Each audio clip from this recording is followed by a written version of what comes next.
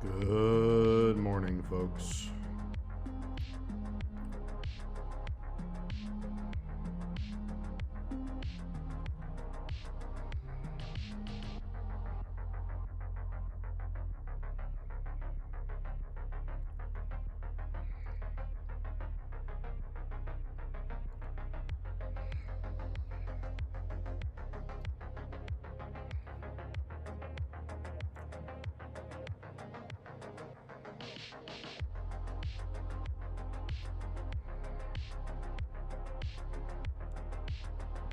Dang.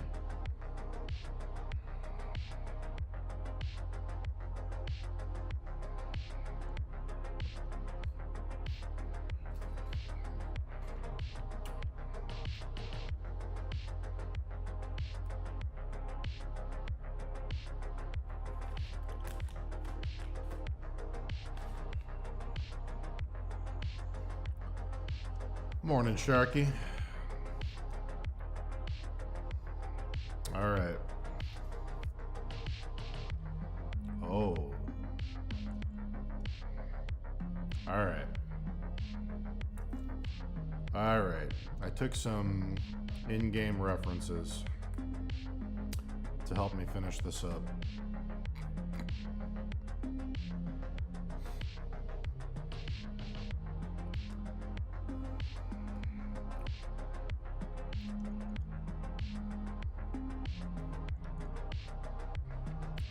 All right.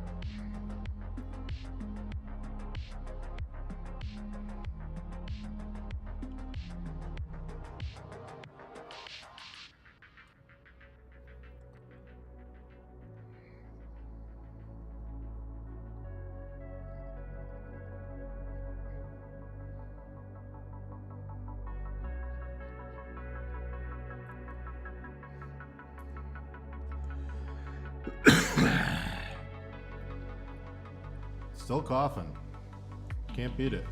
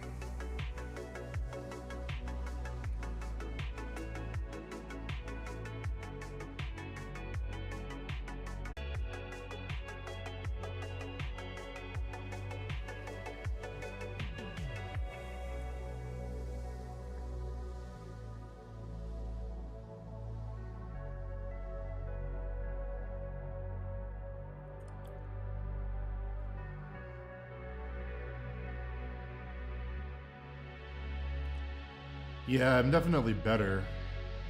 This pollen's just motherfucker. I'm gonna try to get 6 or 7 hours today. I might end a little early only because it's gonna be 95 degrees today, which means I can swim in my lake and it won't be freezing cold. And I'd really love to swim in the lake. Haven't had a chance to swim in the lake yet. So, did my morning workout, but I didn't go to the pool because I think I get to do a freshwater swim tonight, which I'm happy about. So, around 5 or 6, I'll probably call it. I guess 5 o'clock is still a 7-hour stream though. I started early, so that's good.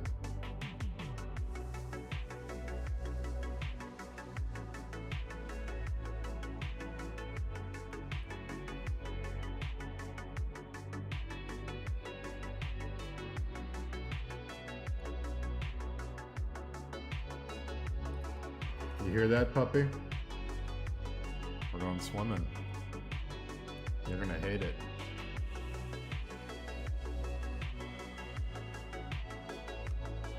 Alright, so one big thing, throwing this off.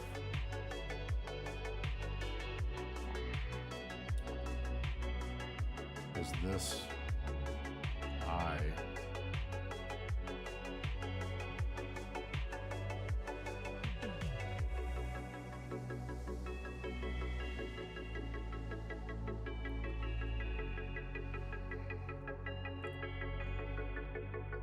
Hey, Sam.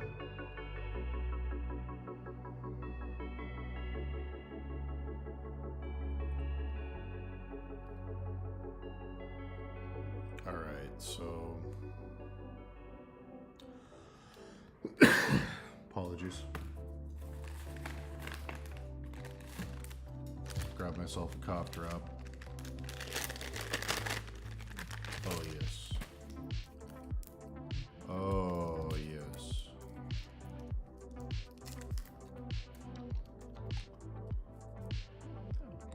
All right.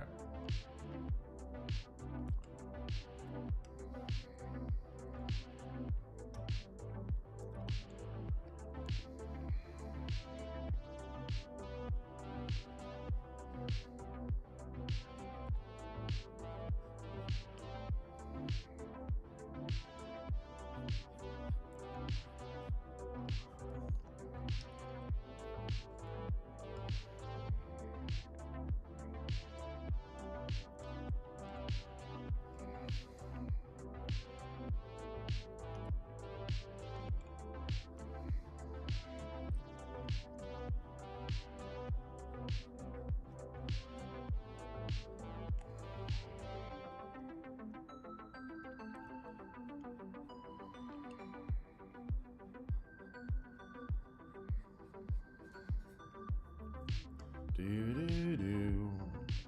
Do-do-do. Mm-mm. Mm-mm-mm. What's everybody working on today? What's everybody doing?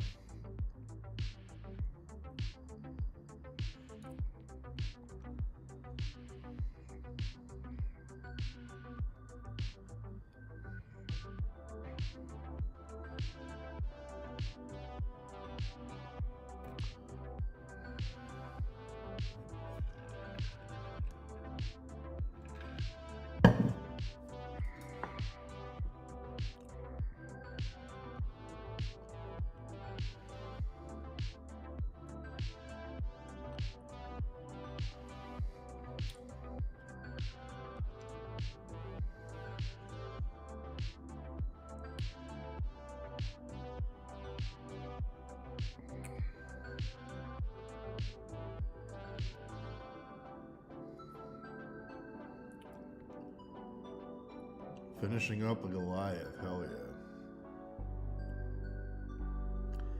Naked people with swords, always good. A genre unto itself.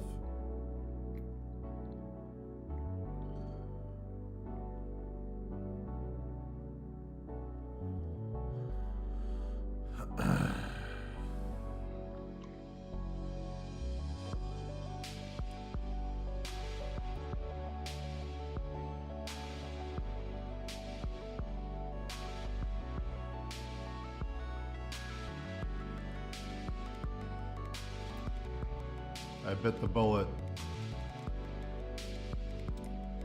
You're not going to hear any more ads on my stream. I was in the middle of sleeping last night listening to an audiobook. I don't know why I'm blind to you guys. I shouldn't be ashamed of what I do. I'm not going to lie to you. I was falling asleep last night listening to an 8-hour lore ASMR video, not an audiobook. And an ad came on my phone and woke me up. And I was like, you know what? I'm just getting YouTube Premium, so I'm fucking sick of this. This is interrupting my sleep. There you go.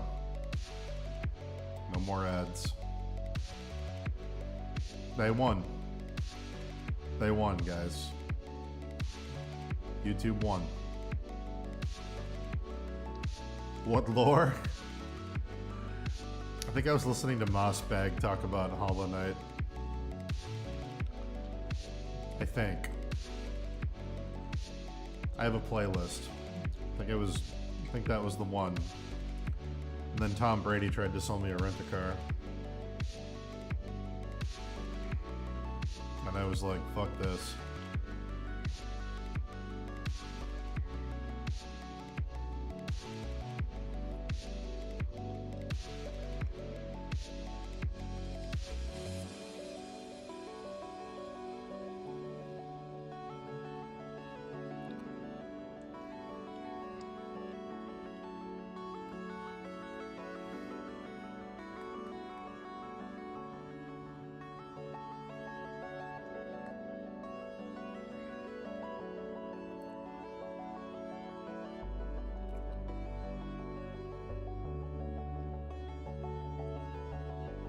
Oh, I don't listen to sexual ASMR.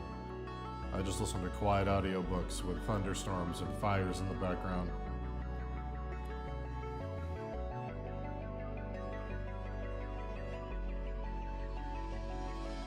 You can find me a video, good 4 to 7 hours of someone telling me the lore of the Dark Souls series while they're sitting in a car with a rainstorm outside. Nothing better. Better than therapy.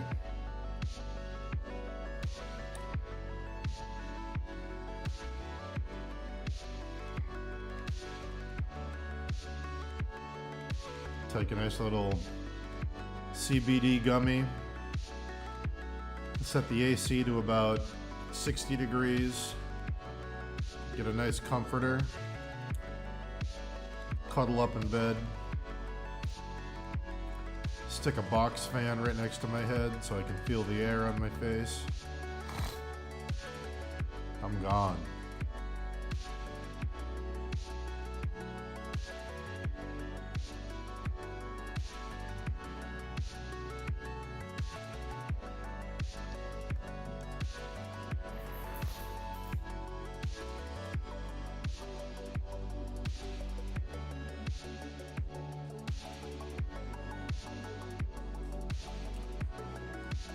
I only like ASMR if it's telling me a story.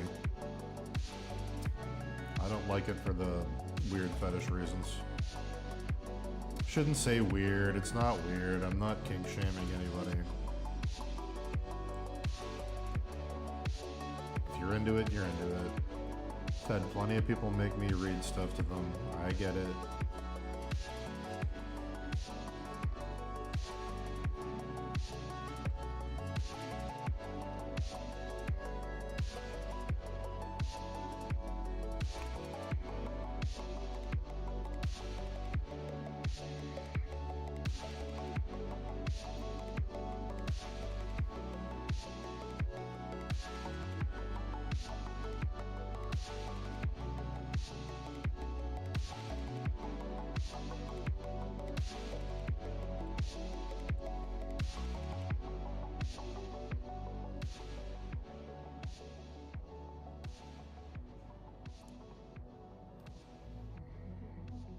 There's a really great channel of a guy that just reads old horror stories on YouTube. Really, really good. He has a really good reading of Dracula, where he does all the character voices differently. Very, very good.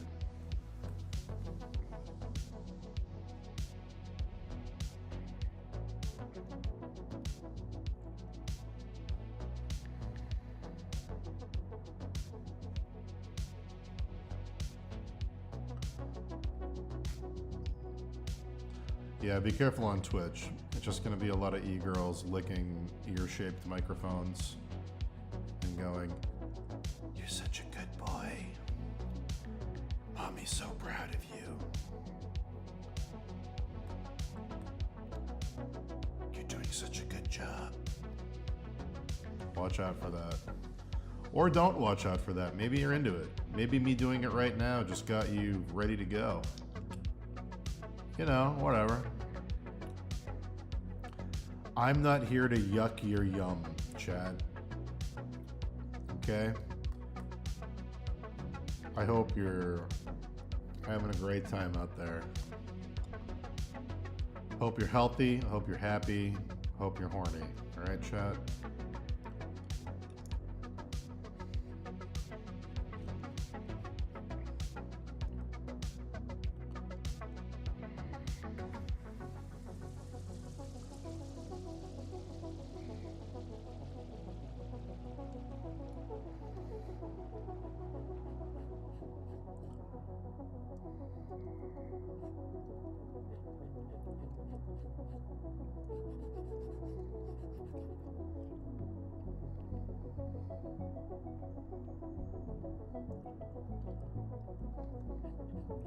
Yeah, we don't judge here unless it's feet.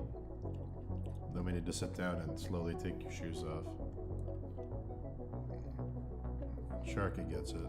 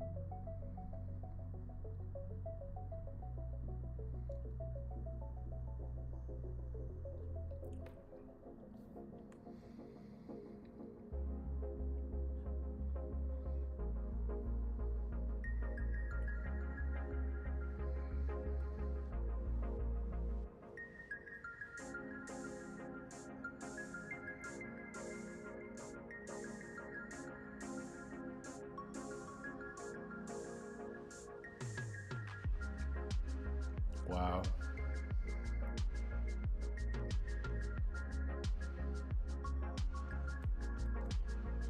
Who told you that, Sharky? Do I need to sit down and have a talk with her parents?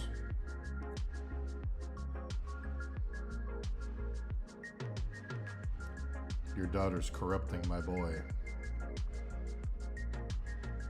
I don't know what you do in this household.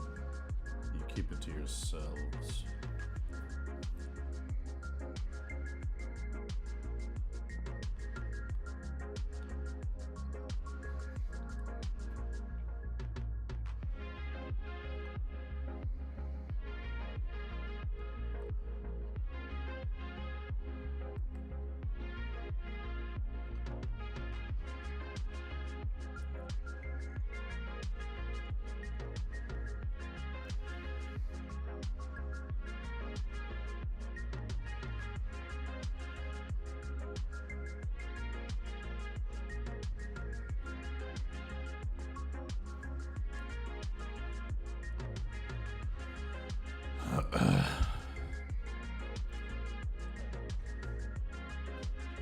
Hey, puppy. What's up, girl? What are you doing? Good dog. Good dog.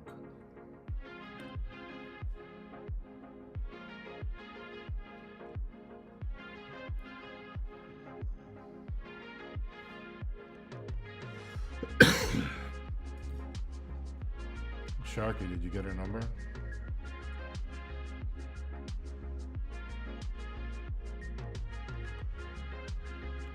Someone doesn't just say that unless they want you to pursue.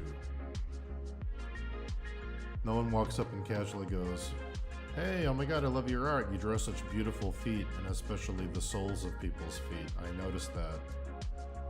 Bye." That's not the interaction.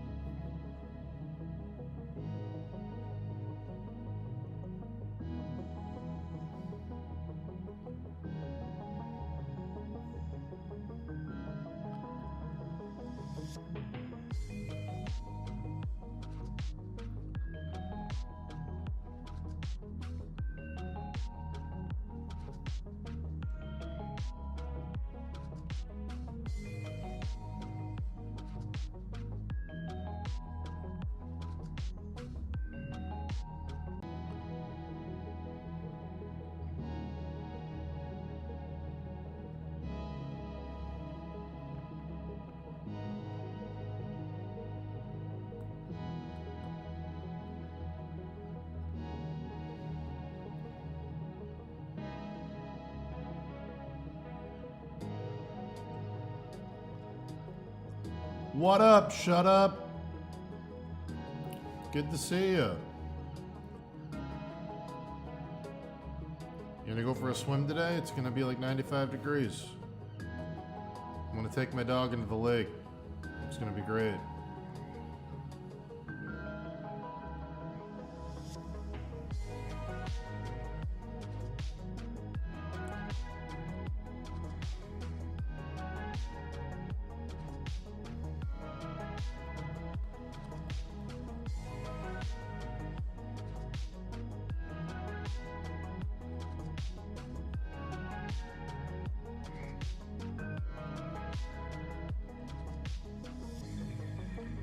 Thank you, shut up.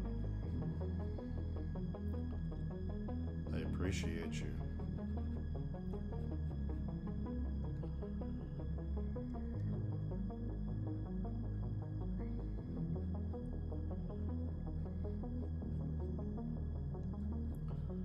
Trying to get the foreshortening on it correct, which is difficult when a guy looks like a weird griffin goblin.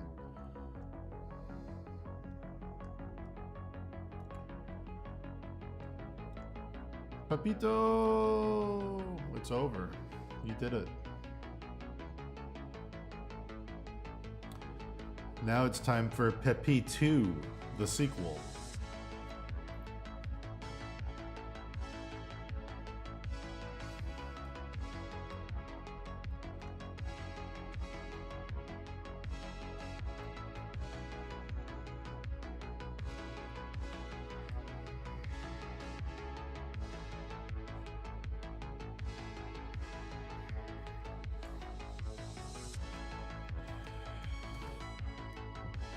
Oh my god.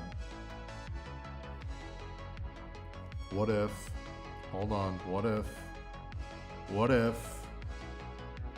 What if? Hold on. What if? What if? Oh my god.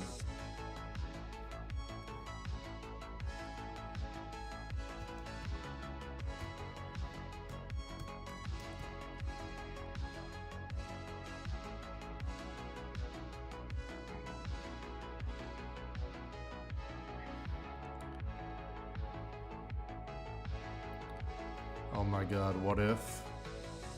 What if? My God. Oh my God.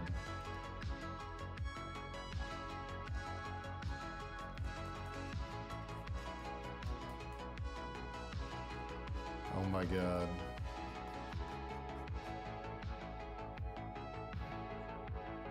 Oh my God. And then you do this. Oh my goodness. I'm so ready. I'm so ready for this.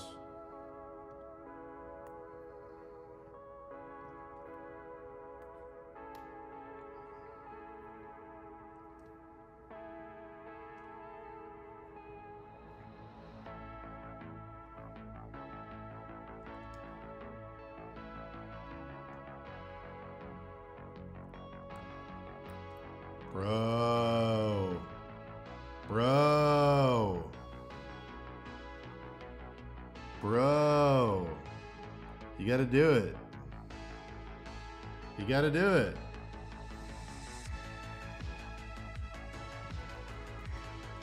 You have to. Oh my God, you can do like a fine art thing where like only the W is white. So it still says Pepito.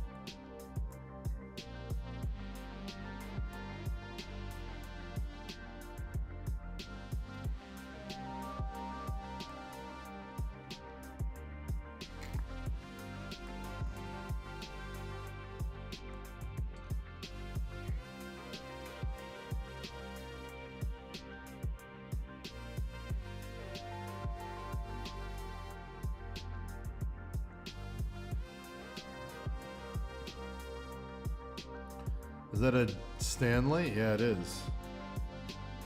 It's a giant Stanley.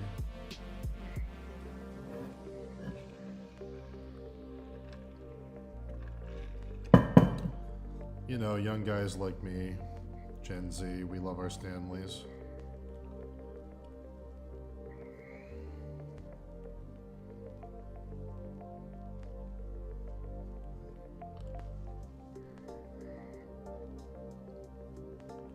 People say, oh my God, where'd you get a thermos that big? And I look at them and I go, what did you just call it? Excuse me? 1983 much?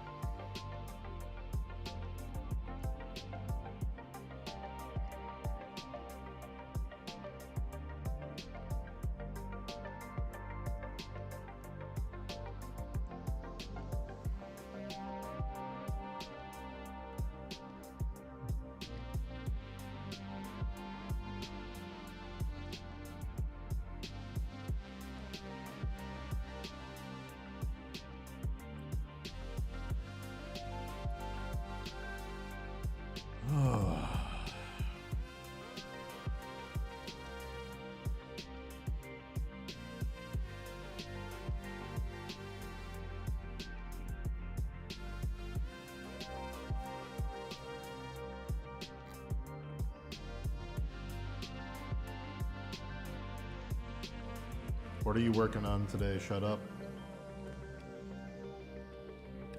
What's your next creative endeavor?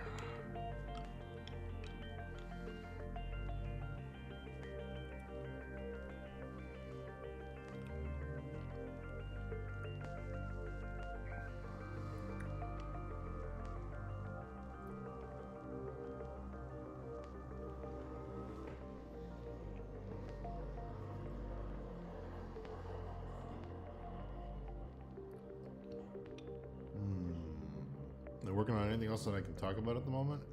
I've got some personal work I'm doing in the background, which is part of the thing I talked about yesterday, where I redesigned every character from an unnamed video game. Working on that. Working on our third Steve Lichman book, which is pretty close to done.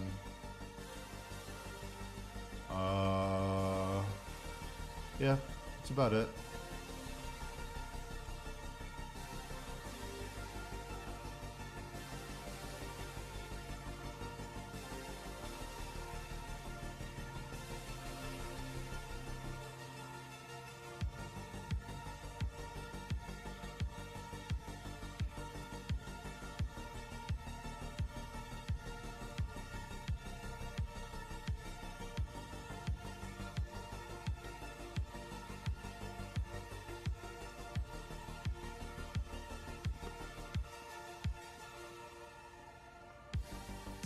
Instagram Reels brain rot got you in a chokehold? Yeah. Yeah, that happens. That's why I took TikTok off my phone. It was costing me my life.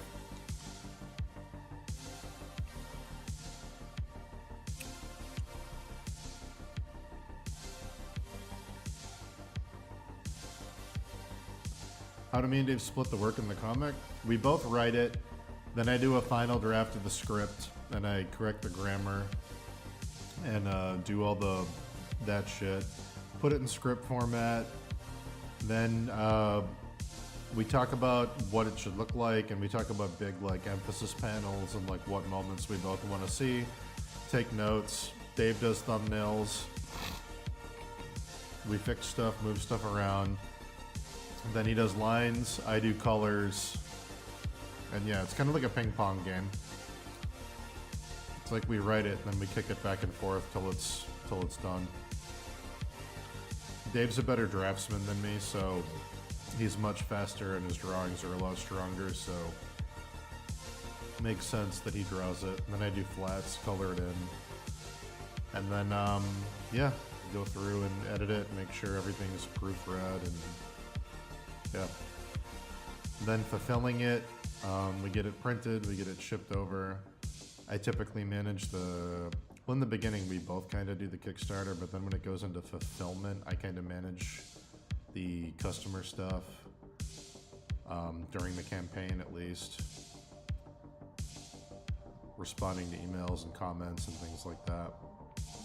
But yeah, it's a pretty even split.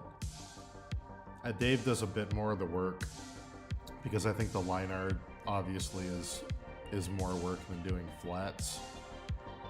But we make sure that he's compensated accordingly, give him a bit more of the percentage of the sales. We both own the IP 50-50, but we always break down the labor of what we're doing based on who's doing the most work on any given thing. So even if we both own a project and we're 50-50 owners of that thing, like if it got sold as a TV show, we'd split that 50-50. On the actual creation of the product, the physical thing, if I'm doing more of the work, I'll get a higher percentage, and if Dave's doing more of the work, he'll get a higher percentage.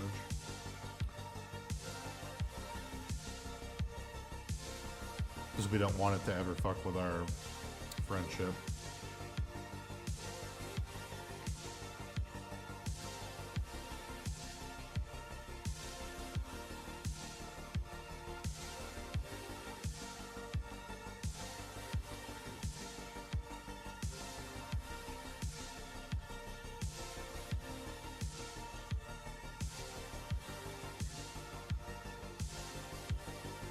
I'm a little worried about the next Kickstarter, but I probably shouldn't be. the cost of making things has gone up so high since we did our last book that I'm a little worried people are going to complain that the cost has gone up. But like, we can't sell books for what we used to sell books for. It's like impossible.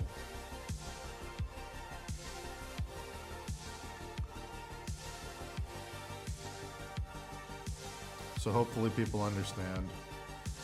Also, the international shipping is a fucking nightmare now. So I still don't have a fix for that.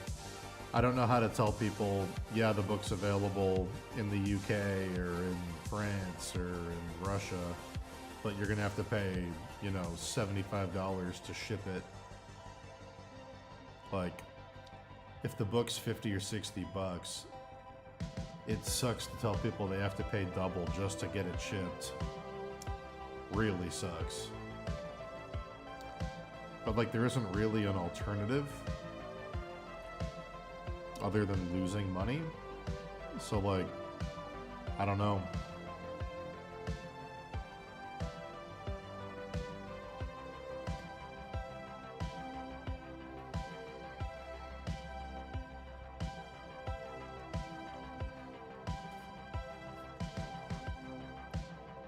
How do you figure out what you're worth? Well, you're typically worth what people are willing to pay you. That's the easiest thing. If you ask for a certain amount and people say yes, you know, that probably means you could have negotiated higher if there's no pushback. So you kind of have to figure out, it's a combination of a few things. It's what are people willing to pay you? What is the industry standard for the kind of work you're doing? Like, let's say you're doing card art. What do people typically pay for card art? And is your stuff of a quality that looks like that other stuff people are paying for? So you have to kind of combine those two things. Like, okay, if I'm doing, you know, Dungeons and Dragons art, they pay a certain amount of money. That's the industry standard. If I'm below that quality, I'm probably going to get less than industry standard. And if I'm above that quality, I can probably ask for more than industry standard. But yeah.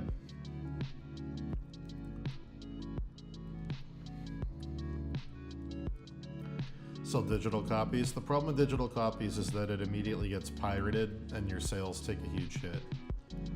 That's why we never put out a PDF of the book.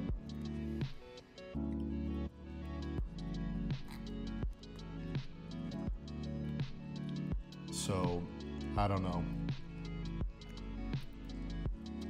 If the Kickstarter really explodes, like if we make close to 1 million, we would probably just partner with Amazon and let them take 30% to fulfill it worldwide. The thing that sucks about partnering with Amazon is that they take 50%. That sucks. You have access to the worldwide market, but it comes at a big cost.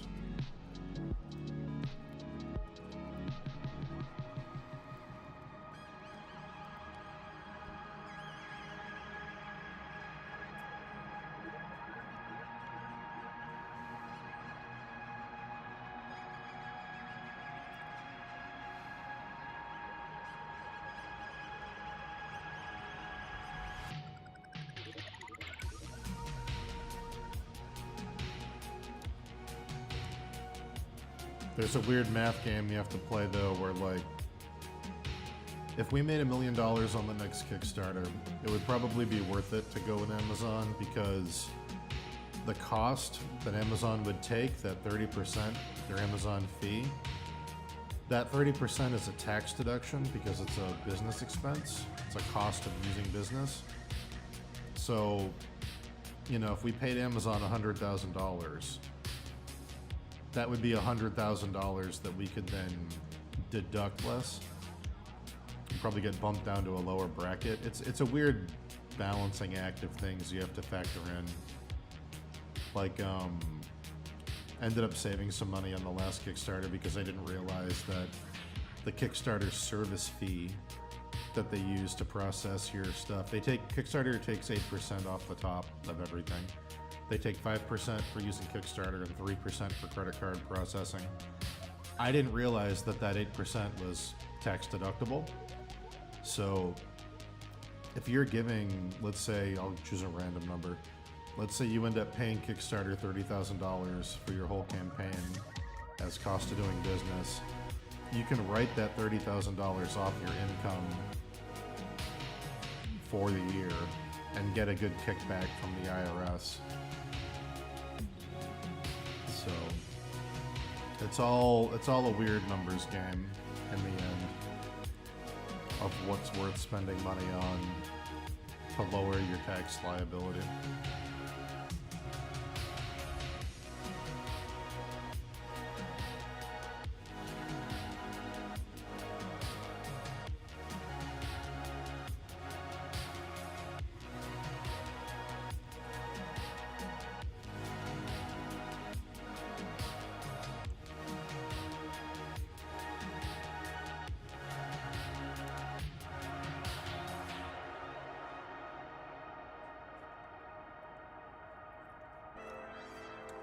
Like, I want to say on book 2 we made, I want to say after all the PayPal sales and all the off Kickstarter sales, we probably made close to 600K.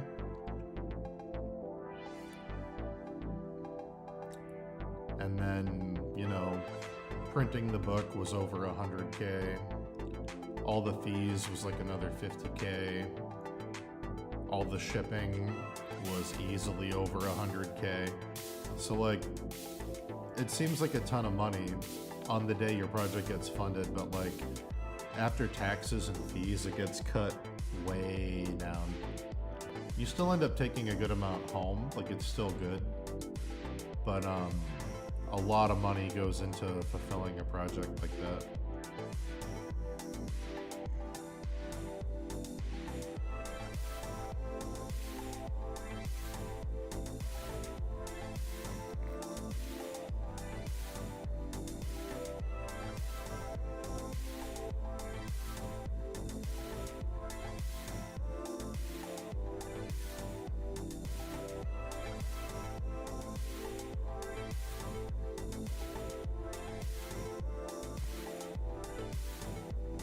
Yeah, basically it's halved.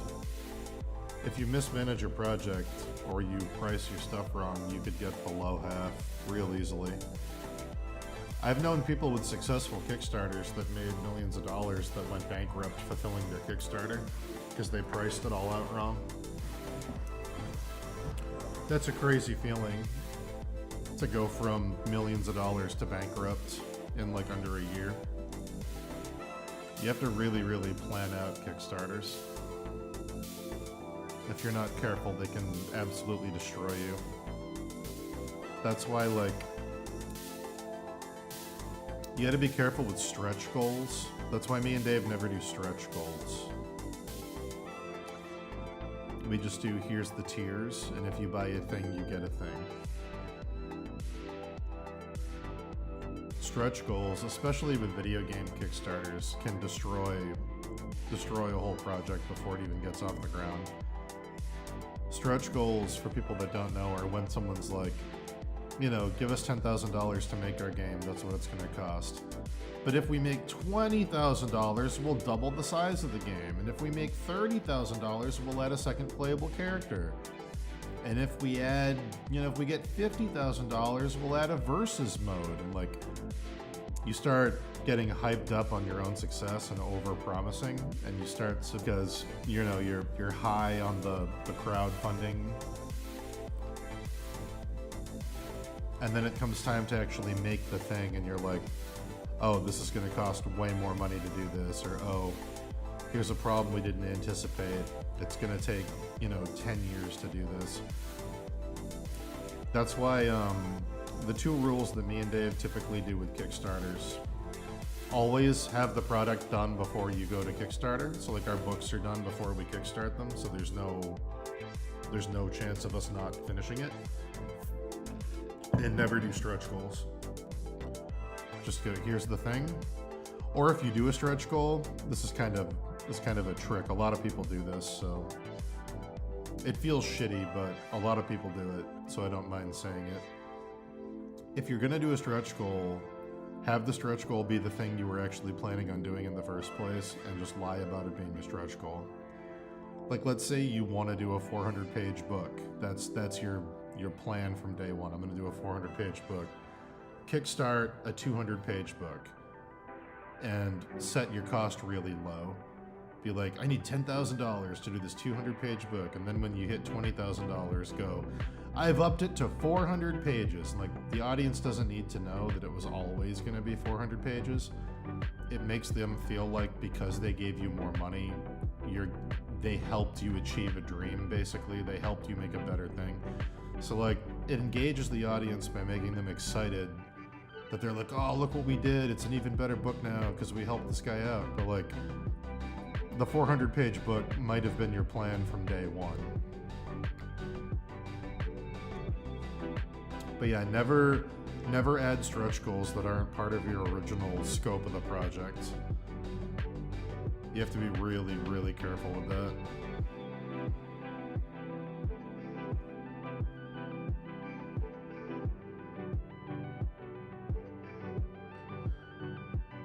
Fun fact, scalding hot oil and boiling water. What did you do, Johnny? Johnny, that can like 3rd degree burn you. Are you okay, dude? Dude, hot oil is no joke. Be careful.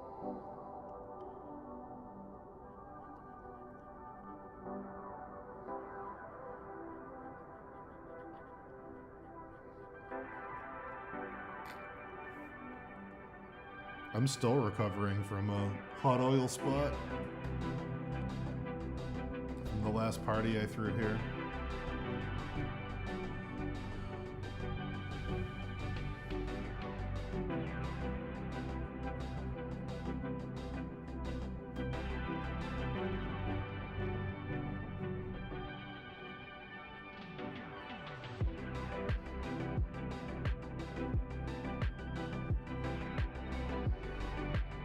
Copy of the book with all the pages, everything. So the reason is we had to weigh it, and then we had to weigh the packaging and figure out, okay, this weighs exactly 4.27 pounds.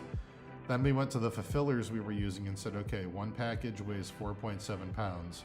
What's this going to cost to ship to every country in the world? And they gave us a spreadsheet with all the countries and the cost to ship. We went, okay. And then on Kickstarter, it lets you break down shipping costs by region. So if somebody in Russia backed the project and they said we want it shipped to Russia, the price would go up accordingly to what it costs to ship to that region.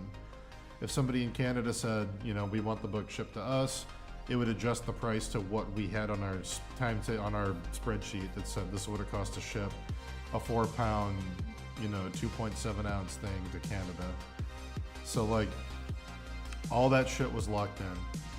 We had a contract signed before the Kickstarter went live with our printer of here's what it's going to cost to print this, and printing contracts scale with volume. So, if we sell 10,000 copies, it'll cost this much per book. If we sell 20,000, it'll go down to this. If we sell 30,000, it'll go down to this.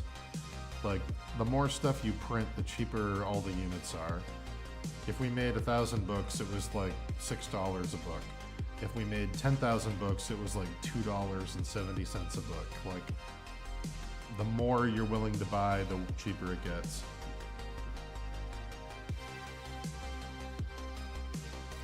These are all random numbers, by the way.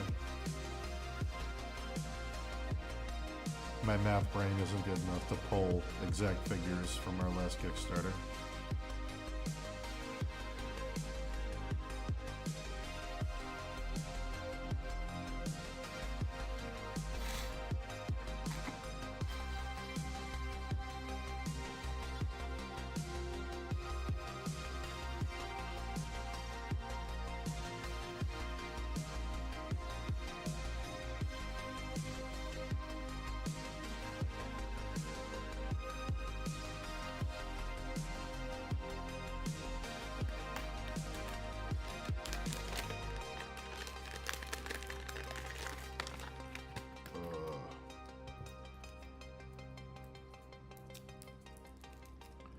Yeah, try to lock all your numbers in with contracts before your Kickstarter goes live. Always. Always, always, always. We even had a weird deal with BackerKit on our last Kickstarter that ended up... I negotiated a really weird agreement with BackerKit that ended up being a really good deal. BackerKit wanted us to list our stuff on their store and take a cut. And they were like, we're really confident in our thing. We think we're worth the stuff. We think you're going to make good sales. So I told BackerKit that I wanted a contract with them where if we made over $10,000 in sales, their rate would kick in and I would have to pay it. But we had to reach $10,000 of sales on BackerKit before they could kick their rate in. So effectively, if we made under $10,000 of sales on BackerKit, we'd be using BackerKit for free and we'd keep all the money. And we didn't end up hitting that number on BackerKit. We hit like 9,000.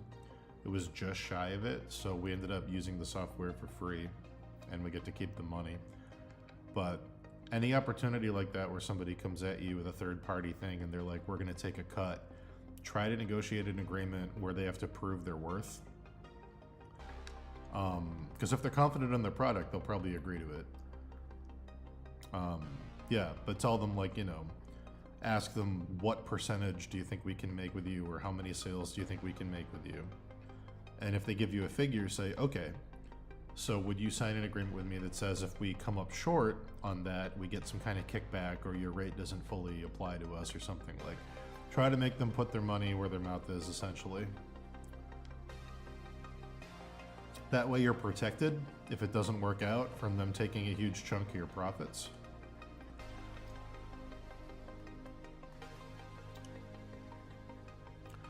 I will say BackerKit is an amazing software. I do think it's worth the money.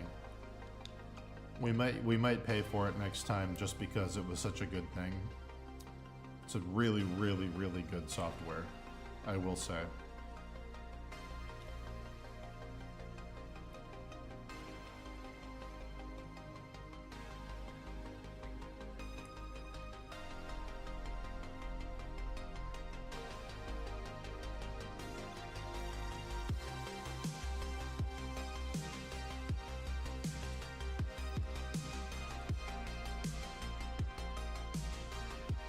The best thing about BackerKit is essentially that you can keep your Kickstarter alive after your Kickstarter because they have their own storefront. People that missed it, or people that, the one big downside of Kickstarter that I don't know if they fixed yet, they might have, but I haven't checked in a while, is that you can't use PayPal or any kind of crypto or anything. Like, you have to use a credit card, which I understand why. It's good. It's a good protection thing. But a ton of people don't have access to a card that can go through Kickstarter. A ton of people only have PayPal. So the good thing about BackerKit is that people with, you know, other payment methods can jump on your project. Like, on both of our Kickstarters, I want to say we made whatever the public number is on Kickstarter. I'll use a random number. If it's $200,000, we probably made another $60,000 or $70,000 just on PayPal sales through our own website, because so many people wanted to pay with PayPal and didn't have a credit card they could use. So it was usually like 30% of the Kickstarter gross of additional sales through PayPal.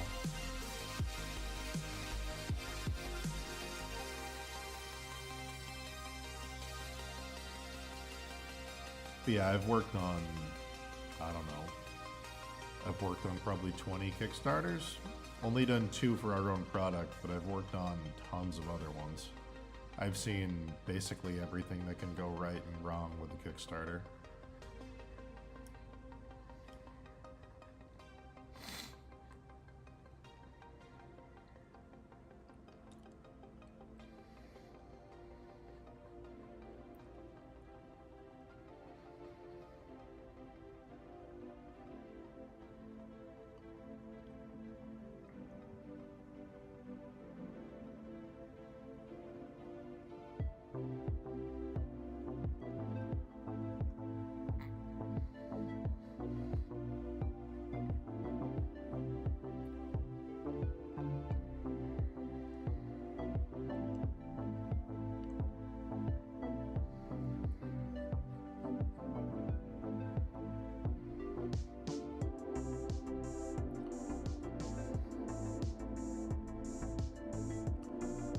Do I enjoy that side of it, the business stuff? Yeah.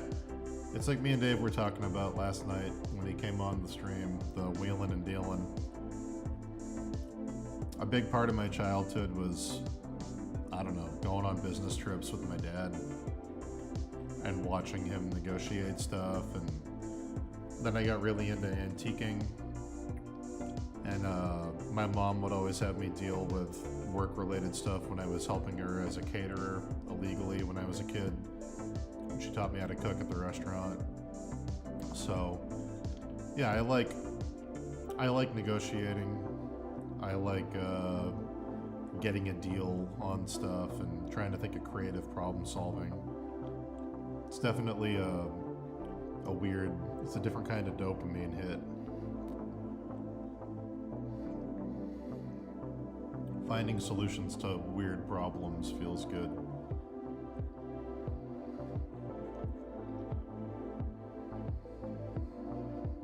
The child labor did pay off. Best job I ever had was when I was 7 years old, working for my mom in a restaurant kitchen. Fucking loved that job. It was awesome. I got $5 a night, and I would use that money to rent a video game the next day. Friday night, cook all night at the yacht club. Saturday, take my $5, rent a video game. Hell yeah.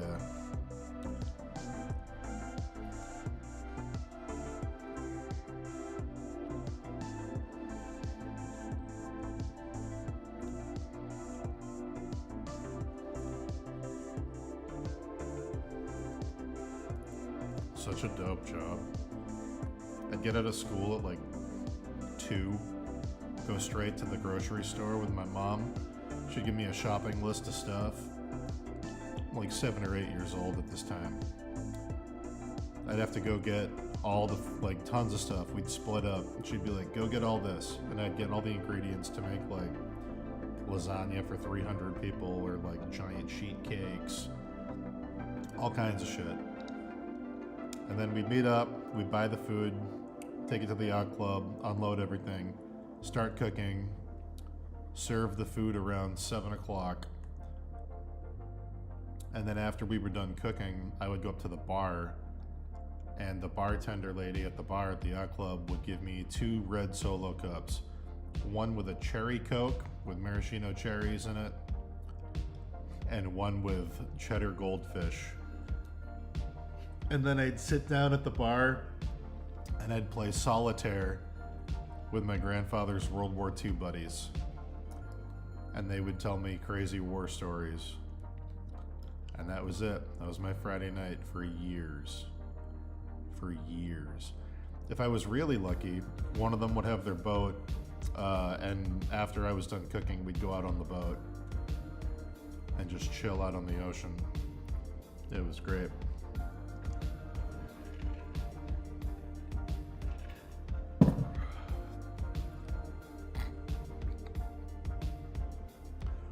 It was a really cool way to grow up.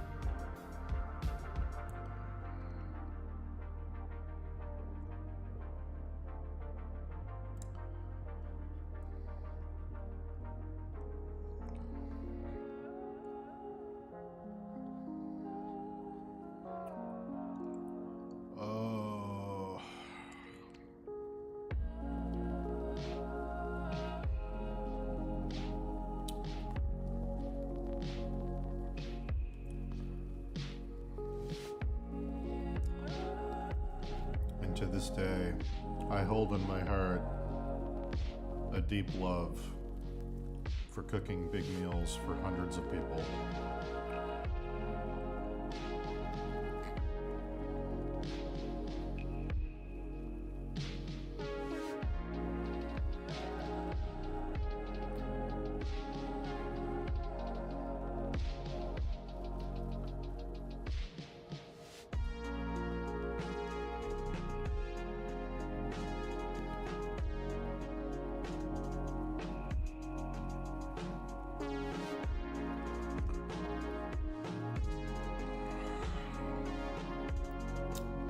warp this? Can I get away with this? I think I can, right?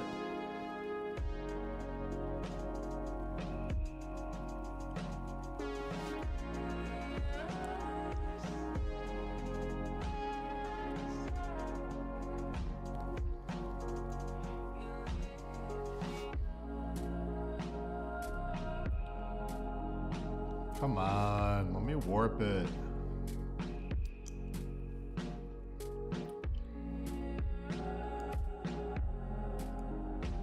Come on.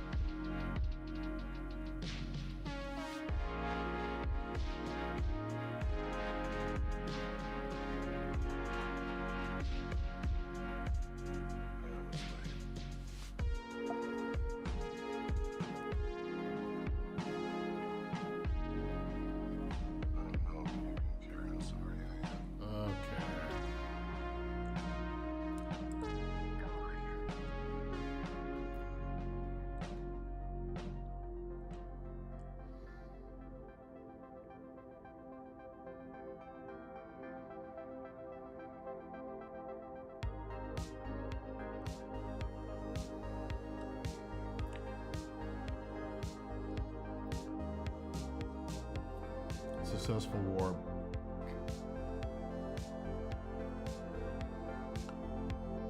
Sharky, you're welcome to come over anytime. I'll cook you my best Irish food.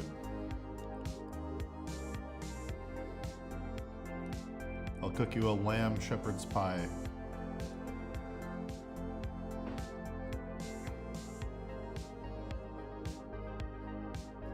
Or a beef and Guinness stew.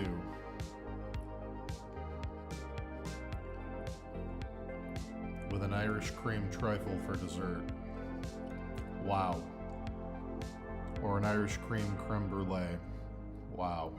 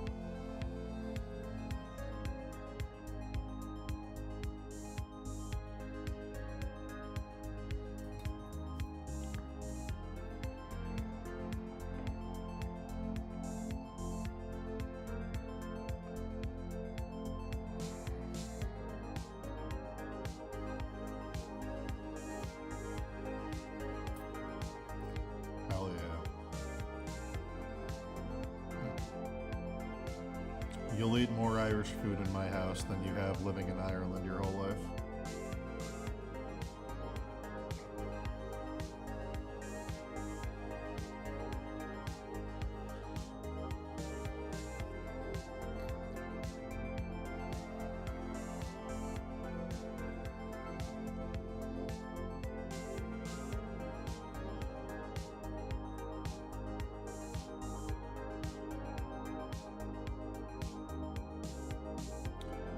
Oh yeah, I can give you the critique.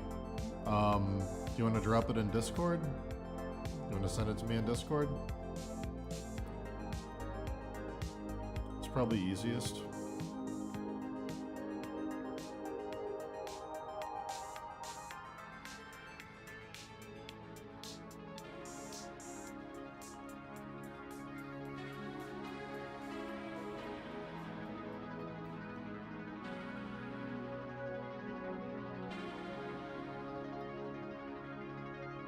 Listen, I love bangers and mash. I love sausage roll. I'll make those for you anytime, buddy.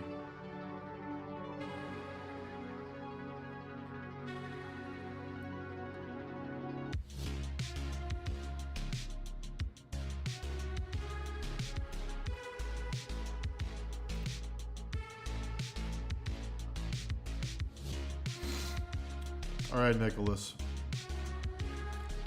Tell me what I'm critiquing about this. I remember doing the paint over, but what do you want me to critique about the new one? So I know what I'm gearing my feedback towards.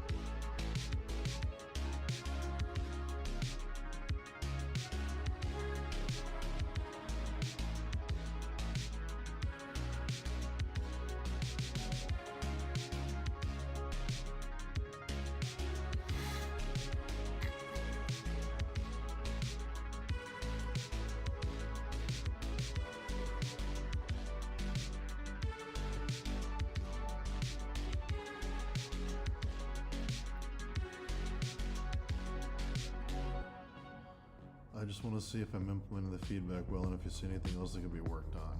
Okay. So right off the bat, better pose. Watch out for that back leg. I feel like this can be a weird thing. I feel like you're doing some really challenging pose stuff, and that's good. You're like learning a lot and you're doing cool foreshortening. But the way you've chosen to draw the costume feels very feels like it's covering up a lot of that work. Like the legs look good and I can tell the foreshortening makes sense, but because I'm not seeing the anatomy, the way the costume is sitting feels like it's kind of stealing some of that progress. It's like robbing some of it. Like, number one, let's get the easy stuff out of the way. This is a tangent right here.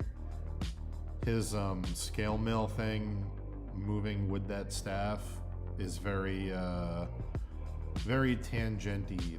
They're sharing an edge right here that you wanna avoid. So either retilt the staff to come down like this, or have this scale mill thing do more of that. Have it like crop that line, bring it down further. One or the other. Just make sure that those two things aren't sharing an edge. This over here, this big head looks cool. It feels like this horn is artificially broken so that it doesn't cover up the person's face. It feels like that might have been like a whoops. I feel like you could do this. Like, I don't see any reason why that couldn't work. It might cover up some of the neck that you want to show, but the broken horn feels a little, the curve of it feels off. Like if you want to keep it broken, that's okay, but maybe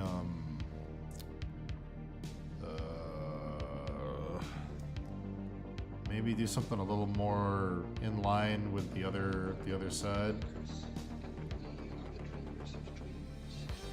Something like that. Also, because of the way it's facing us, I feel like we would see something like this. I could be wrong if you have a direct reference, but I feel like we'd see that cut facing us. Let's see.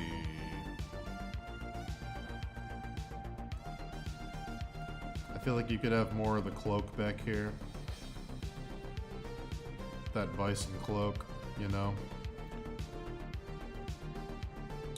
I think I'm gonna start shading in the areas that are in the background just to...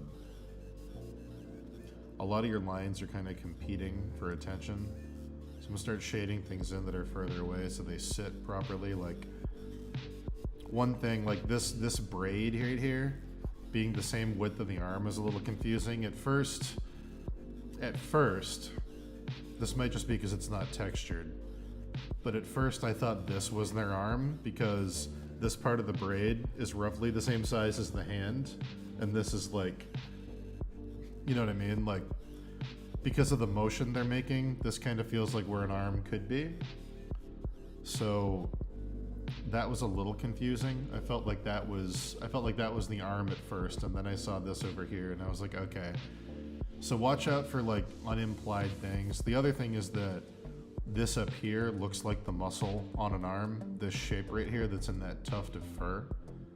So like really be careful, because this, you know, this being pinched where it is feels like a wrist. It just feels like an arm. So watch out for that. I would probably minimize that or get rid of it. Or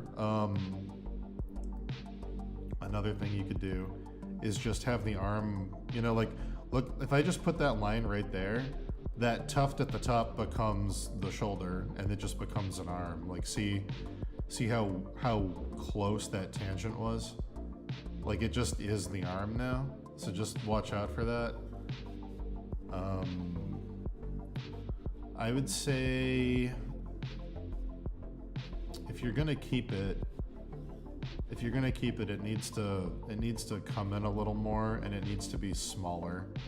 It can't look like an arm. It's got to be drastically thinner. I would say probably have it following the motion of the body, and have it do this kind of thing. You know, like, you can keep it, but make it really clear. You know, throw some hair texture on there to break up the shape. Make it really clear that it's not anywhere near the arm. Throw a cast shadow here to show that it's cropping the arm. Whatever you gotta do. You can keep it, just make it very separate from the arm.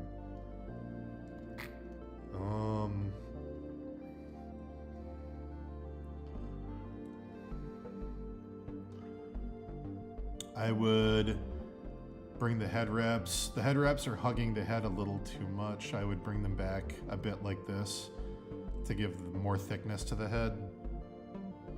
Show that it's more of a, because, you know, the human head isn't this. It's more like this. You know, there's a whole back of the skull back here. Show a bit more of that by bringing those wraps back. And wraps are thick, you know, thick fabric. When you wrap it around your head, it's got a lot of body to it. So don't be afraid to make that bigger. The only other thing I would really do is maybe kick the fur out a bit more over here. Because right now it's kind of in this like safe, almost straight line.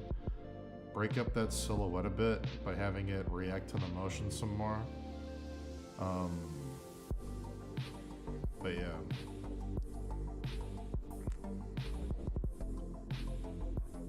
I'm trying to think.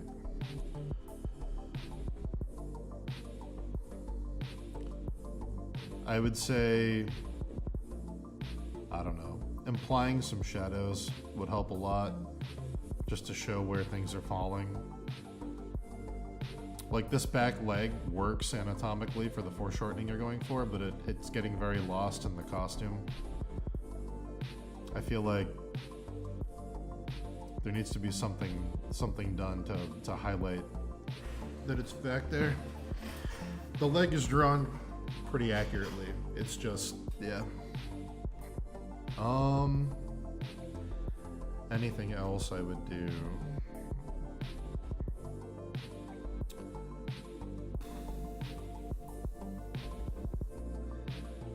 I'm not sure. I feel like you had a good reference for a bison, and that's why you chose to change the thing. I'm not quite sure, because like you're not doing the lion anymore. I'm not sure why. It feels like you had a good picture of a bison at that angle, so you just kind of put it in the piece. I could be wrong. Just gonna try and draw through the body here. So, if that lion was still here, I feel like it would be like,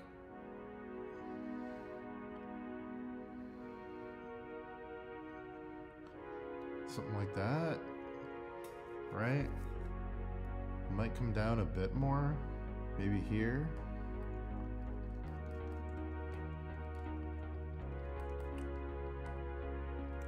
The problem is that the bison is such a huge shape that it kind of feels just pasted on. It's not like the top jaw of the bison is going down the arm of the character and like hugging the form.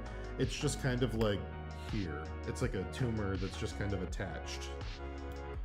I feel like because it's a costume, it'd be one thing if you treated the bison like a pauldron and it like was wrapping around the shoulder. I think originally the lion you had would sit somewhere like here. I'll get rid of that though.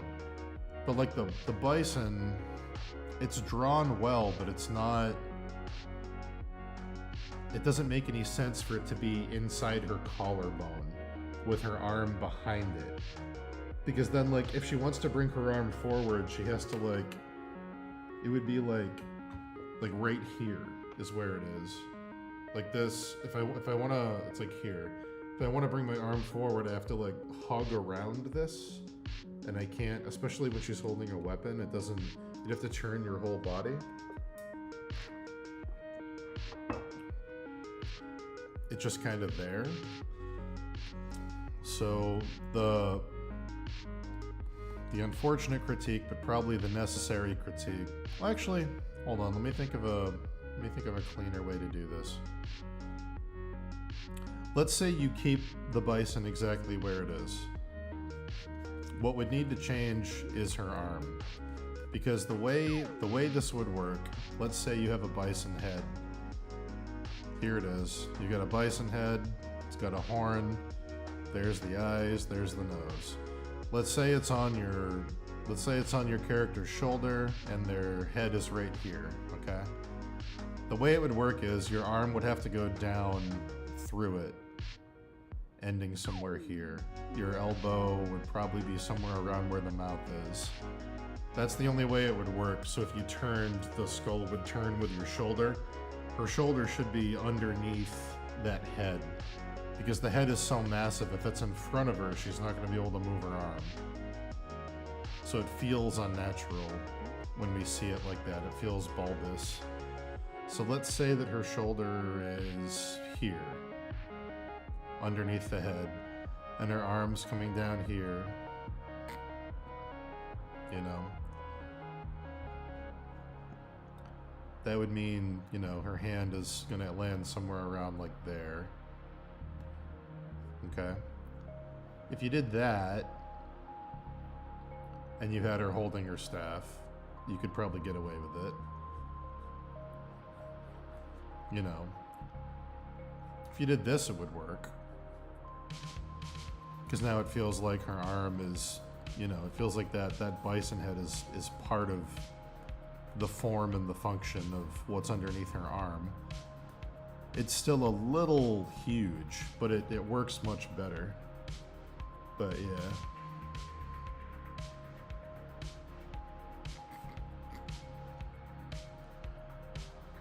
She could ram into people with the head, but the problem is that she can't move her arm the way you drew it. The way you drew it, her arm is immobile.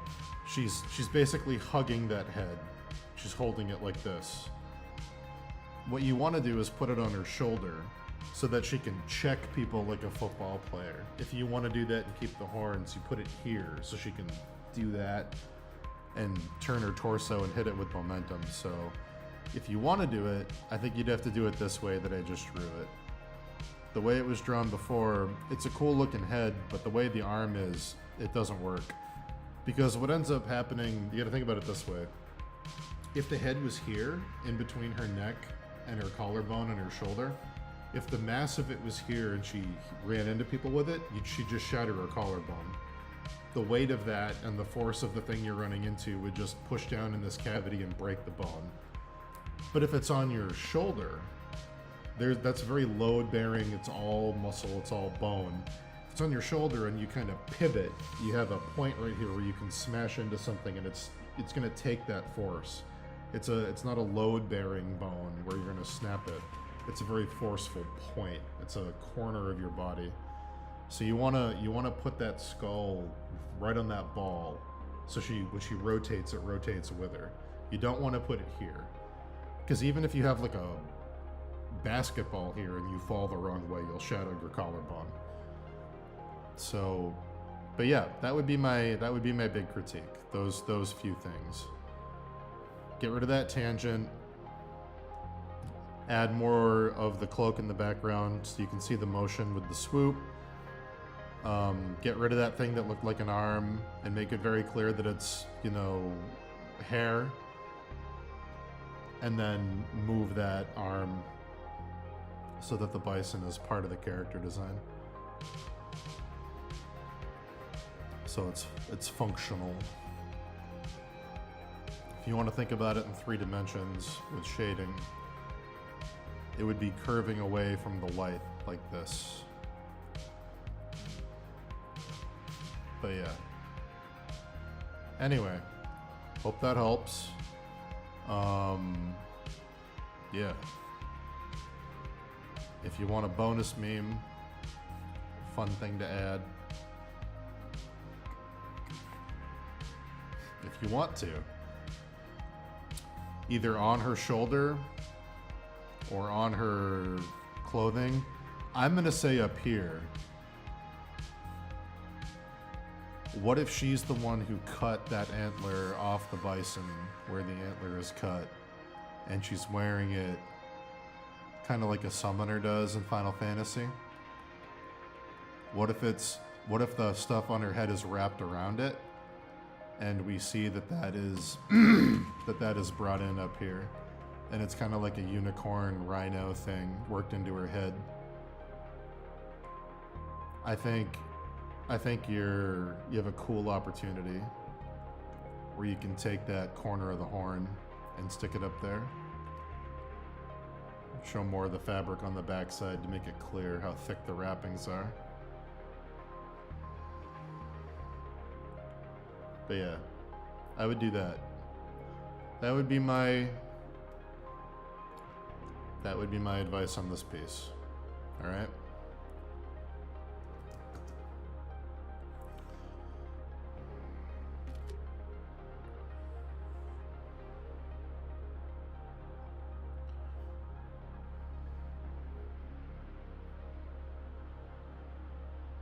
Let's see. All right, that's my critique. I hope that helps.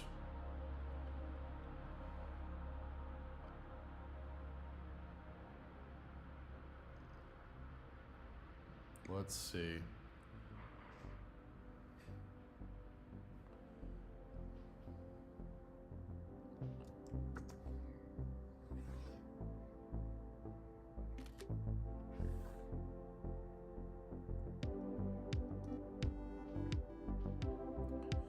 Back to my painting.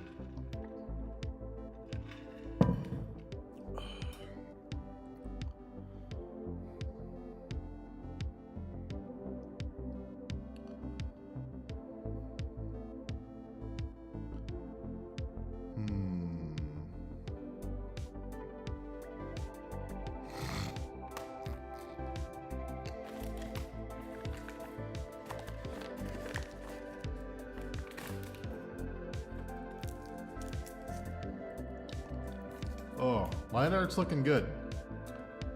Line art's looking good. You just gotta focus on the practicality of the designs.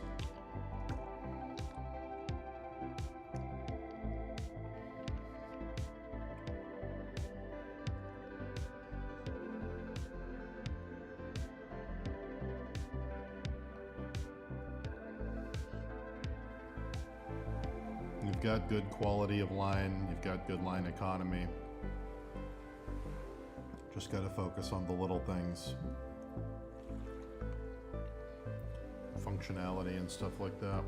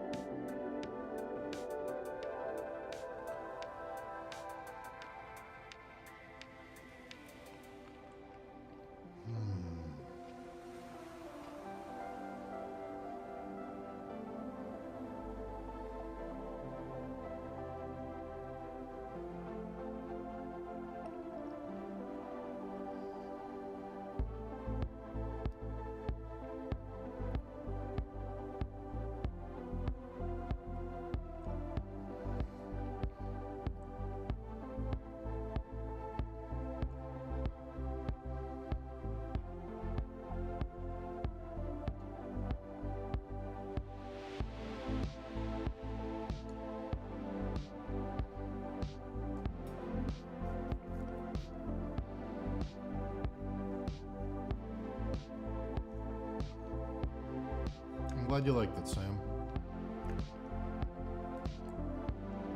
Always happy to help if I have the time.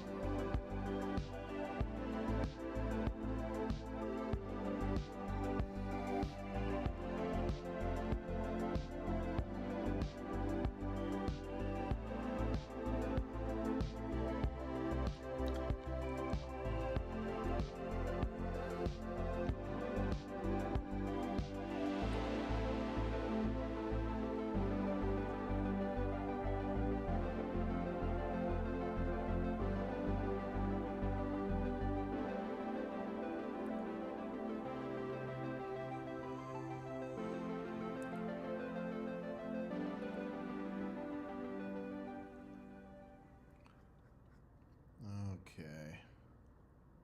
All right. Radahn. Was that the end of the playlist? Bro, it ended so soon. The fuck? Has it been 2 hours? I guess it has. Wow.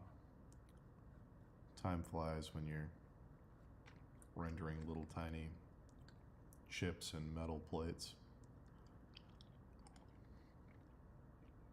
Time flies when you're filigreeing. Okay, let's see. What we'll listen to next.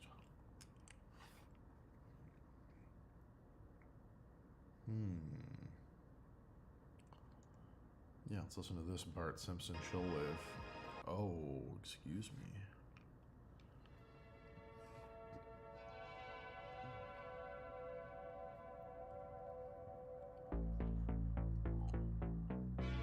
It's that song.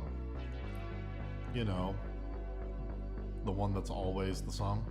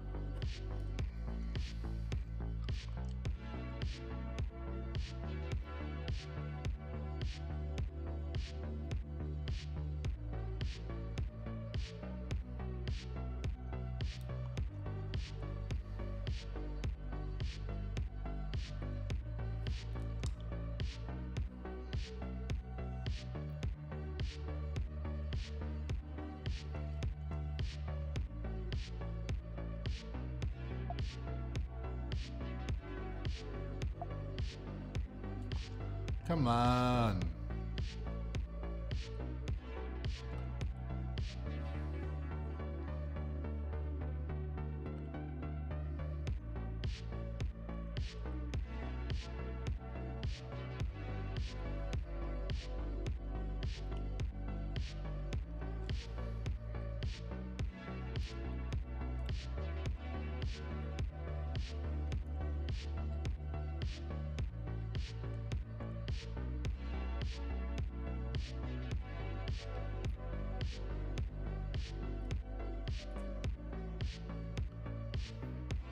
Oh.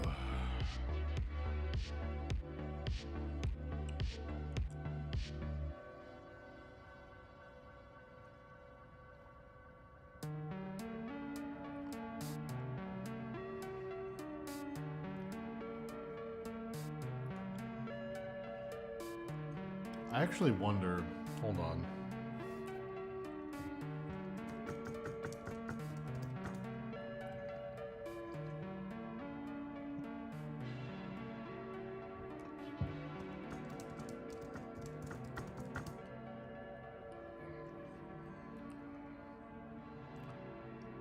Oh my goodness.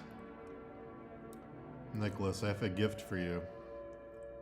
Oh, this is great. This is awesome. The whole book's on here? Oh my god. Nicholas, I have a gift for you.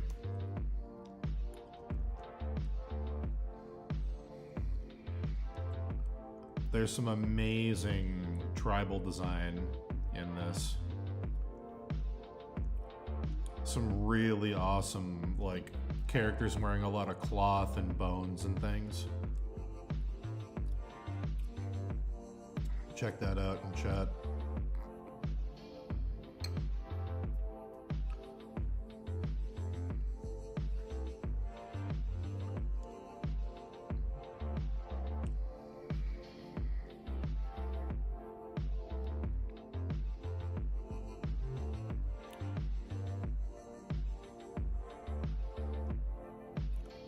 Yeah, there's some really, really, really good tribal design in there.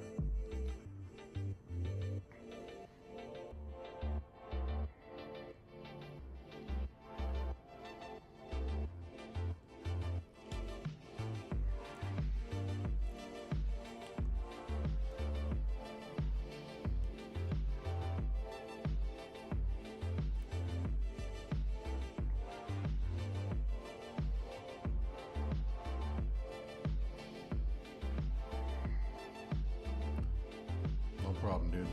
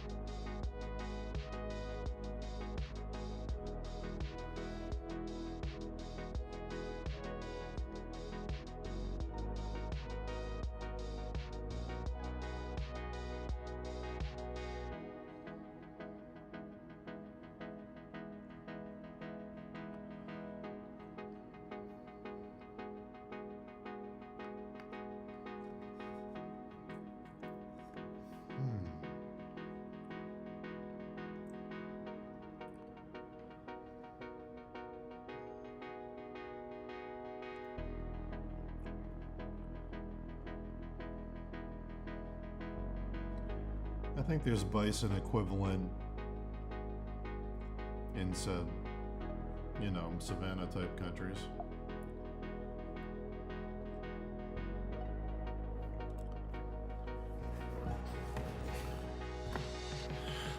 Pretty sure there's a water buffalo stampede in The Lion King or something.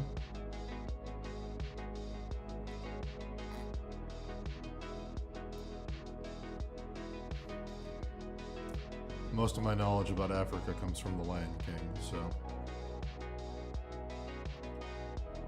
I'm an expert.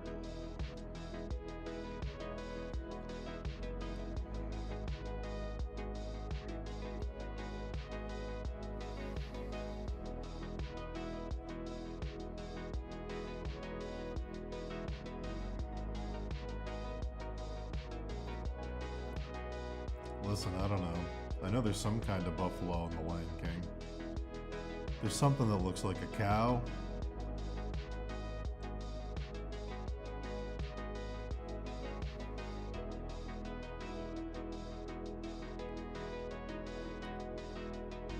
Dungeons and Dragons probably has its own weird version of buffalo anyway.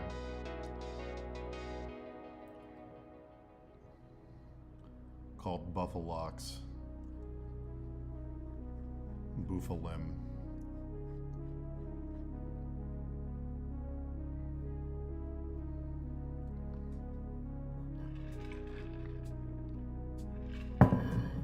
Zimbru sounds like a Dungeons and Dragons monster, honestly.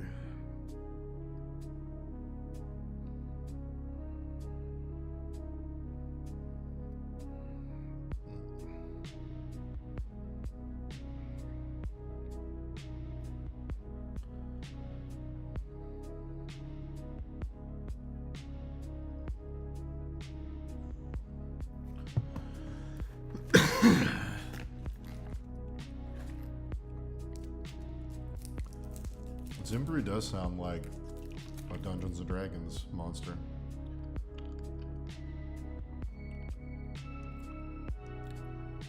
In the jungles south of Waterdeep, where they hunt the mighty Zimbru.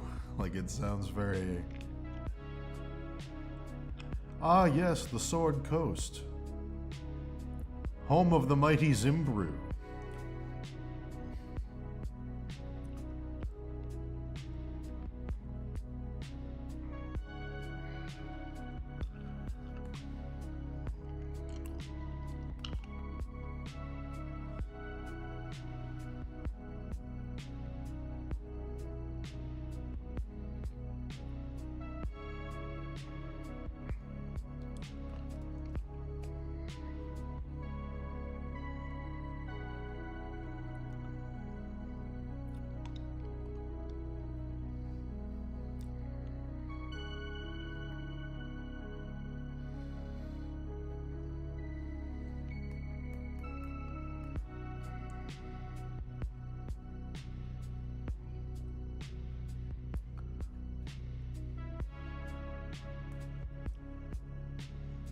The real question is,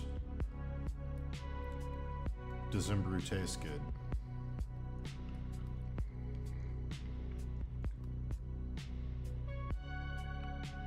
Or are they gamey?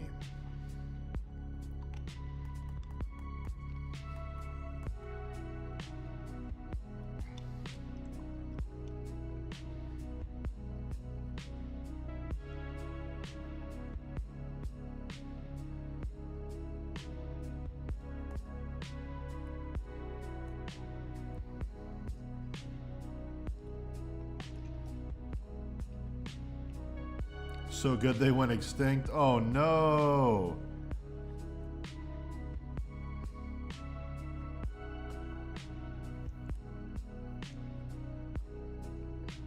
I like my meat rare.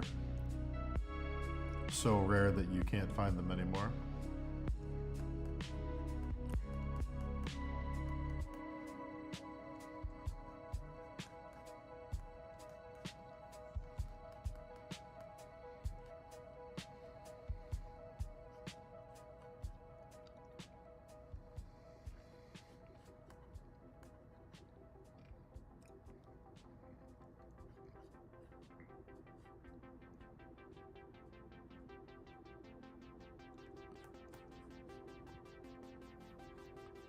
What's the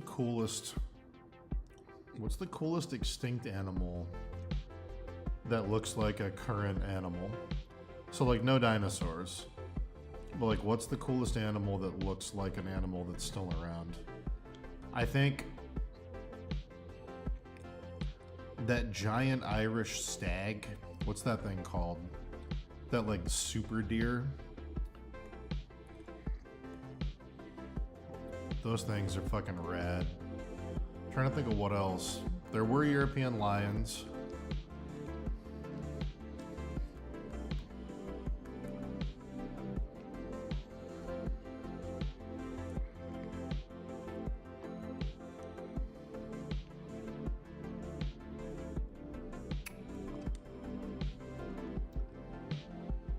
Yeah, it's like some huge fucking elk.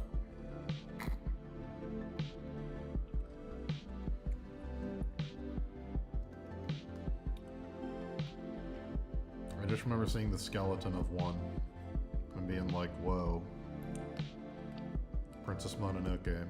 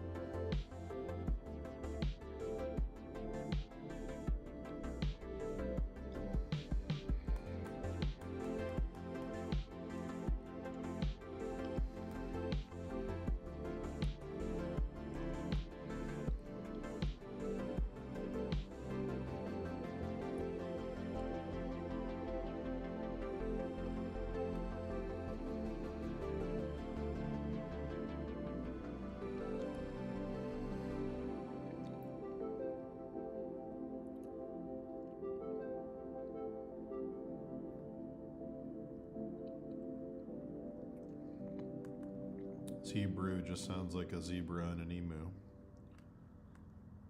Sounds like a long neck zebra.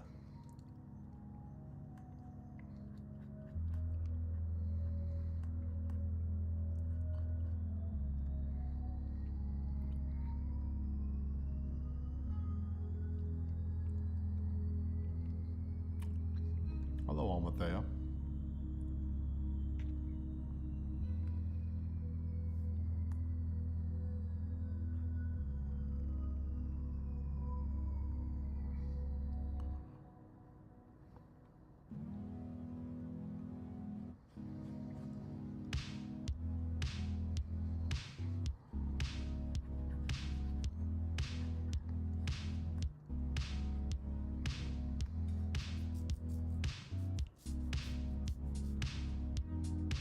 Buffalo.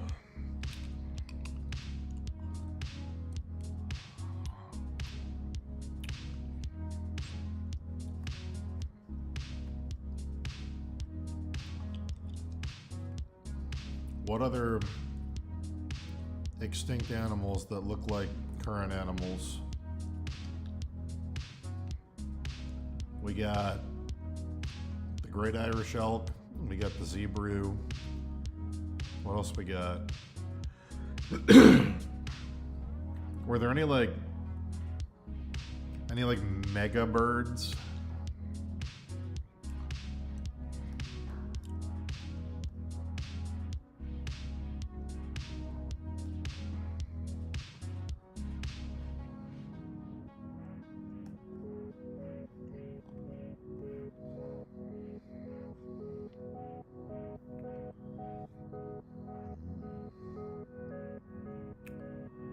Yeah, the dire wolves. Those are cool.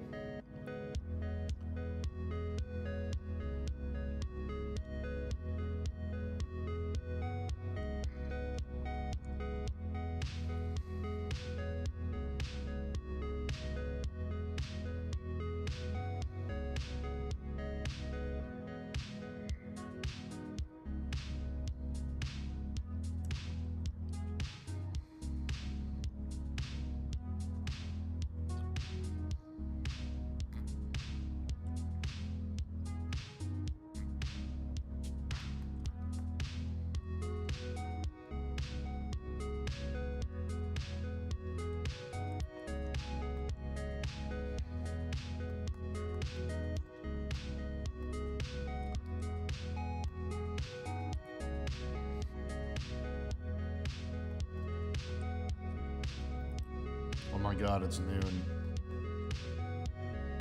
You know what that means. You guys know what that means. I know you know what it means, chat. You know what it means? It's time for a big boy stock market check. Wow. Such business. Many stocks.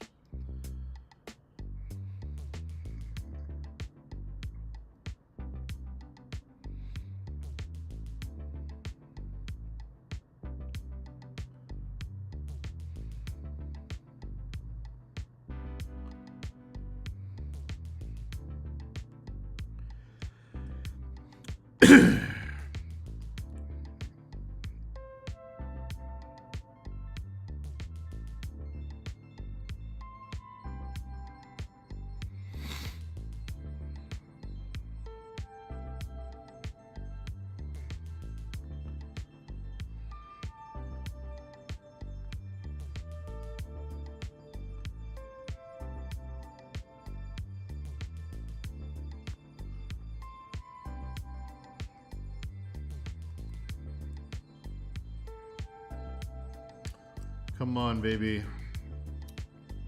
How we doing? How we doing, stock market? Oh, oh, oh.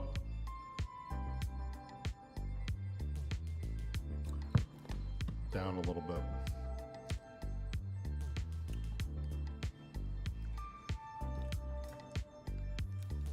Just like me.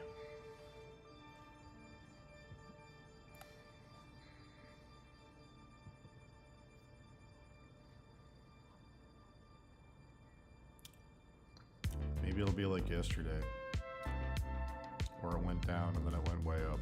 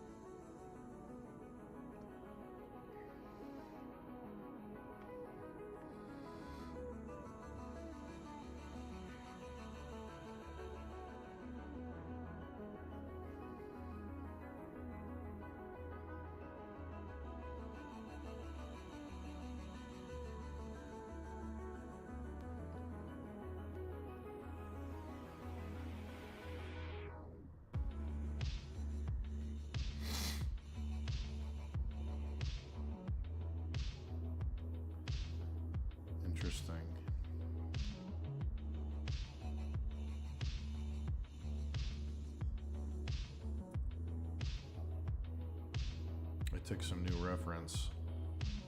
I'm gonna use my new reference instead of my old one. Took some first-hand reference.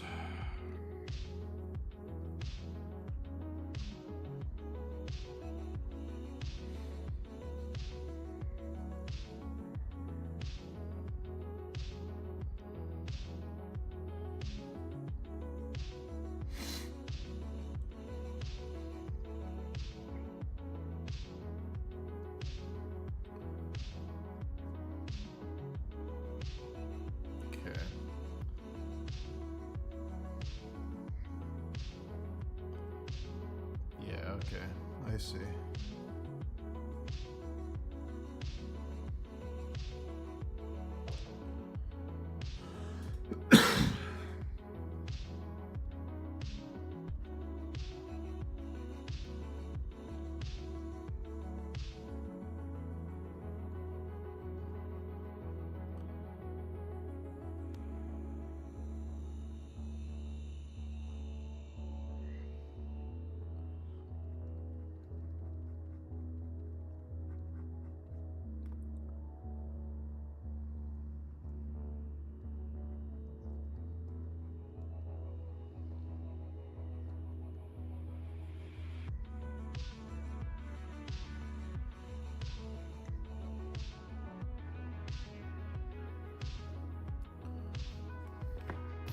Oh.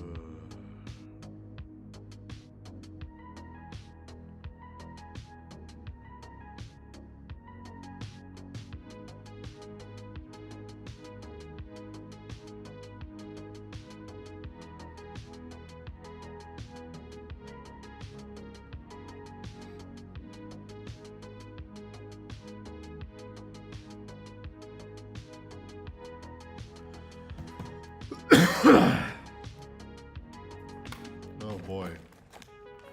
This pollen. This pollen.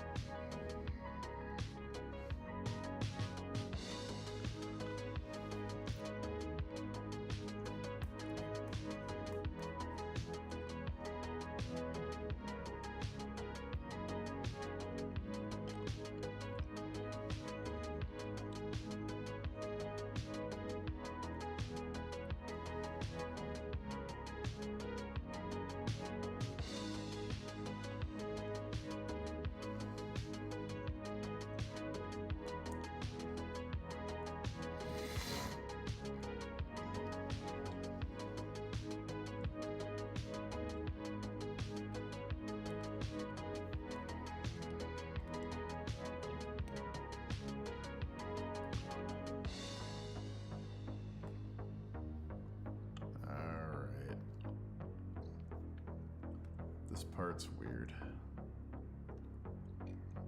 Alright.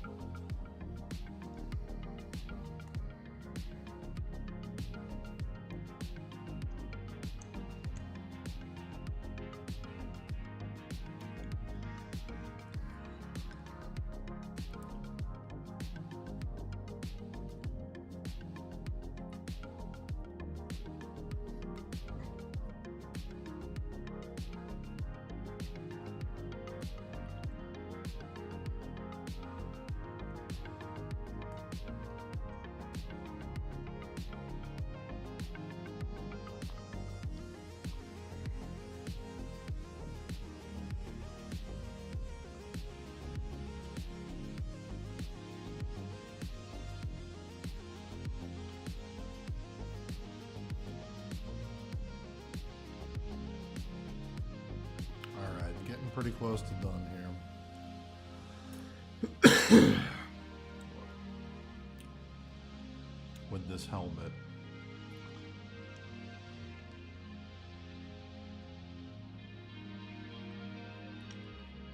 Gotta do that bottom jaw.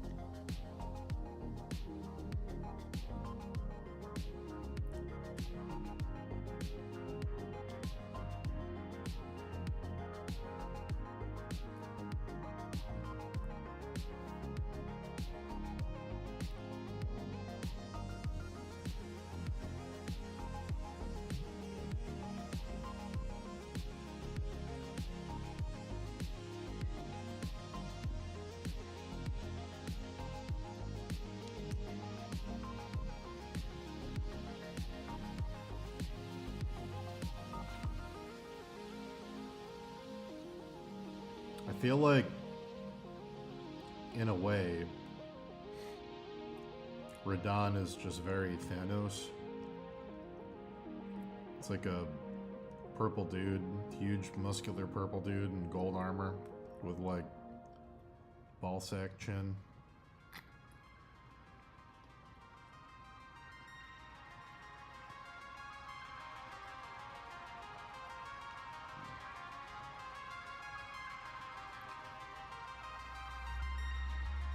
Feels right.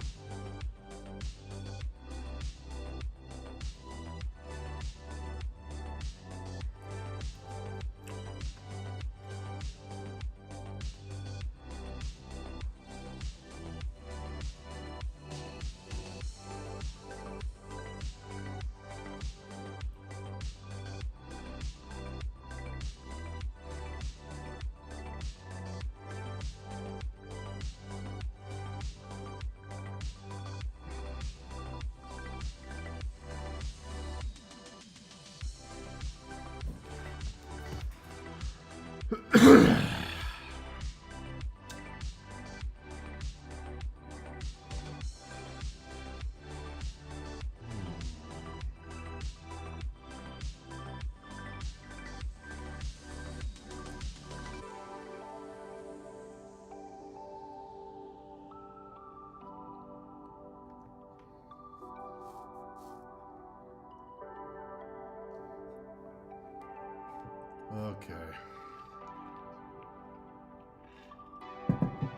Ugh.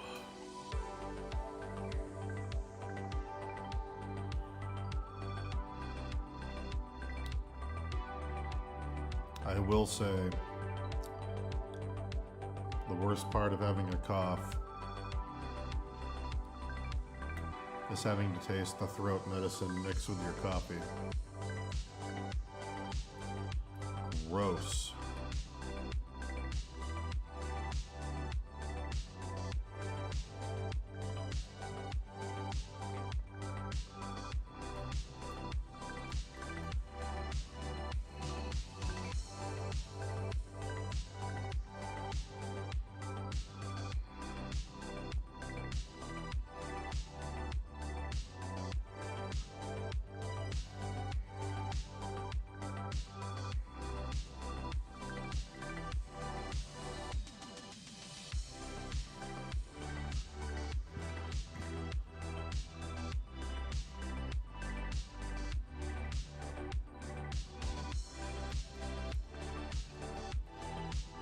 Oh, reminds me.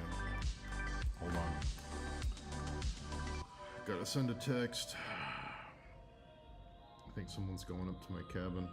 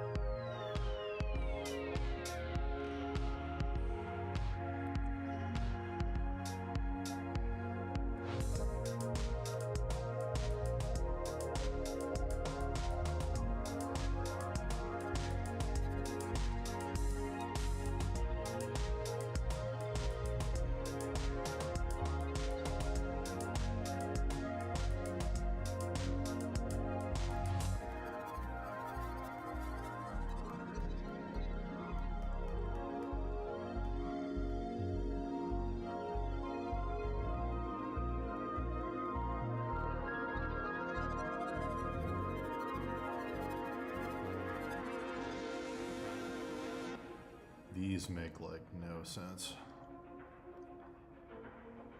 At first I thought they were supposed to be like bone themed, but I don't think so. I think they just just kind of are the shape they are. Maybe they're supposed to look like hair.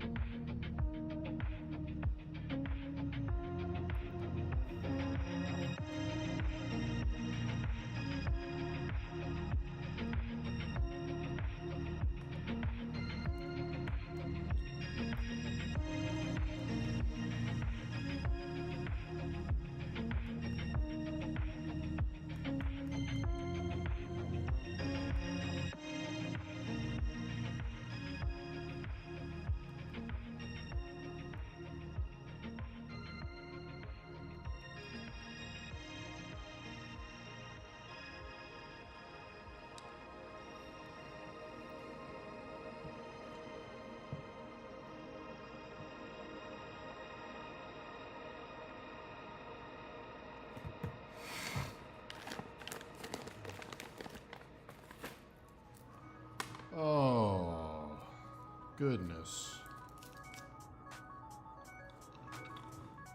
Goodness.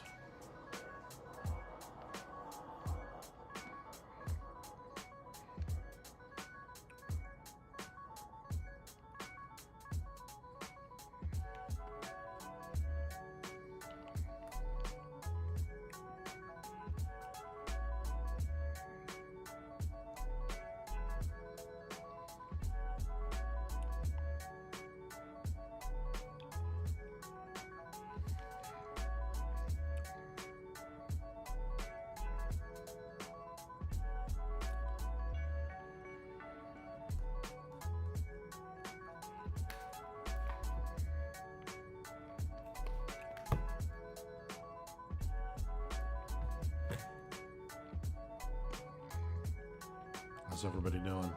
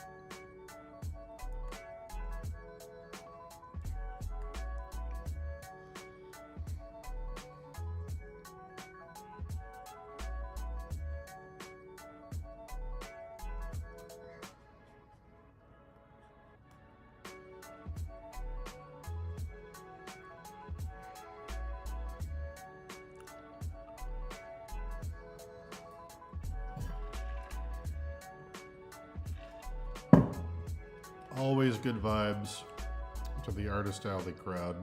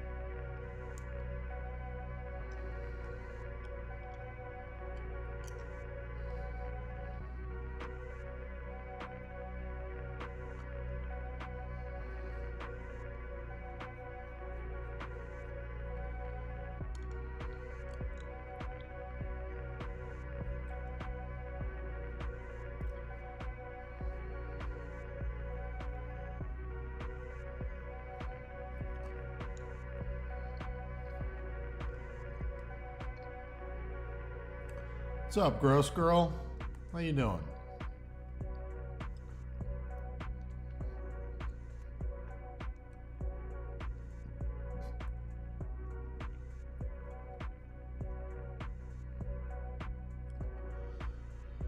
How's things in sunny California?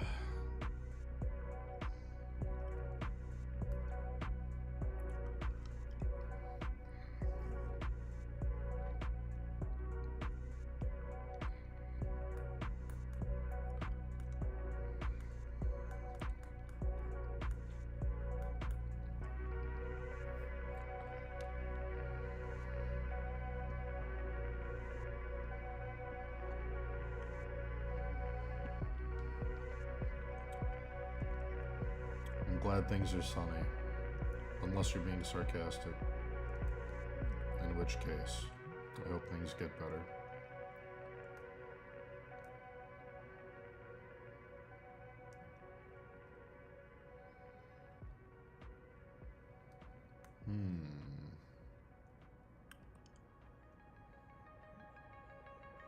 Oh my god, hold on.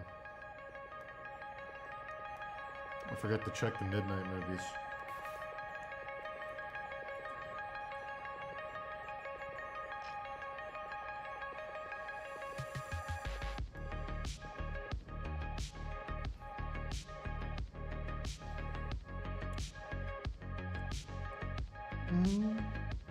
They're showing Watchmen, V for Vendetta, and then Watchmen. Oh, Sin City. I'll go see Sin City for sure.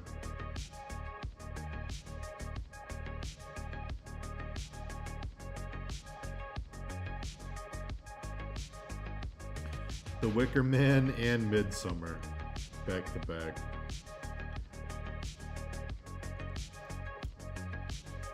Nice.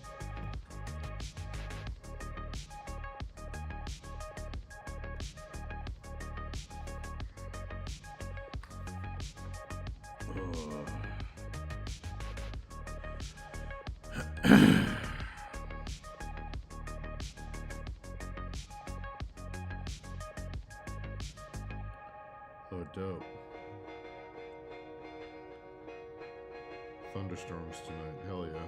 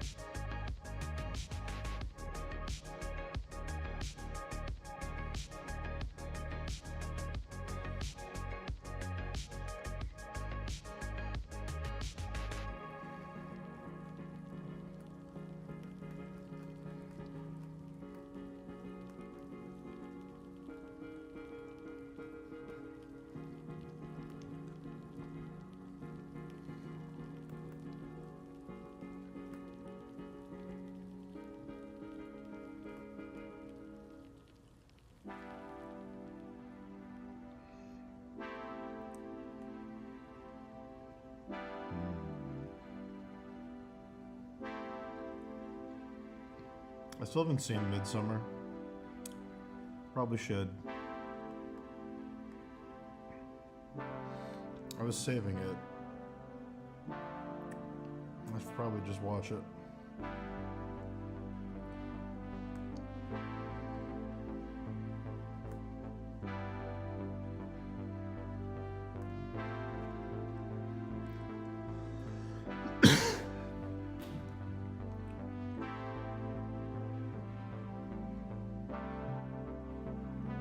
I know I'll like it, that's why I was saving it. I know it's gonna be a good one.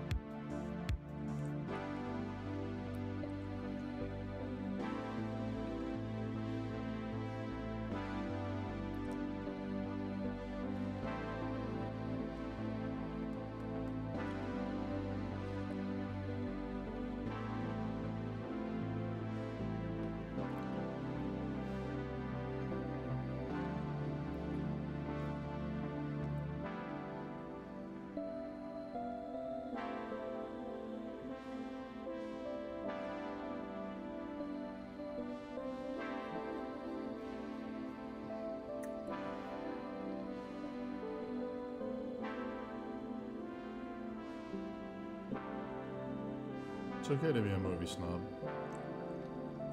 I'm a design snob. Everyone has their battles.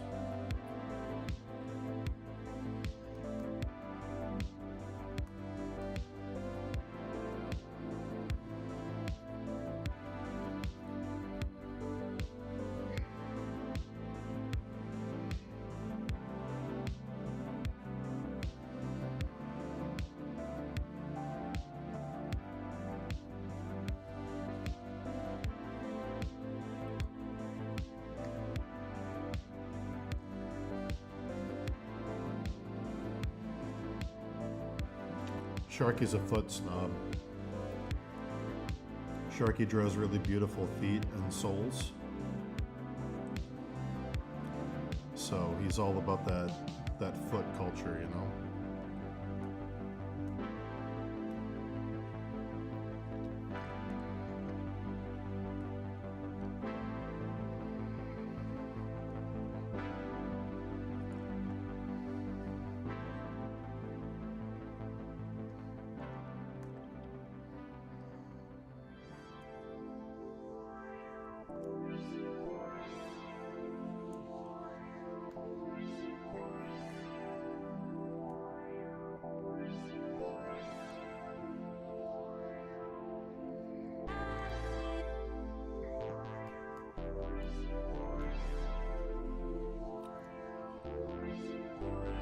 I don't know, some kind of joke about Sharky likes feet so much. He's the only guy in Ireland not using the metric system. There's something there. Haven't had enough coffee to think of it.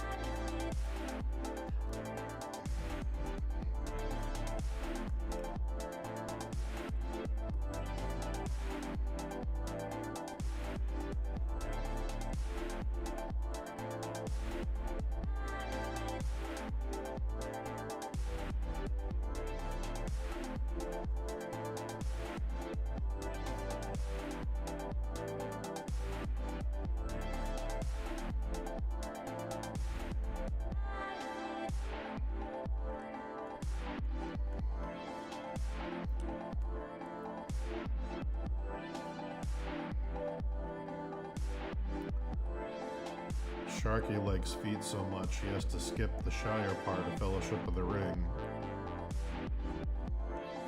Go straight to Rivendell.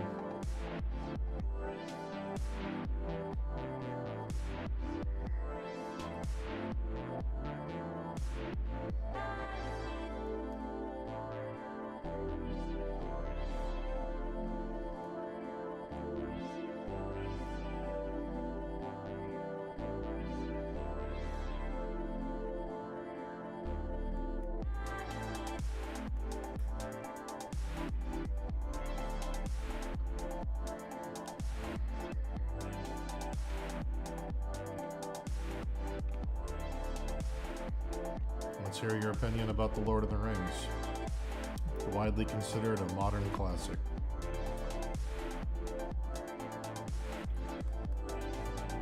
I'll tell you my thoughts if you tell me yours. I don't think they're perfect movies.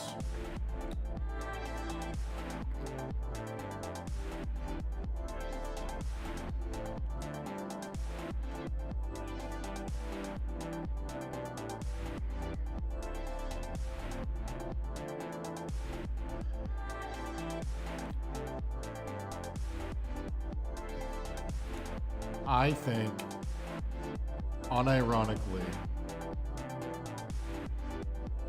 Lord of the Rings should do what George Lucas did. When George Lucas put out the special editions of Star Wars, it sucked because he took a movie that didn't have any CG and he put bad CG in it. But I think Lord of the Rings, which has CG in it that hasn't aged well, should just replace the old CG with new CG and put out a special edition. Like, if you put the Gollum from the Hobbit movies in the Lord of the Rings movies and just re-released them, awesome. I'd sign up for that. I'd buy it again.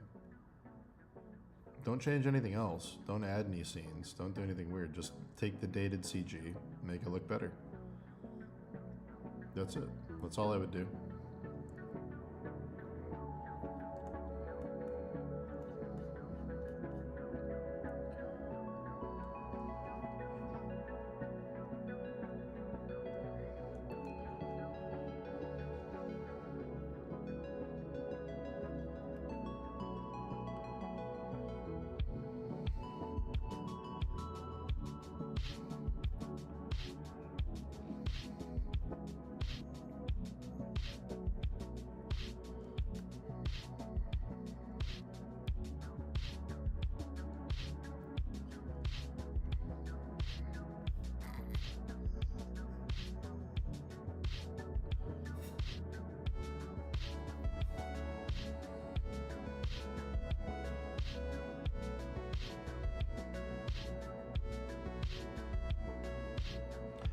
Yeah, the Lord of the Rings anime thing might be good. I hope it is.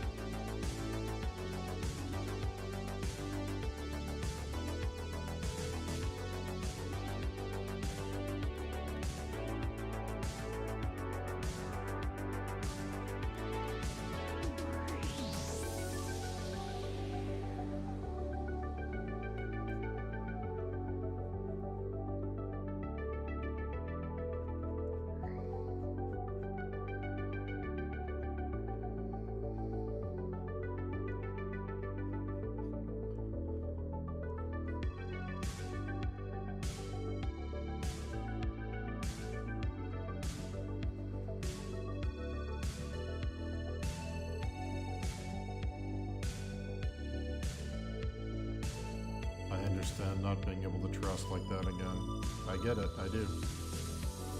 I do understand.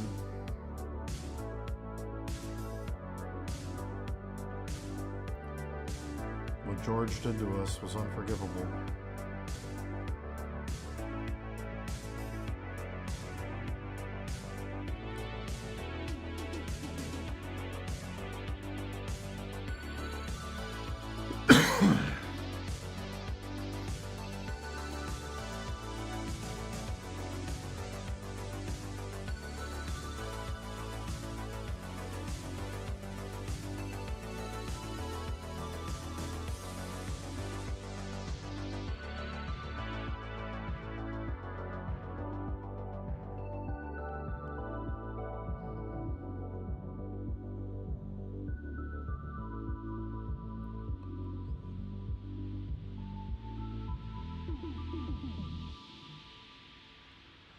George.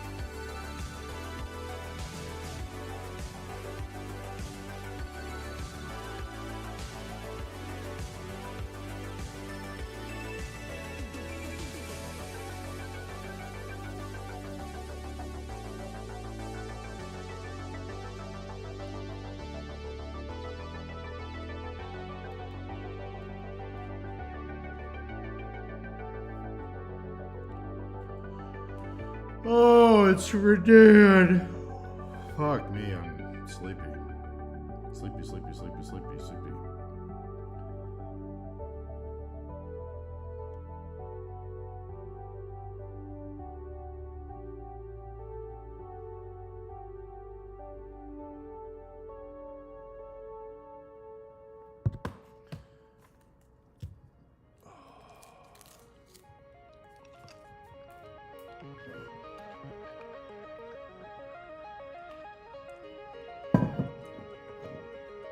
Fucking A.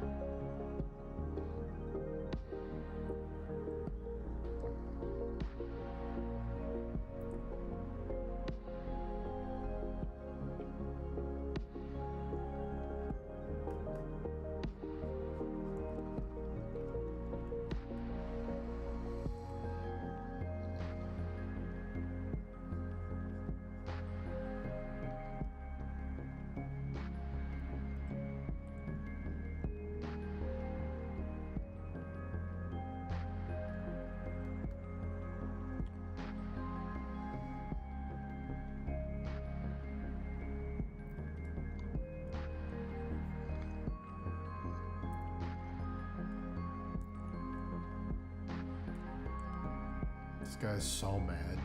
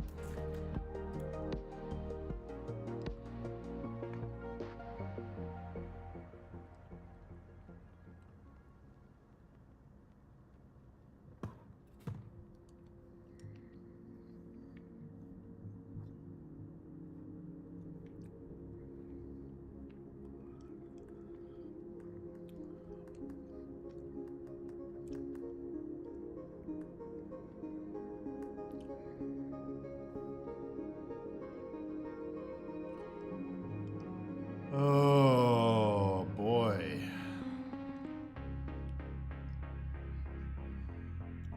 What's that song? That song we always hear. Let's hear again.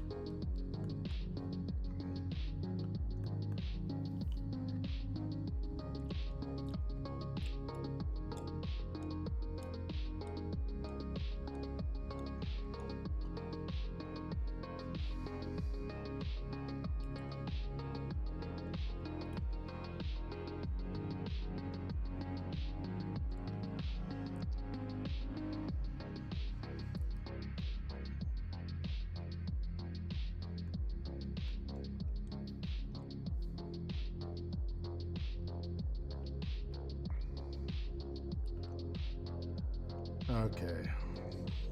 This is so weird. Alright, so this...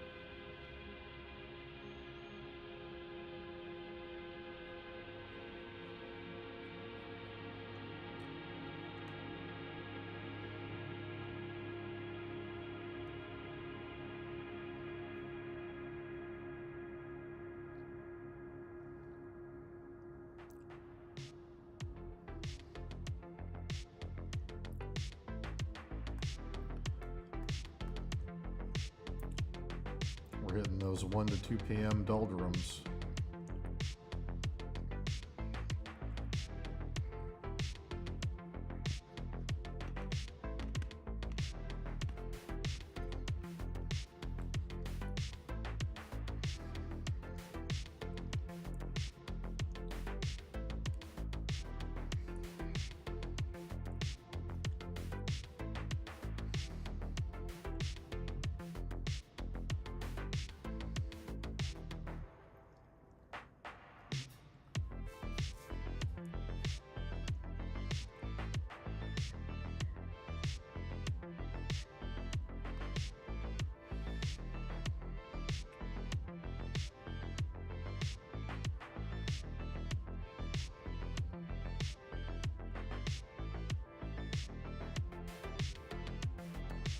Bum, bum, bum, bum, bum, bum, bum, bum, bum, bum.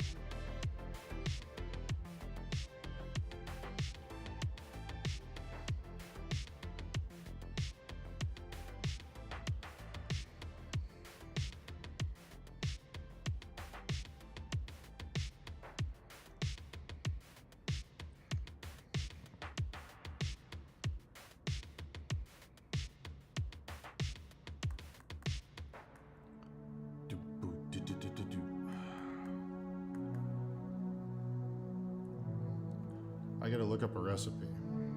Give me 1 second.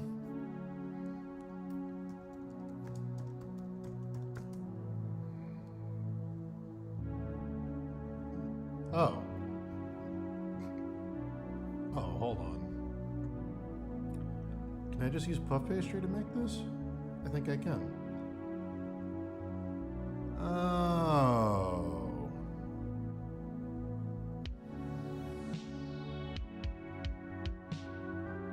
Okay. Never mind. This is much easier than I thought.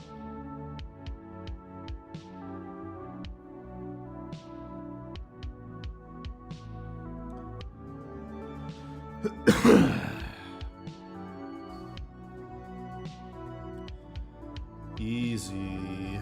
Very easy. Okay, that's easy.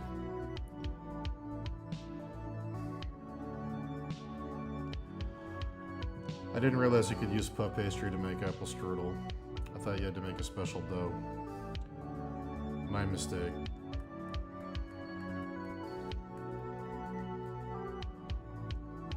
I'm making apple strudel this weekend.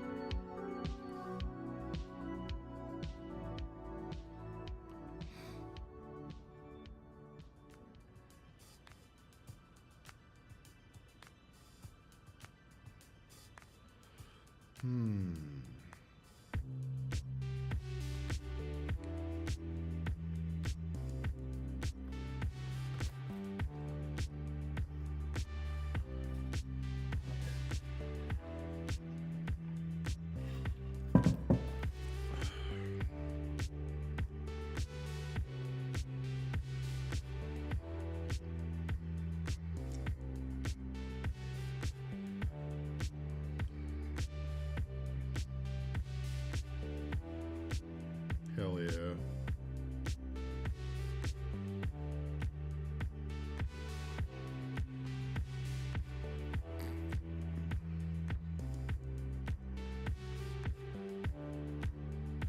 Hell yeah, dude. Sorry. Remember, guys, if you're coughing and you're embarrassed about feeling weak from your cough, just turn it into a cool laugh at the end. Instead of a go. Then everyone will know you're a Sigma Chad. Alright? These are the kinds of life lessons you learn here on my stream. Okay? That wasn't a cough. Wrong man.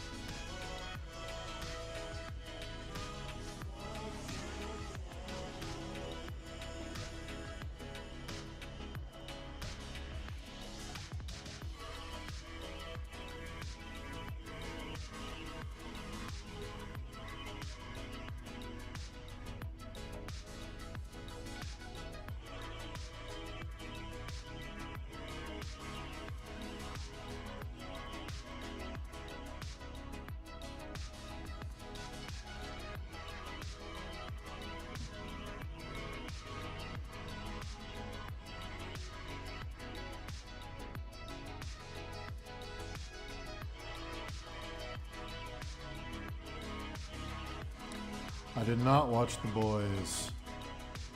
I might wait for the whole season to be out. I did watch Delicious in Dungeon, though.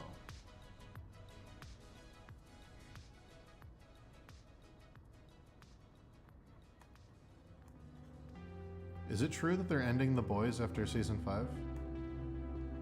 I heard they were wrapping the show up, which surprised me.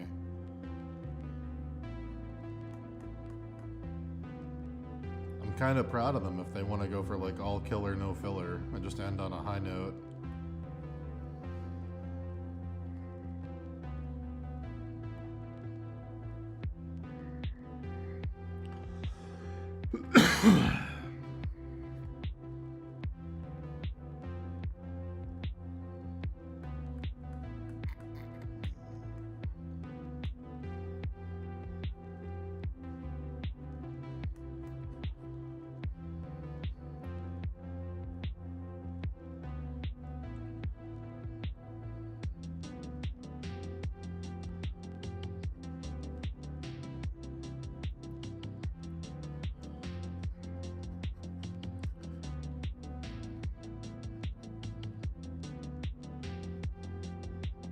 It's gonna be really cool if The Boys ends and every season is good.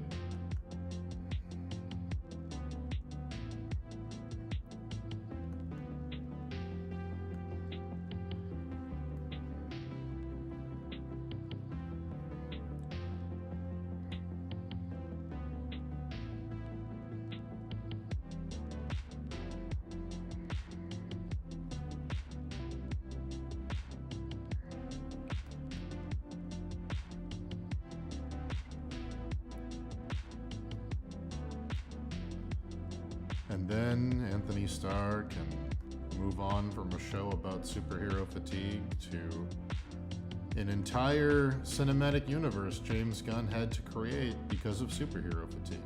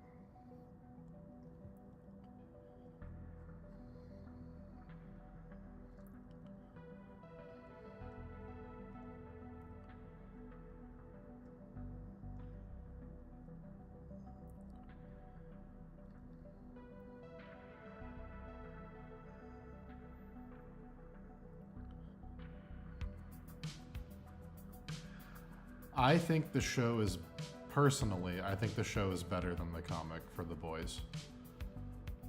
I think the show achieves something with the characters that the comic doesn't get to. I think the comic is more interested in, I don't mean this in a negative way. I think the comic is more interested in shock value and really reveling in like how horrible things are, which is fine. But I think the show, personally, I think the show achieves a better storytelling than the comic did. I think the show elevates the material.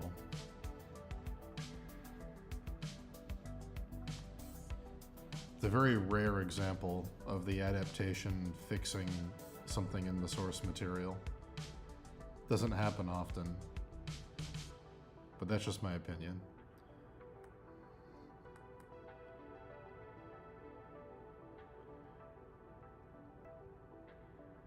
I'm trying to think of what else does that.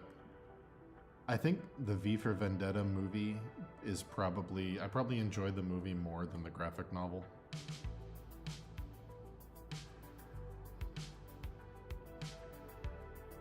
Whereas 300 is basically just a page for page recreation. V for Vendetta, I think, elevates the source material.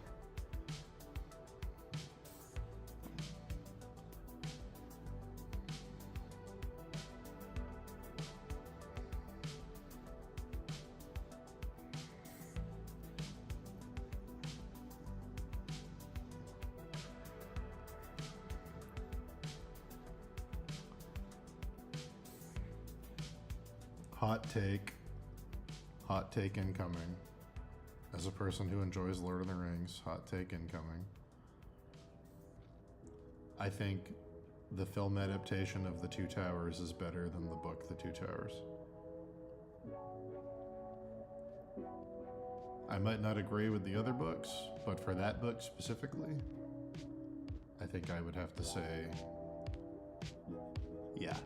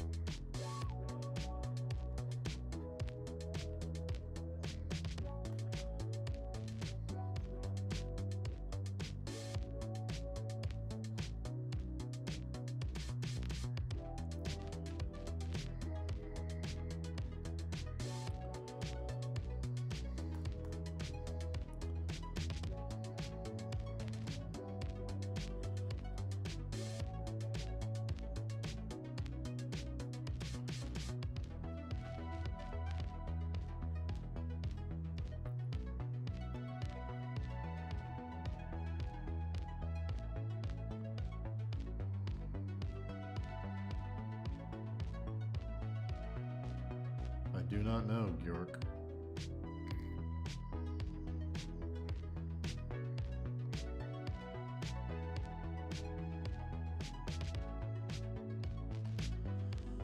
About to take the first break of the stream, guys.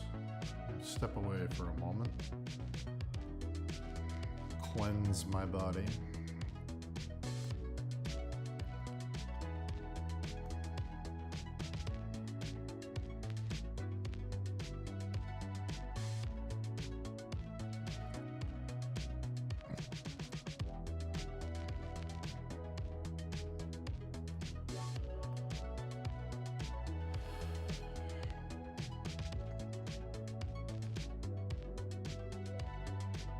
Punch the keys, for God's sake.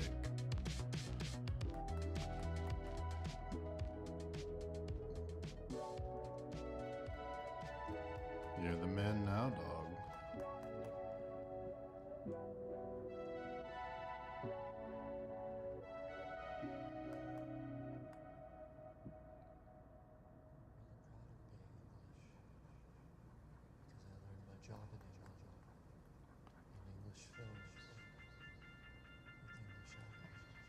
Oh.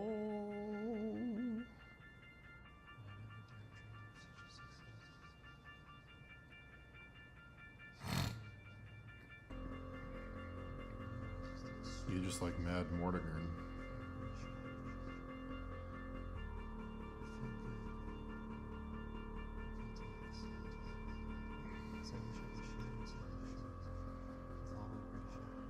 Which is correct.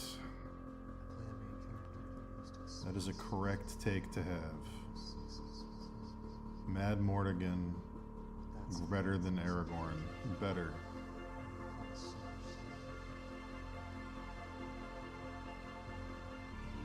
Never watched the Willow show. The movie's great. The old movie. It's fantastic. Fantasy classic. Proper amount of adventure and schlock.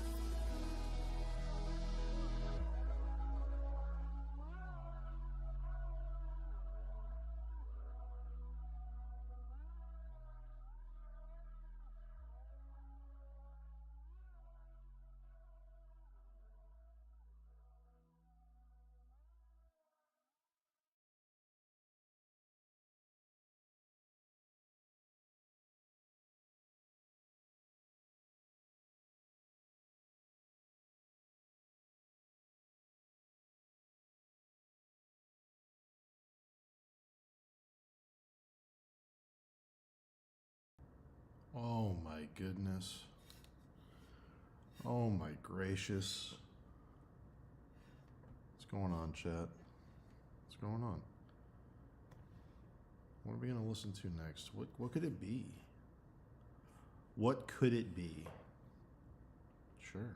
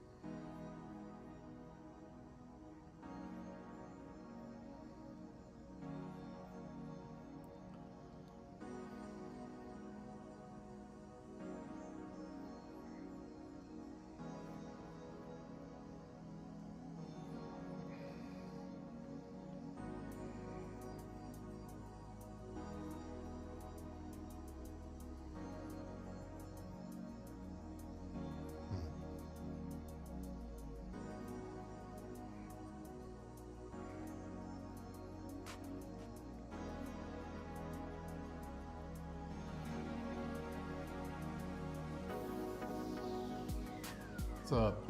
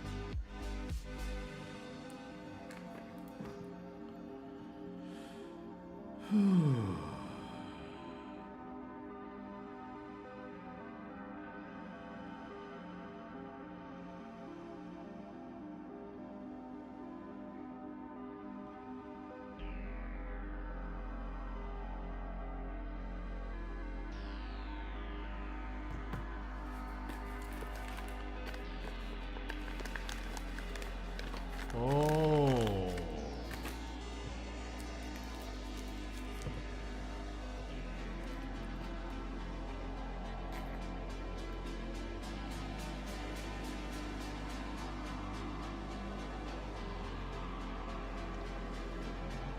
I'm tired, man.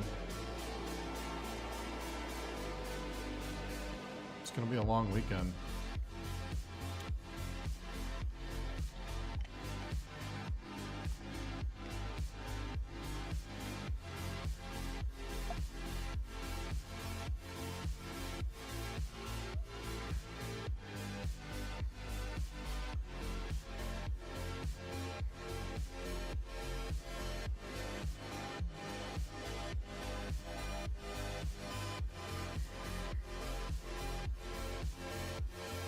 I look great? Yeah.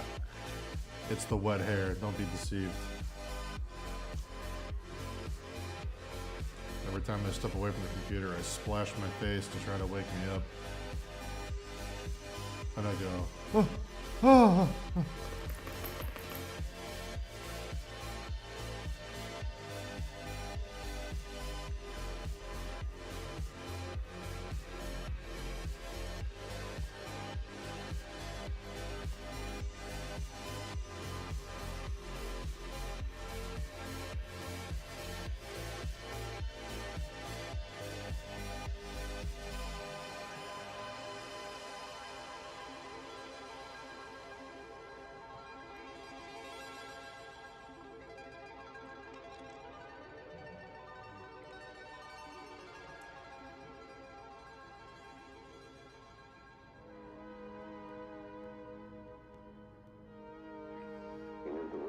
not be the same.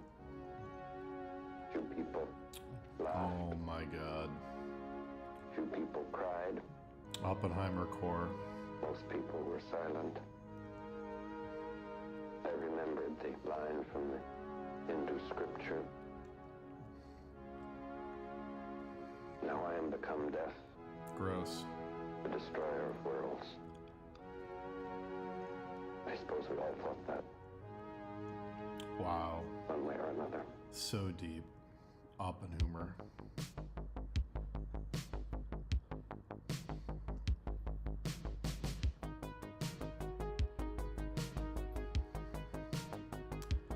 I didn't see Oppenheimer. Maybe I should watch that.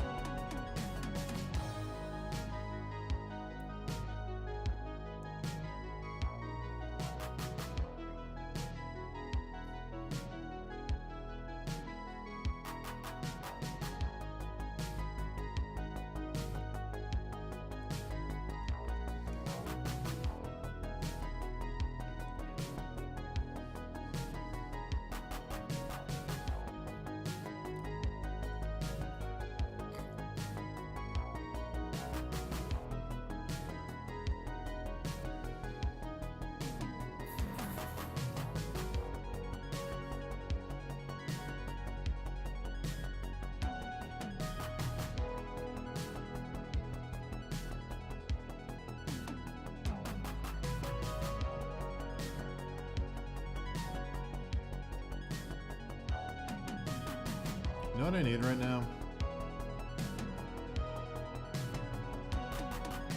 I need that song from The Neverending Story.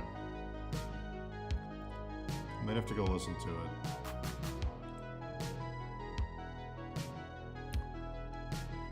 Not the theme song. The song. The hype song.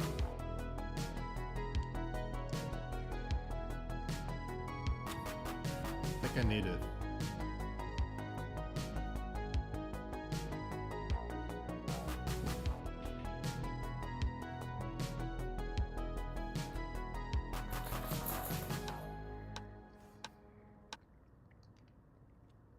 Let's see. Never ending story. Flight. Hell yeah, dude.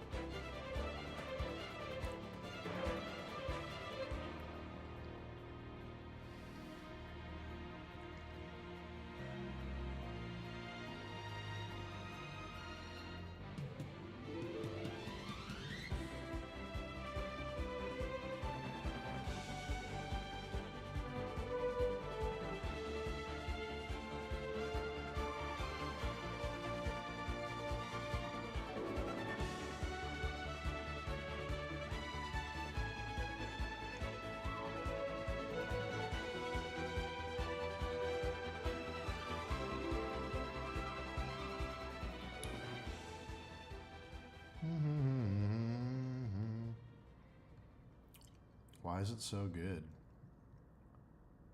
It's so good. Why is it so good?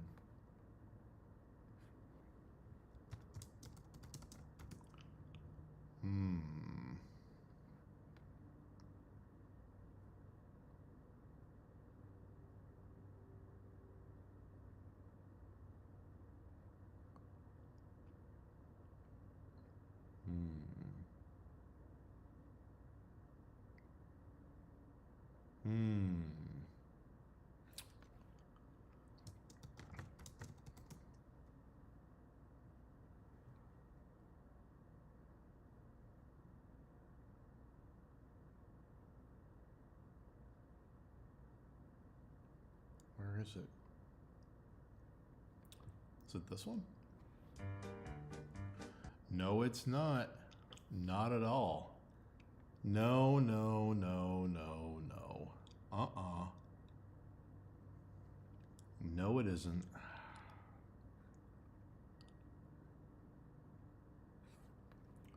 One moment.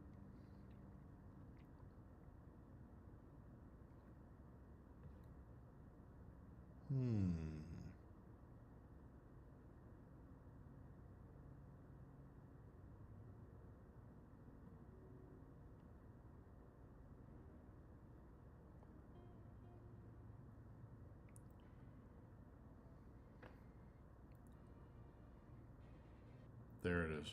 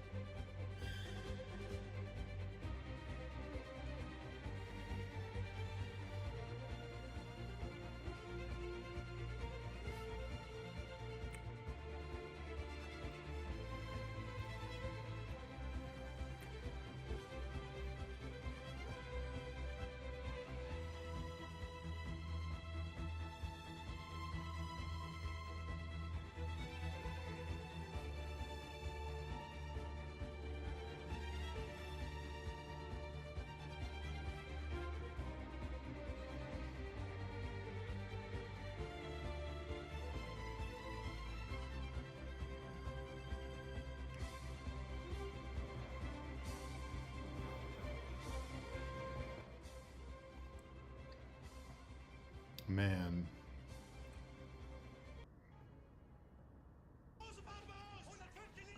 Oh my god, the German yelling. What do I want to listen to?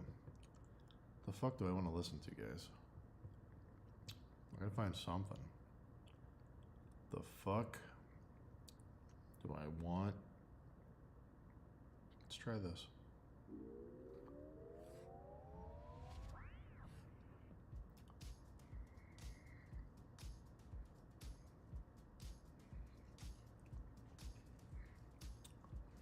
See if this gets me copyright struck. Let's see.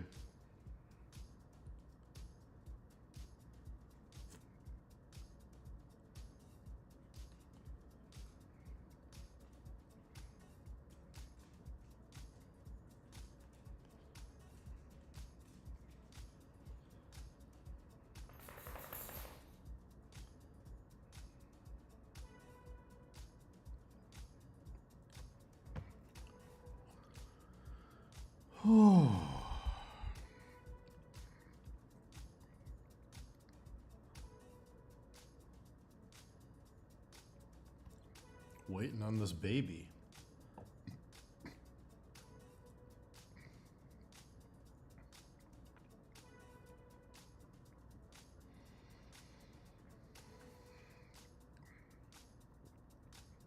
Keep checking my phone for news.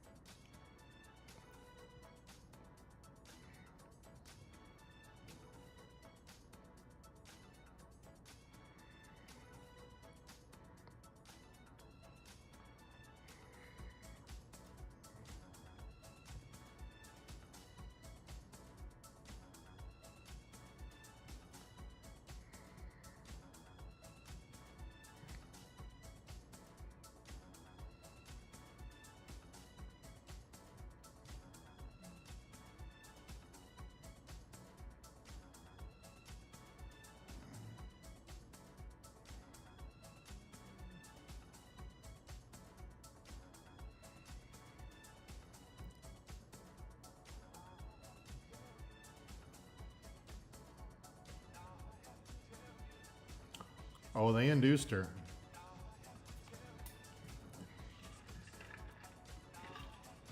It's happening.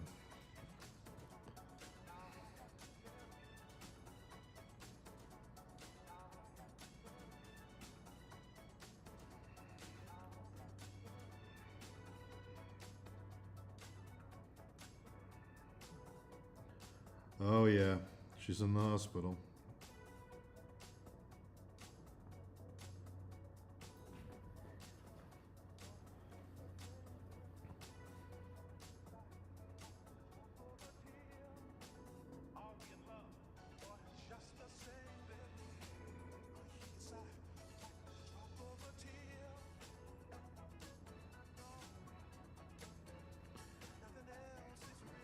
Here if you need literally anything. 10-minute drive away.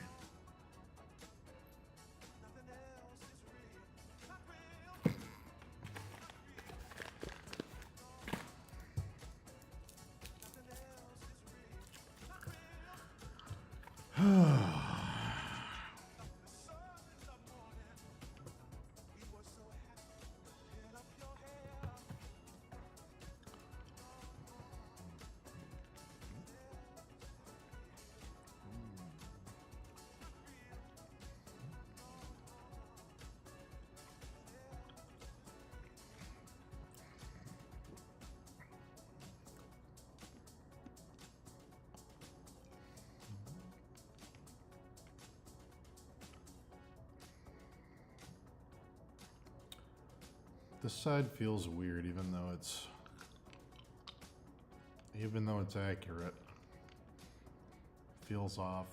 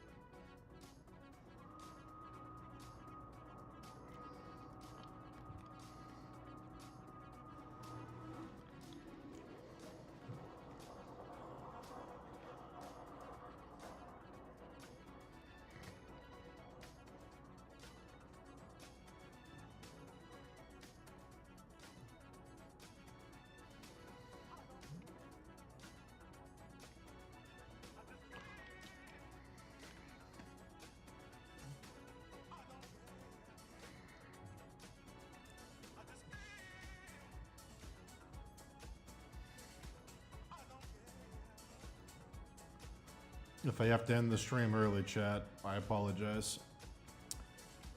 I don't think I need to go to the hospital, but we'll see.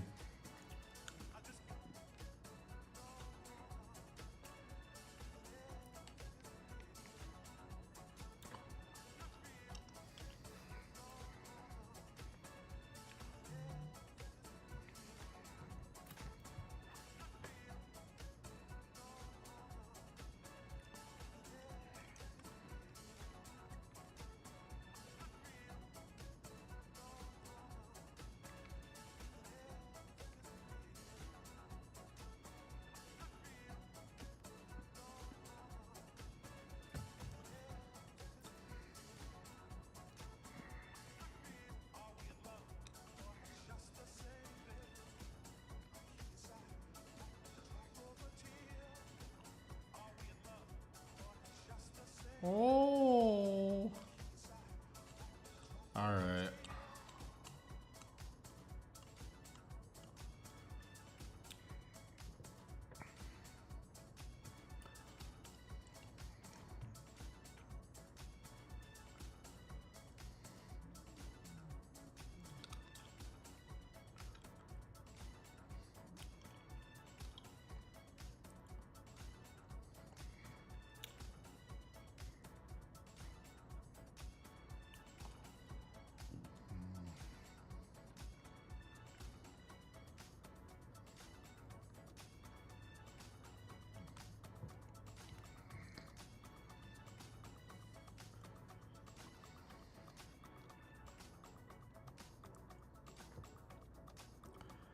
I'll never forget the year my brother had his first kid. Him and his wife, to surprise my parents for Christmas, got them a box and put 2 balloons shaped like babies inside. I don't know why they picked 2. My parents opened the box, the balloons floated up. They freaked out. They were so happy. My mom was ecstatic that she was going to be a grandmother to twins. And my brother was like, no, it's just 1 baby. But there were 2 baby balloons. My mom kept thinking he was fucking with her. She was like, no, there's 2. I was like, no. She was like, but there's 2 baby balloons. You're joking, right? I don't know why they picked 2. To this day, I have no idea. My mom could not wrap her head around it. She was convinced that there were going to be 2 grandkids.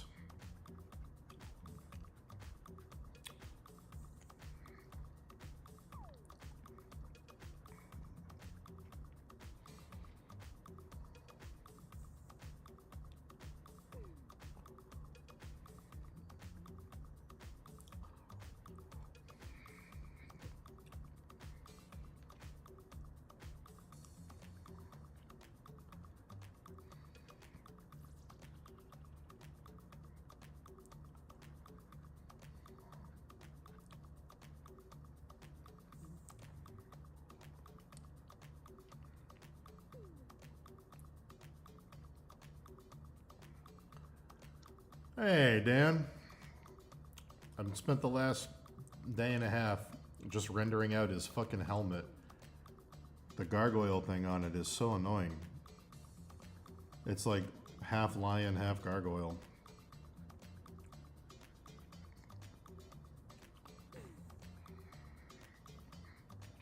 I haven't even touched his face yet.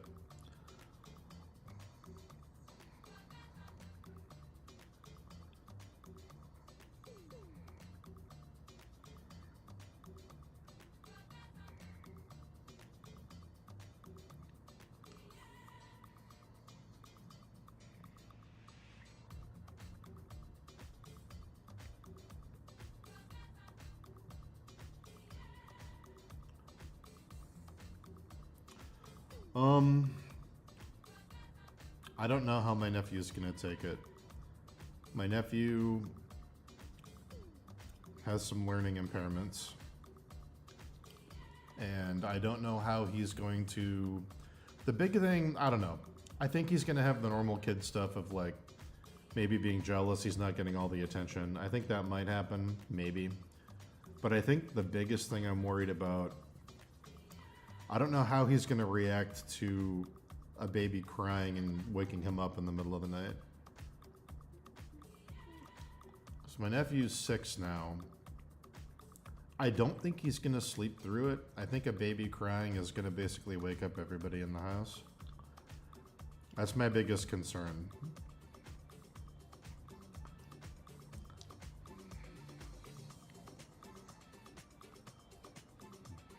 But we'll see.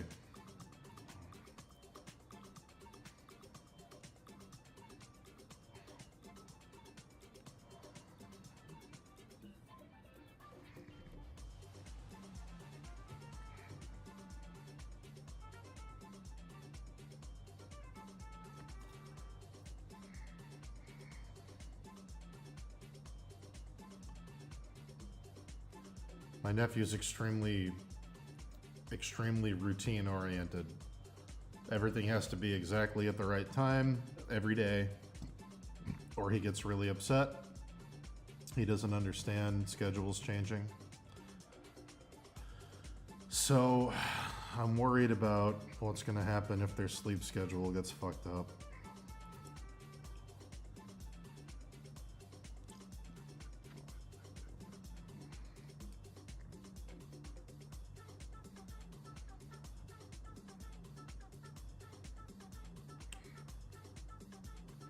We'll see, though.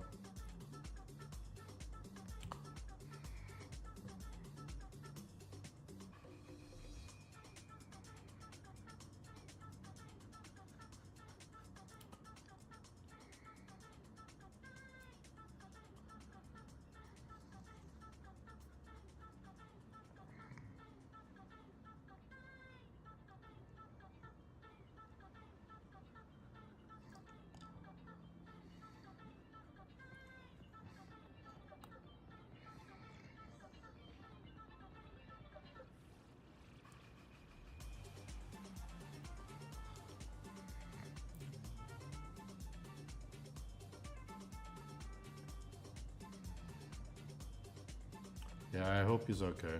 We'll see. I might be worrying for no reason.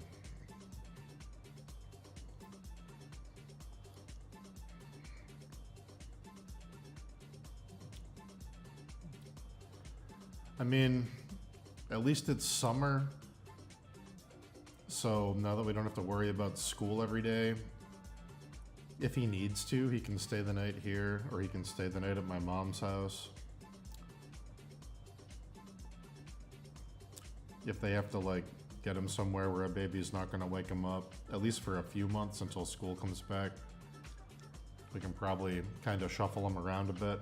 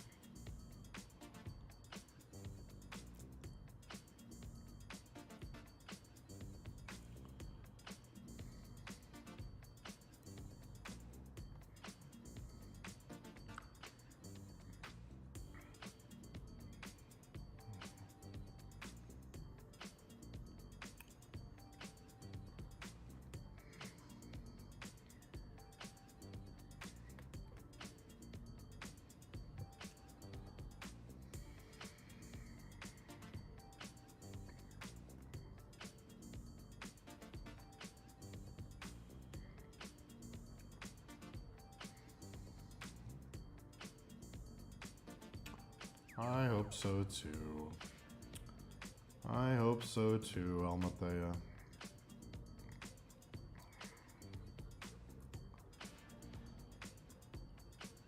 Oh, I'm stressed. I can feel the stress in my shoulders. I can feel it.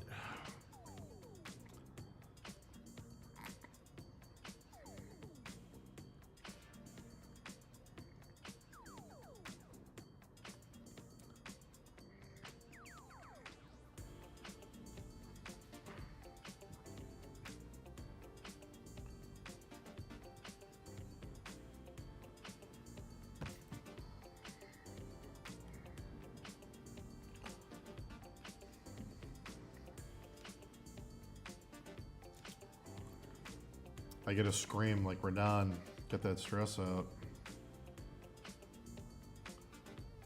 I gotta go up, up.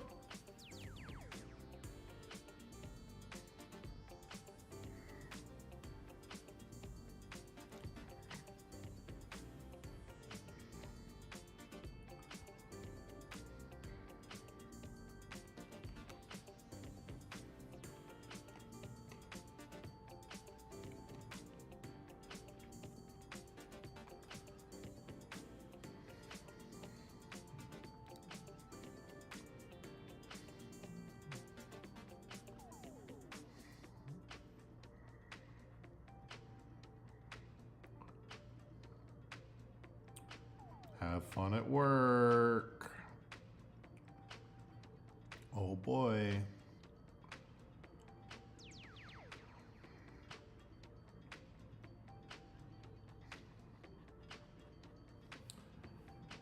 We're a little past the halfway mark of the stream, guys.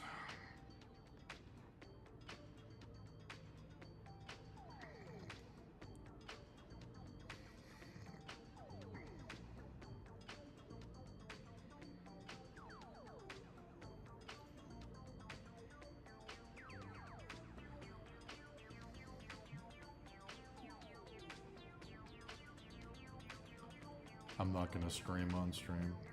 I refuse. We don't scream here. We only moan.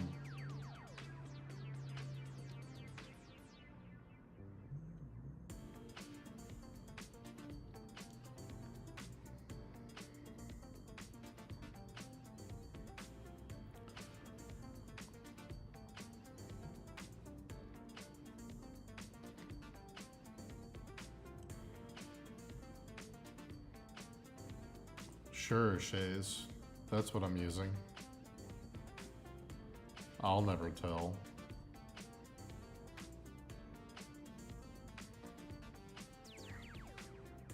Wink, wink, nod, nod.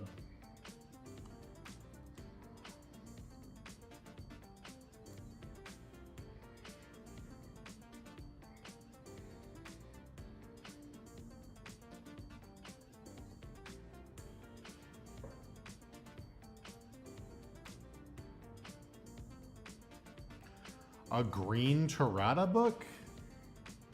Please hold. A green Tirada book directly behind me? Where?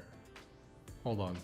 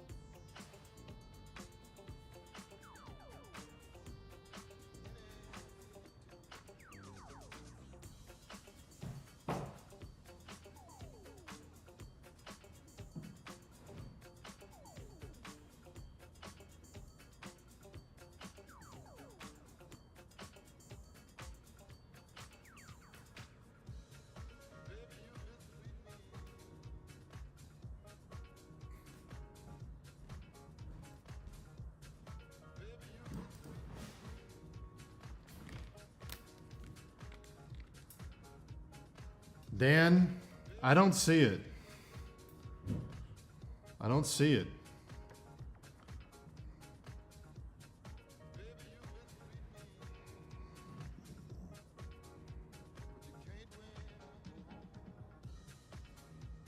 Tirada? I don't know. I don't see a green Tirada book.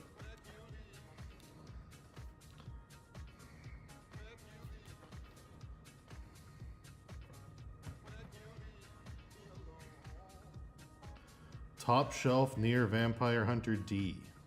All right, please hold.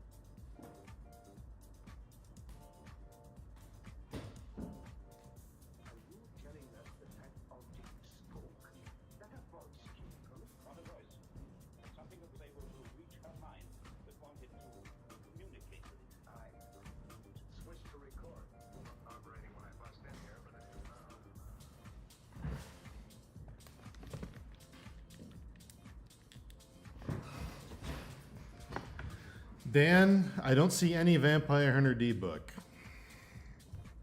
You're gonna have to be more specific, buddy.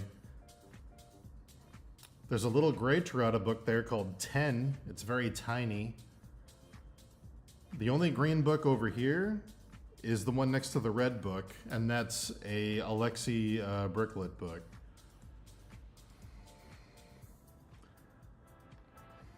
I'm sorry, pal.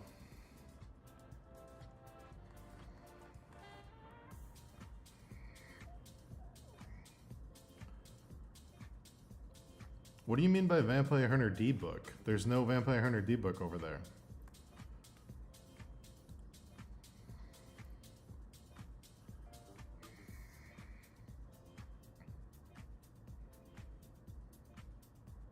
I am colorblind. But there is no Vampire Hunter D book on my shelf. So, what book do you mean? The novel with the Tirada cover.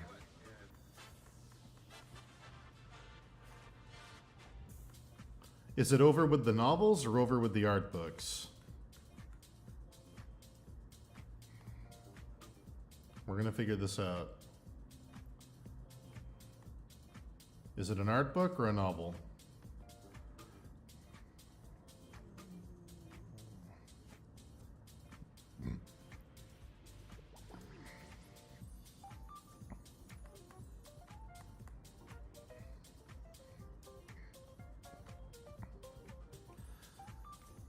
Off the top of my head. All right, Dan, I need you to answer these questions.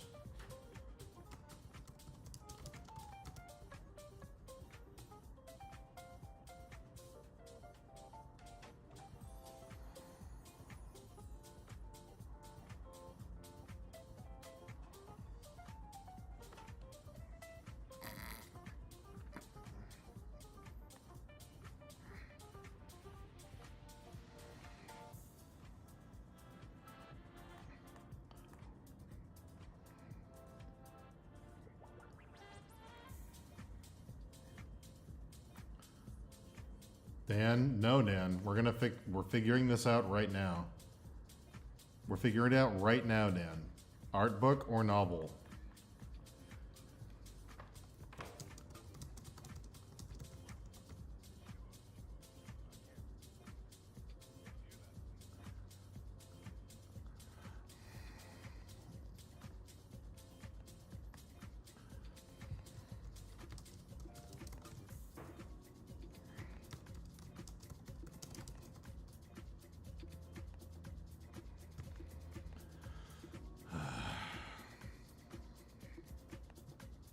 Dan's been in this room many times.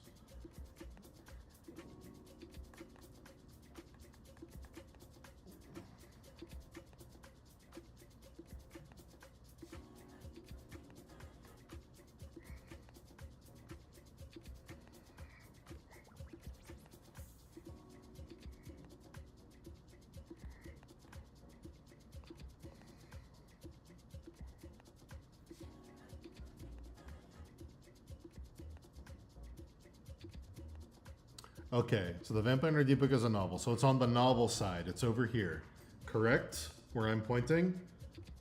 It's on the novel side. That bookshelf is fiction. That bookshelf is only art books. It's on this shelf. Yes? Answer that question, and then we can go from there.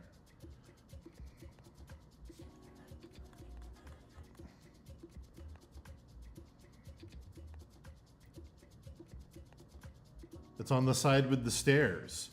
There's no Vampire Hunter D book over here. It's on the top shelf.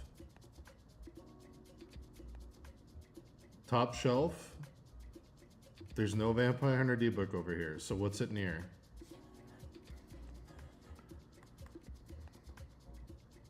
Please hold.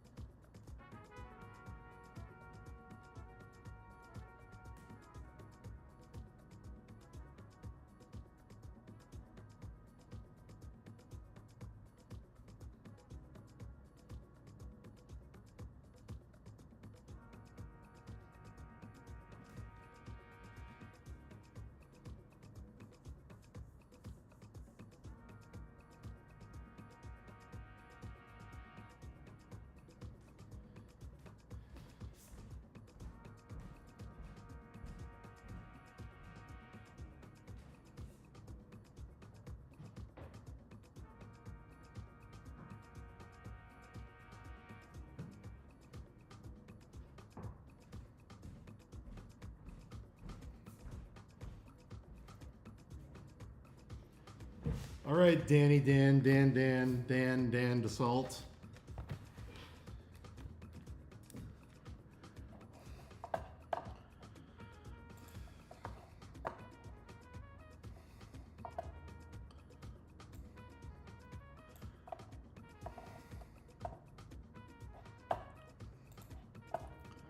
All right, buddy. Is it this book? Is this the book you're looking for? Is it this one?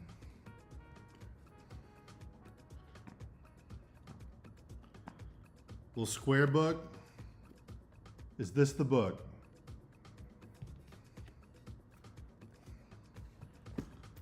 Is it Rakuga King? Is it Rakuga King? Is it this book? Is it Dragon Girl and Monkey King? Is it Dragon Girl and Monkey King?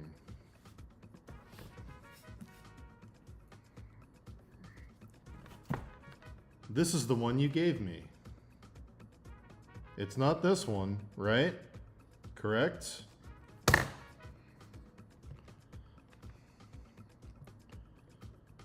Boy, oh boy. Is it 10? Is it the book called 10? 10-year retrospective? Is it that one? Oh. Please hold.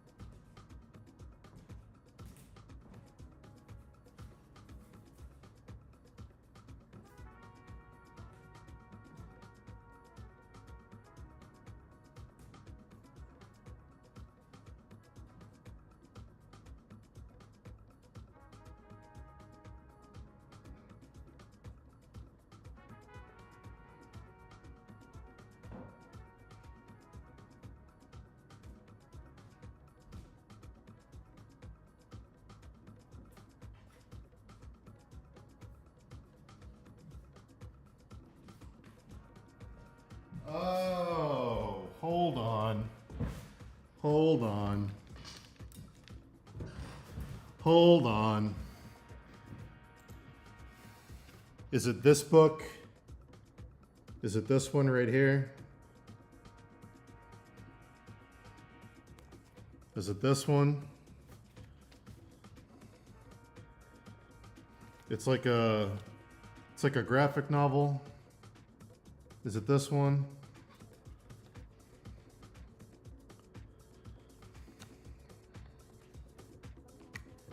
Hey, okay, we found it. We found it.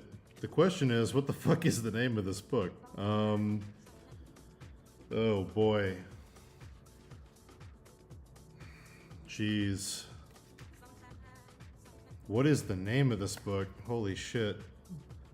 Does anybody speak Japanese?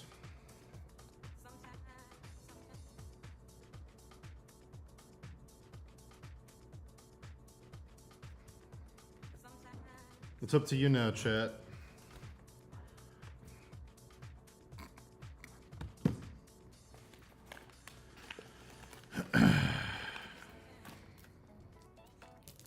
We did it.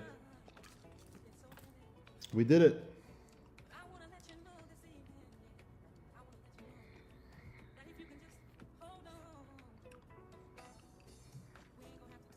I think I'm done with disco.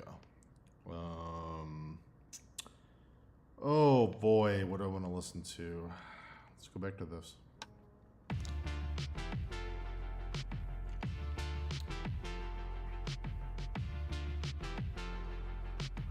Is it where you said it was?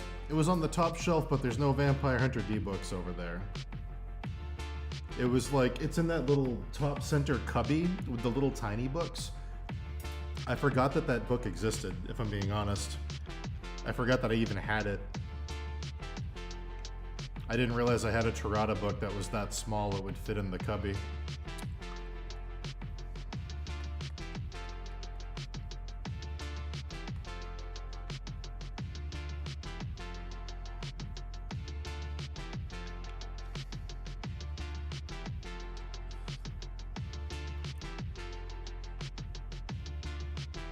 We did it. We figured it out, Dan.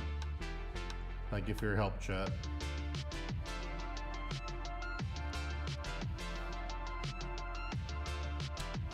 That was my don't get deep vein thrombosis stand-up break.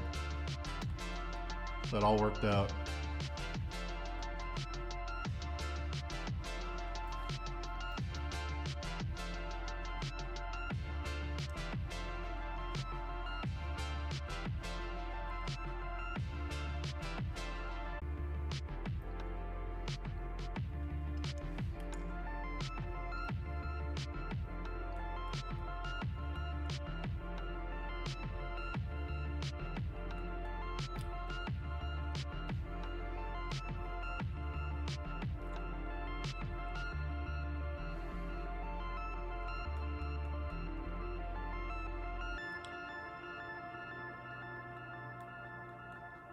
I don't even remember where I got that book.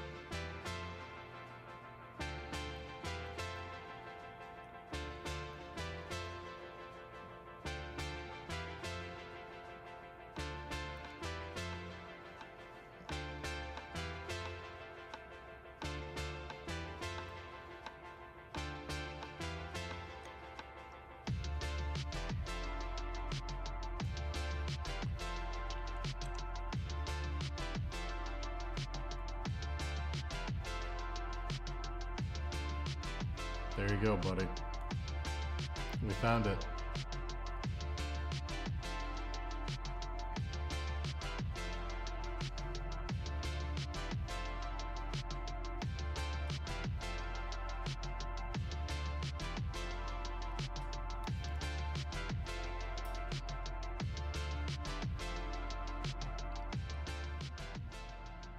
I gotta wash this chlorine out of my hair.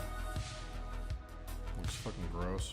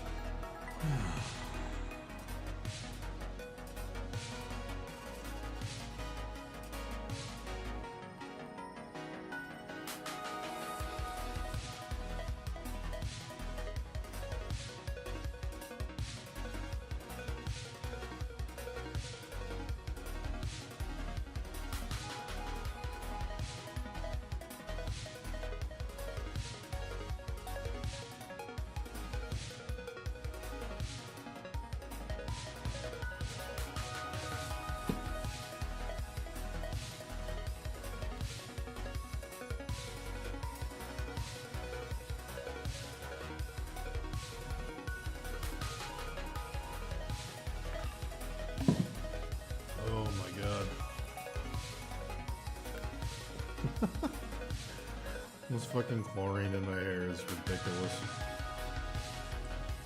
Wash it out.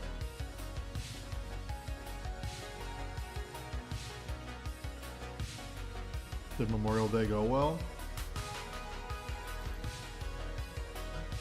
I think so.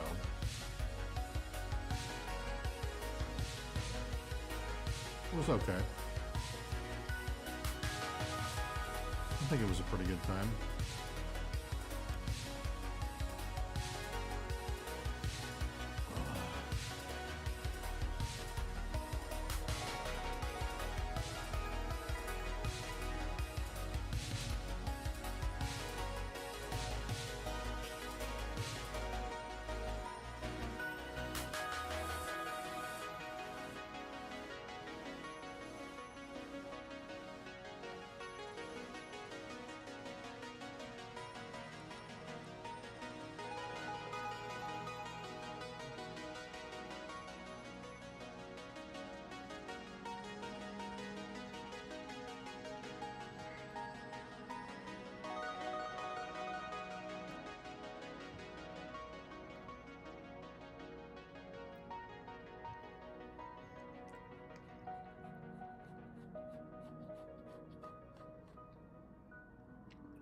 Somebody I didn't know showed up to Memorial Day and got a little too hammered, a little too drunk, and made a bit of a scene. But other than that, I think it went pretty well.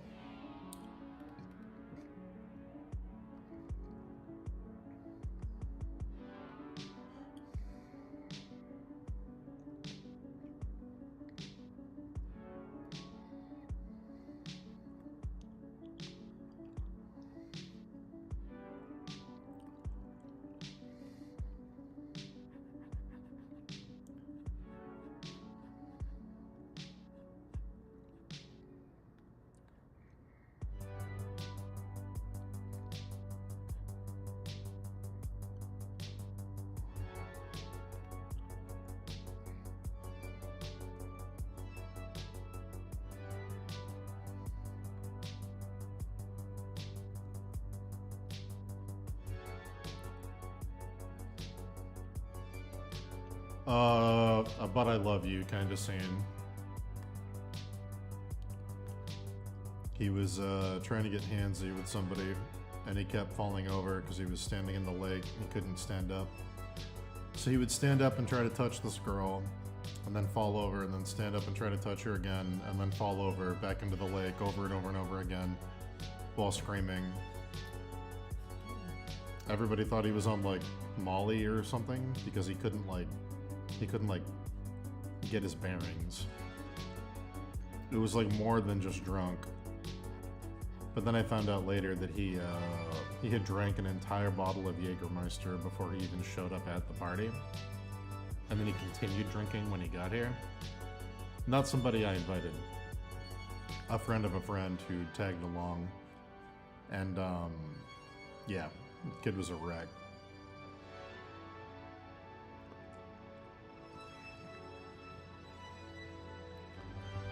So, other than that, I think it was a pretty good day.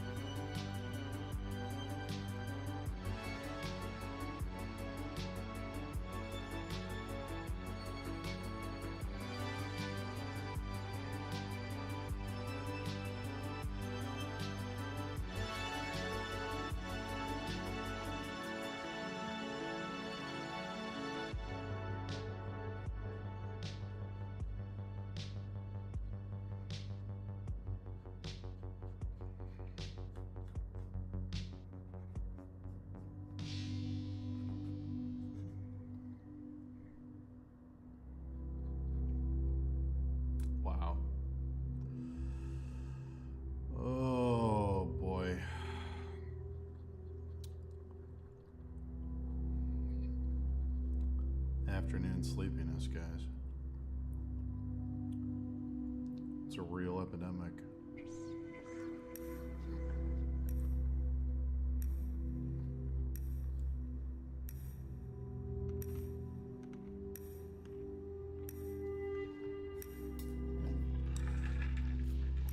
Luckily for me, I've got one more hour before I have to stop drinking coffee.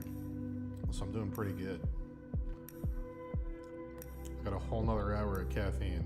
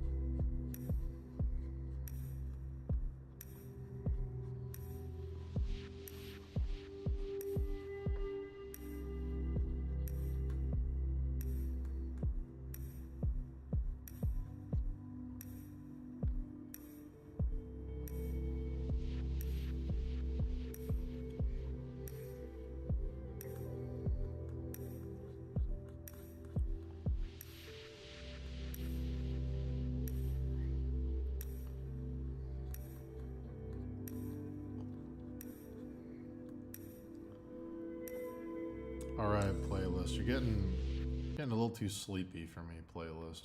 Let's go find something else. Let's go find something else. Let's try this one. Let's try Cyber Dream 4 Chillwave Synthwave.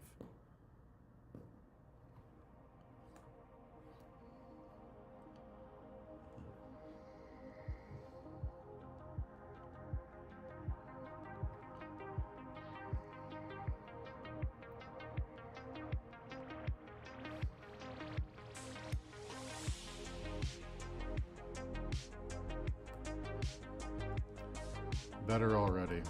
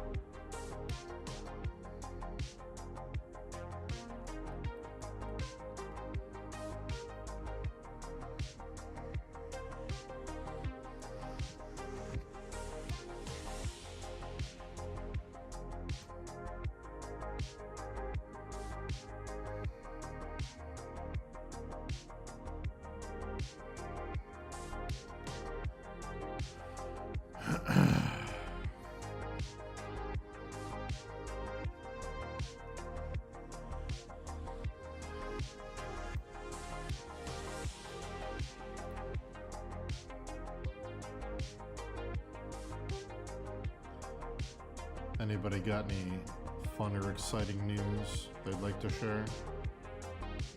What's going on in everybody's worlds?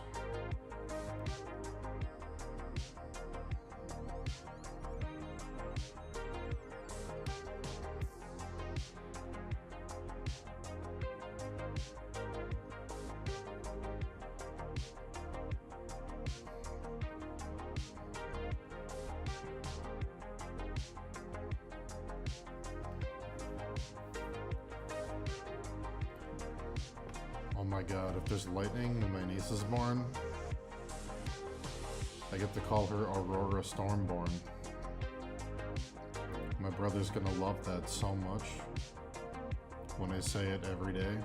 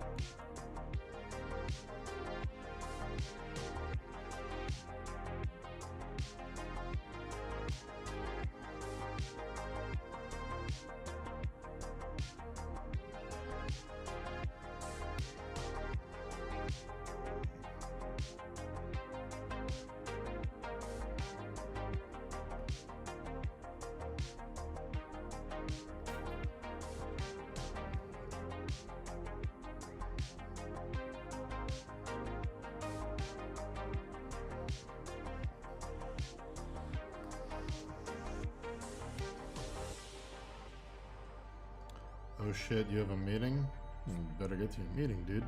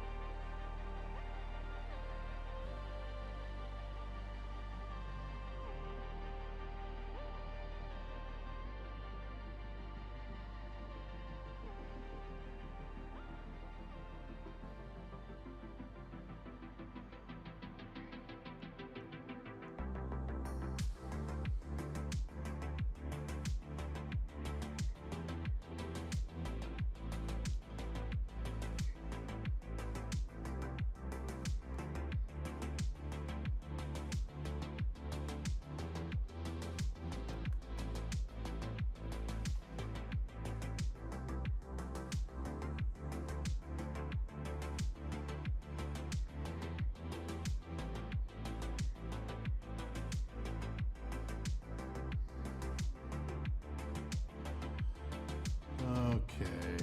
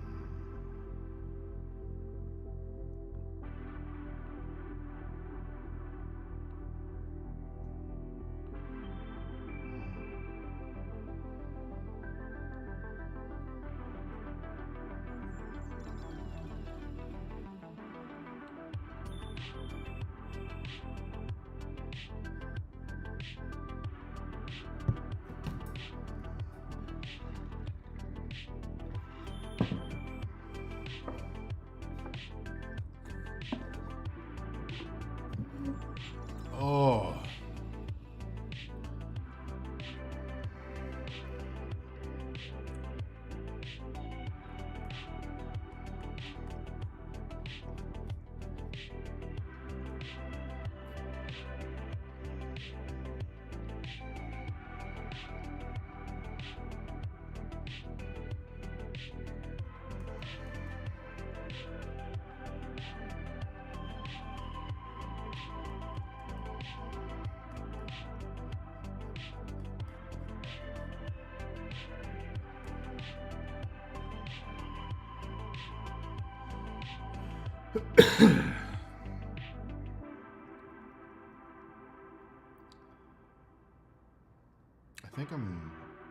I think I'm coughing less than I was the last couple days.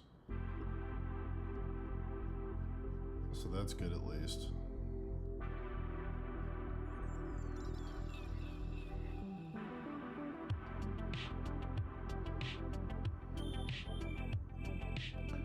Yeah, I don't think I'm gonna be swimming. It's getting dark out. Storm's coming in.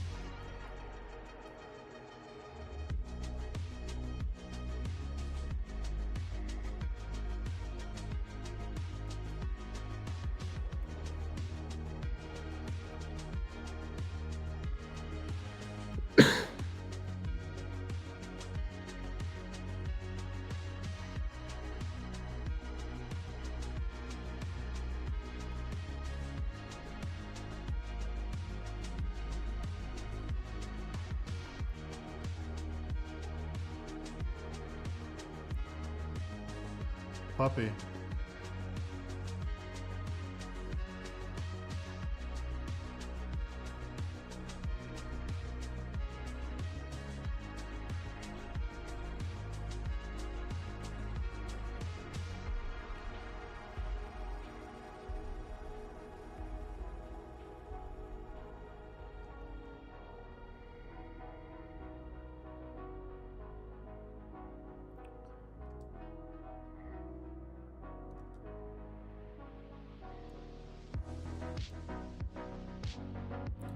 Yeah, we did a lot of detailing. Feels good to almost have this piece of shit complete.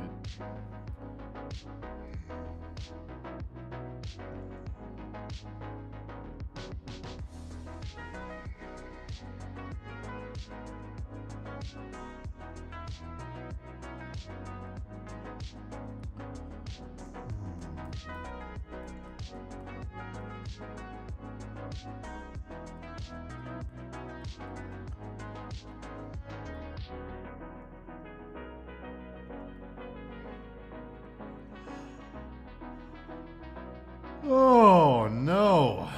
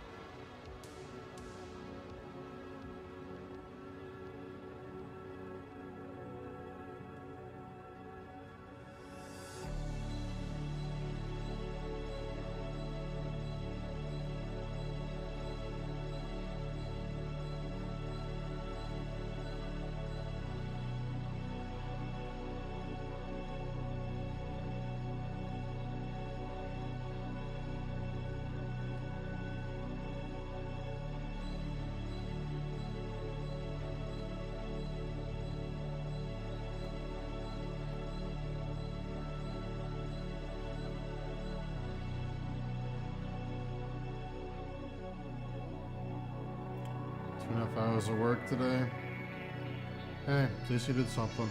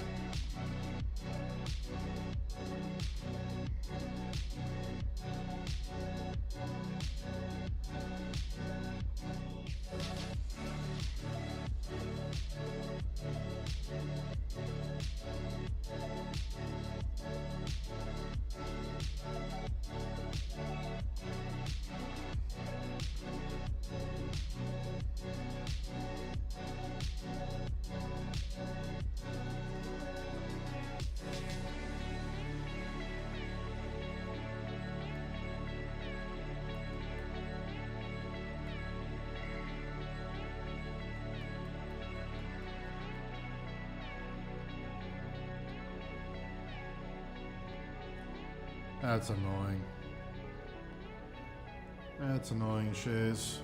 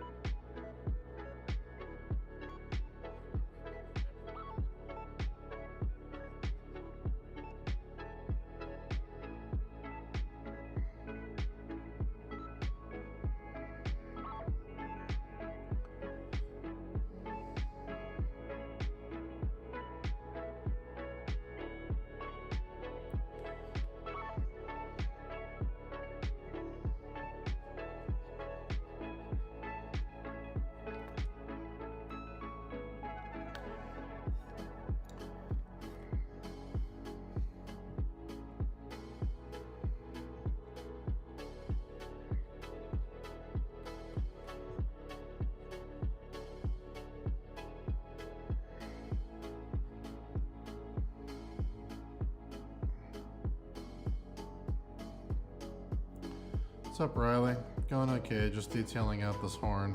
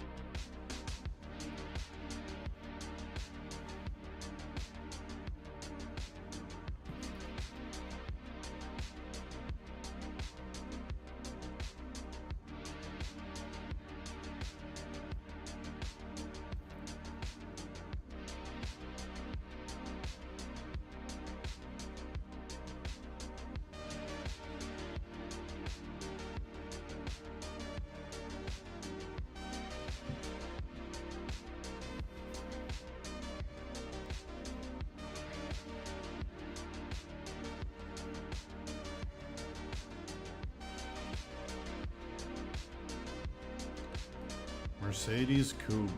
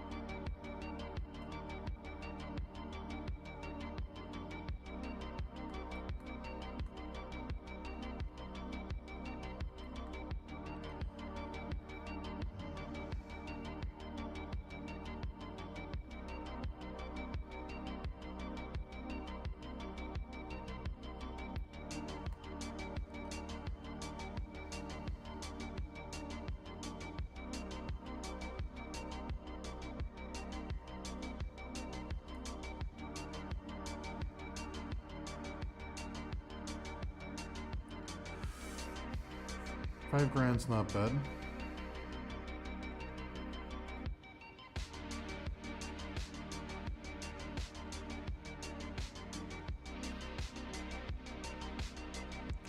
Not a car guy though, so I can't really give advice on that.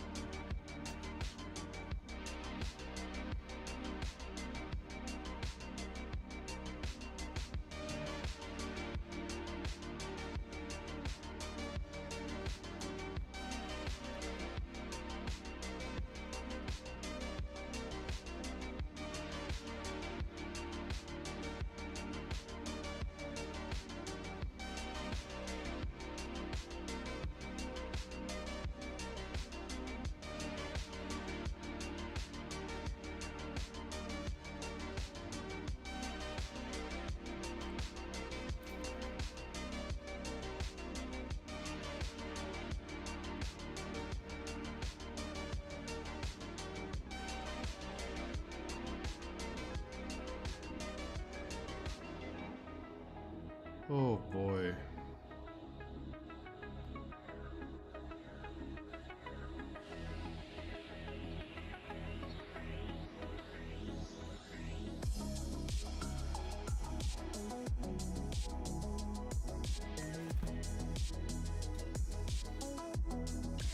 Oh, chat, you know?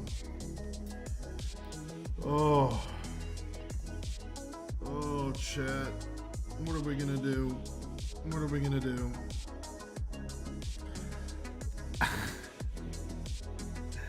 Sleeve is toast. Oh.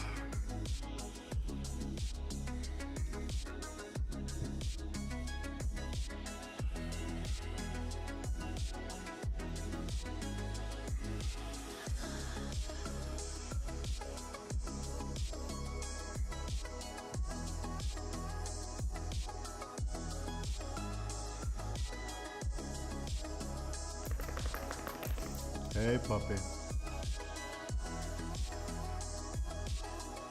What's up, girl?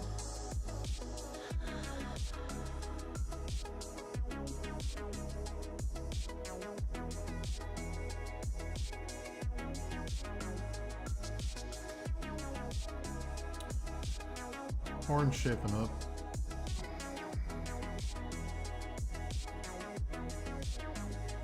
Slowly but surely.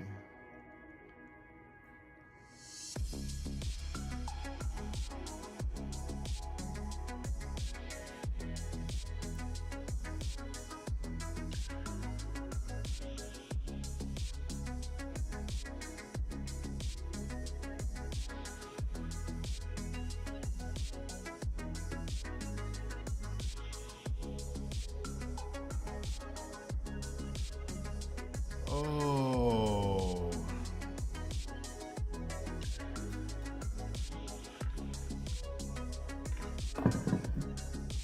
Miguel, did you have that awkward dinner with your grandma yet? and tell her that you gotta go to London to follow your hopes and dreams.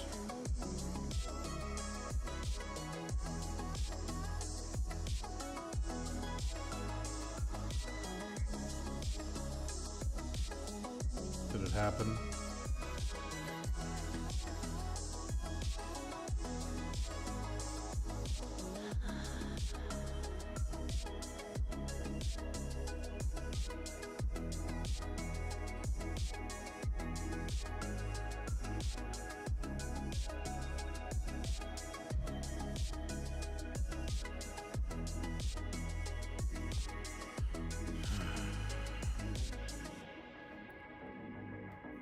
Oh boy.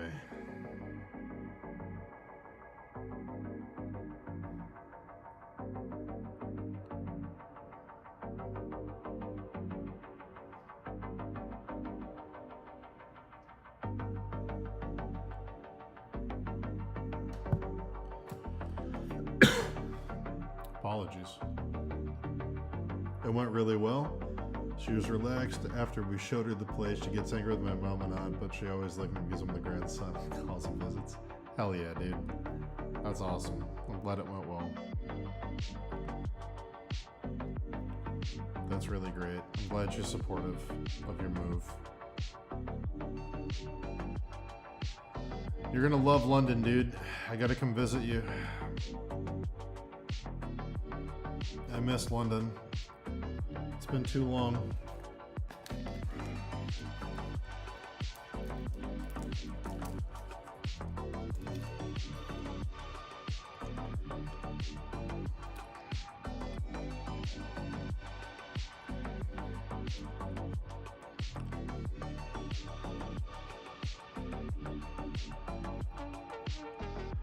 I like how when you're in LA, I had no interest in visiting just because I can't stand LA. You're going even further away. Actually, it's not true. From Massachusetts, London's about the same distance as LA. But I would absolutely come visit you in London.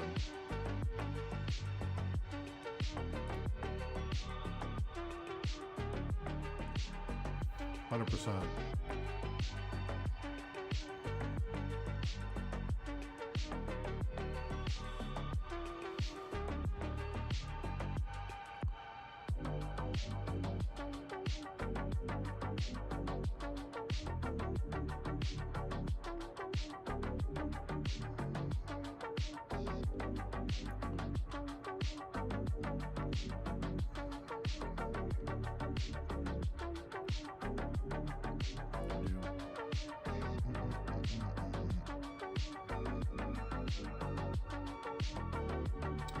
Do you have a layover in Boston when you're flying out, Miguel?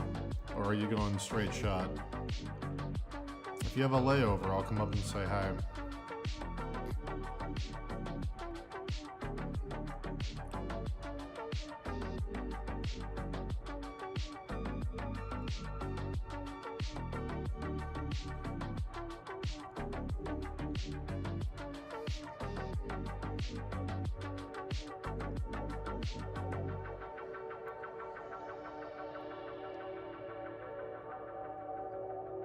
Get to tell your lovely lady that I said hello, and I hope she enjoys the trip and the new flat.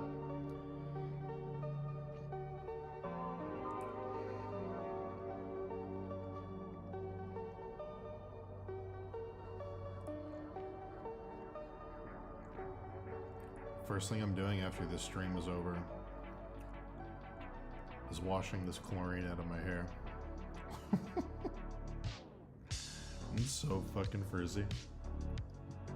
Direct flight sucks.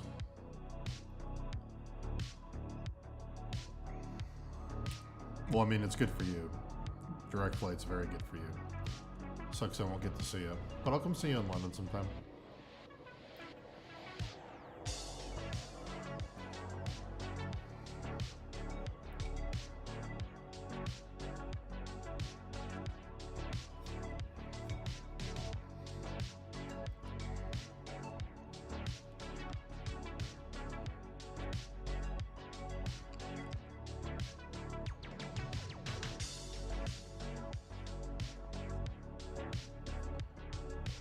Oh boy.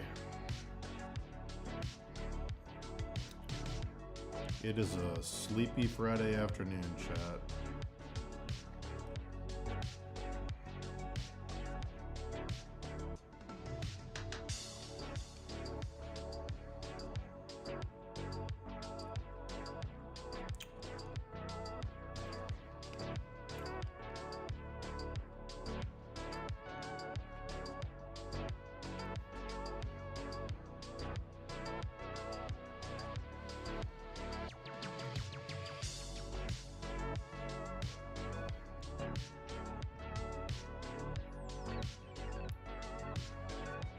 Nice.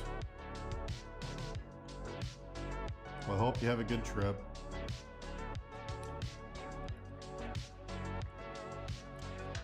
It's fairly painless. Honestly, after going to Bali, any flight is painless. Changed my perspective on fucking traveling in general. That was so crazy.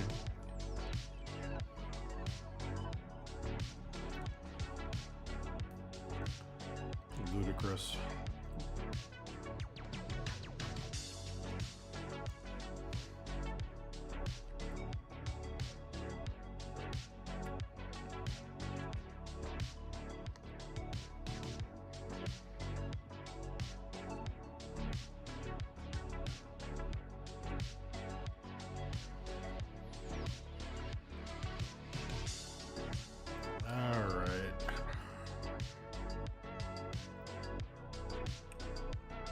Horn's basically done.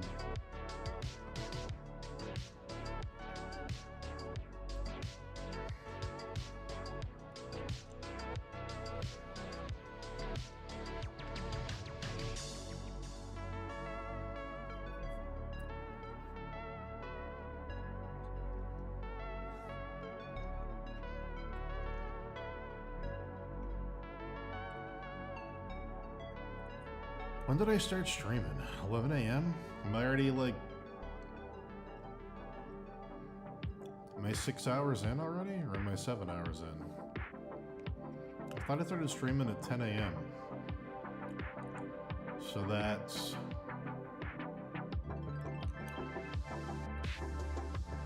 I'm coming up on hour 6, I think? Or 6.5? I don't know. I've lost track. I've lost track of it.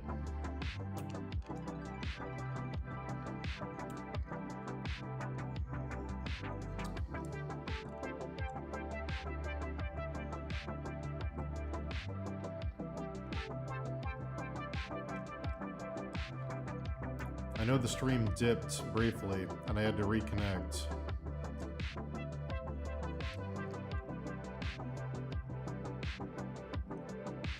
So my timer's off.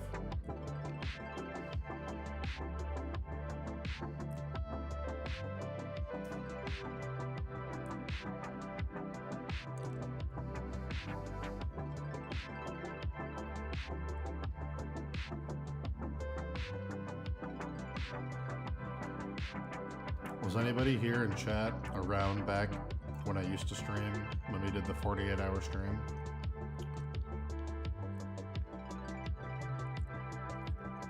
Were any of you here for that? It was a long time ago.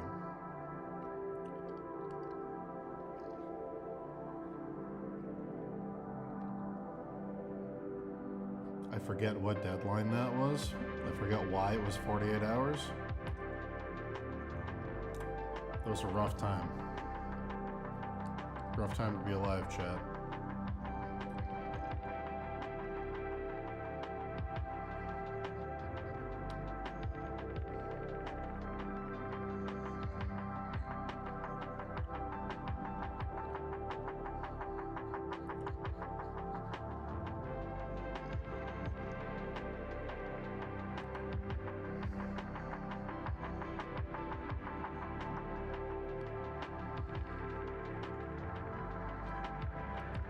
That was back on livestream.com. It's before we moved over to YouTube. Where I had to stop every 4 hours because it would delete the VOD. Every 4 hours we had to stop. I missed a few. There was one that went for 10, and everything after the 4-hour mark got deleted forever. That was a good feeling. It's like screaming into the void.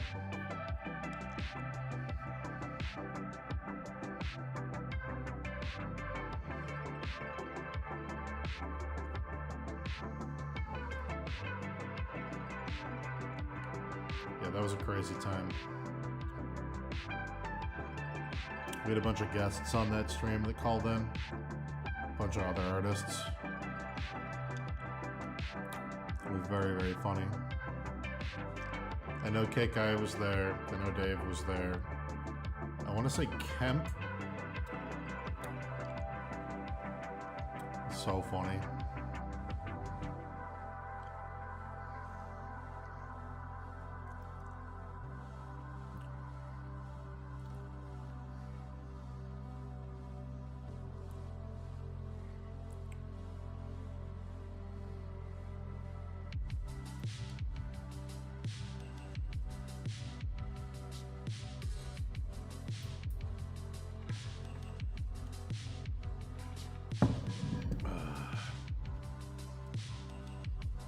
Yeah.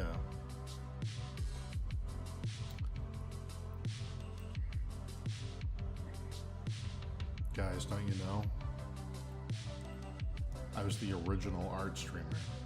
Don't get it twisted.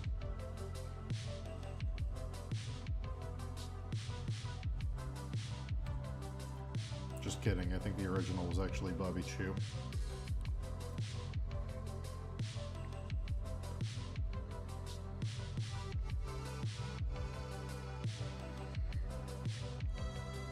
Whoa.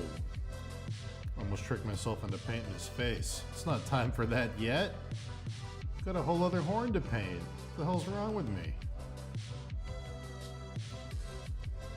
I saw those angry, kissable lips of his, and I just zoomed on in. No, no, no. No, no, no. We're not there yet. We're not there yet, chat.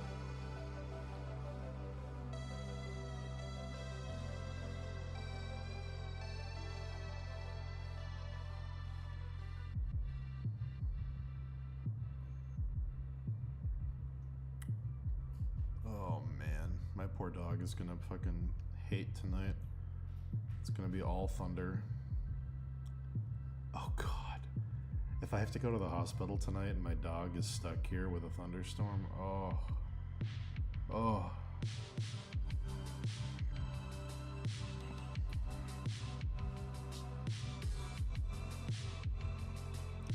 Highly.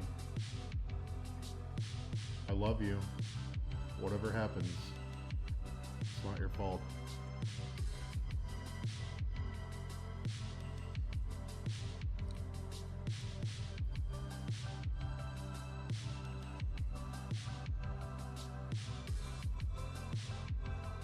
No, if I let my dog outside, she'll run away because of the thunder.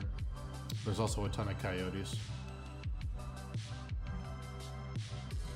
My dog's fast, but I'm not gonna test how fast she is with a pack of coyotes.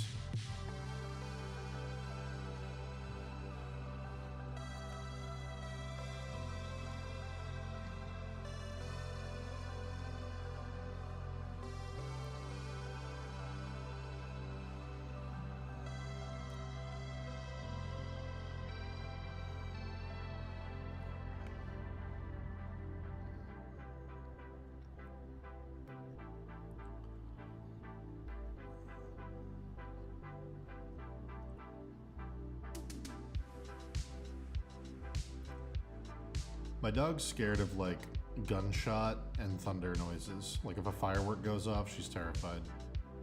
If someone shoots a rifle or if a car gets in an accident and it makes a loud bang, anything like that, anything percussive, she freaks out.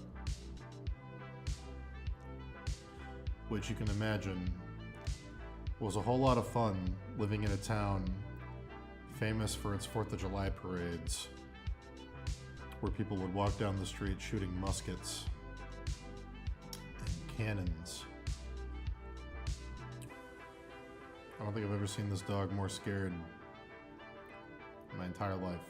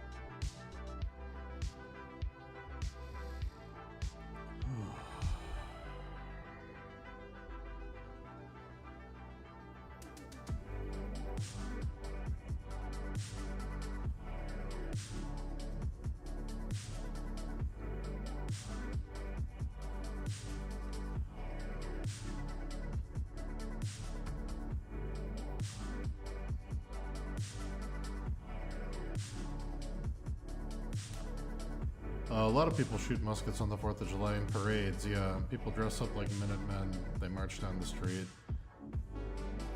They shoot antique guns that are loaded with dummy shot. Blanks, basically.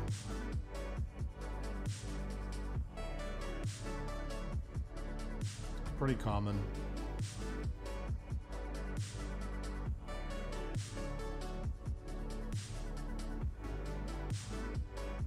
I think my dog's a lab pit bull mix. I never really got her tested. She's not going to beat a coyote in a fight, though. She's too small.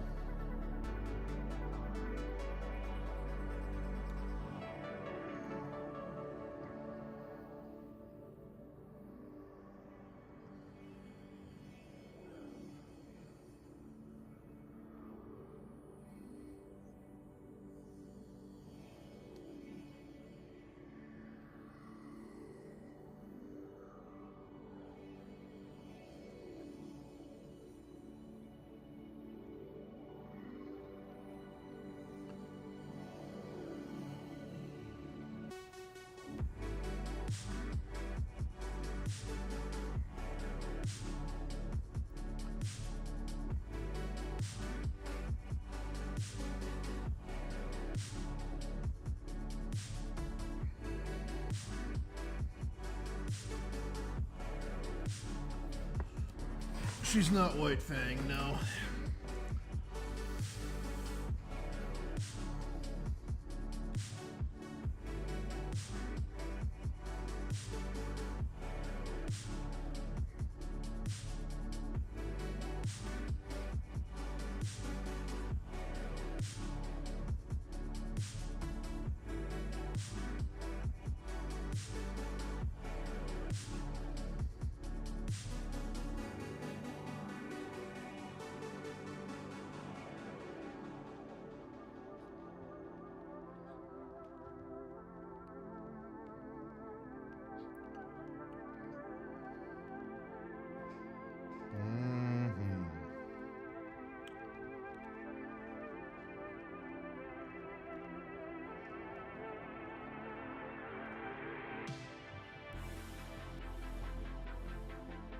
What's everybody working on, chat?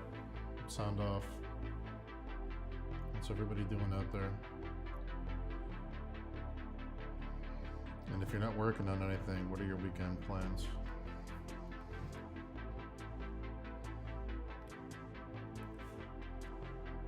And if you don't have any weekend plans, make something up. Just lie to me, alright?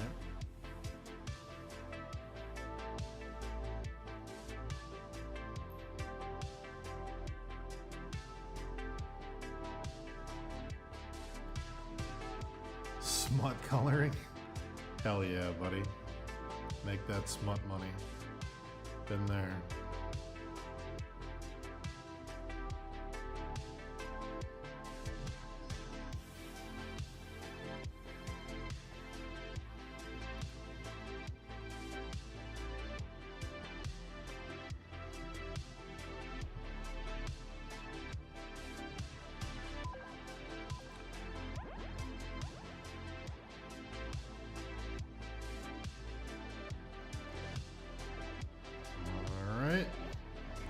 this message says. See if I got any marching orders from the family.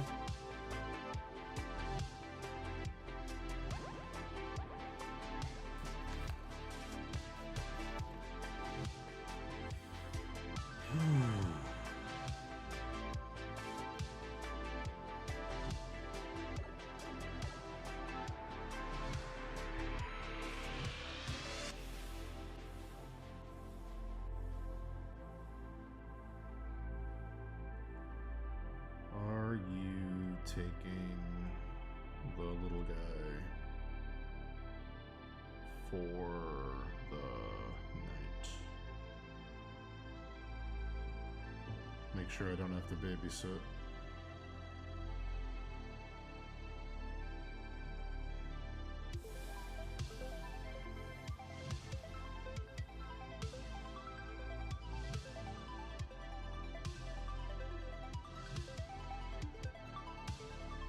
Let me know if you need anything. I can drive over.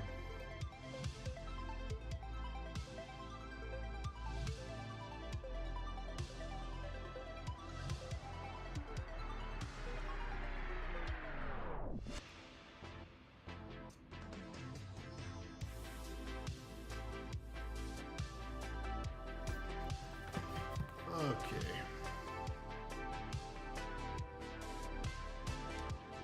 You're attending a blitzball game between the Luca Goers and the Visato Rocks for Father's Day? Hell yeah, dude. Wish I had tickets to that.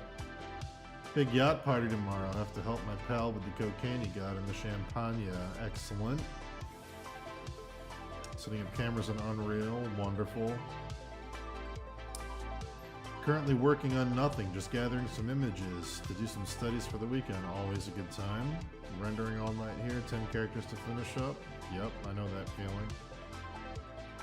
London Life drawing and board game groups, yeah, you'll find that shit, that's great. Sketching a cool multi-arm boss from the latest Path of Exile 2 gameplay video, awesome, great art in that game. Working on drawing some Tekken characters, and something else instead of making fan art, I believe. Only if you want to. Fan art's a good way to get your name out there, to get your stuff seen, but if you're not feeling creatively fulfilled, then you can always switch gears, you know?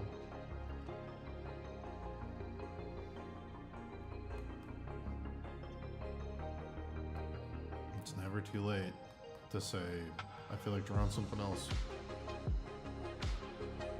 Except for me, then it is too late, because I have to finish painting this thing for my job. So, you know, that advice really only applies to people that aren't me.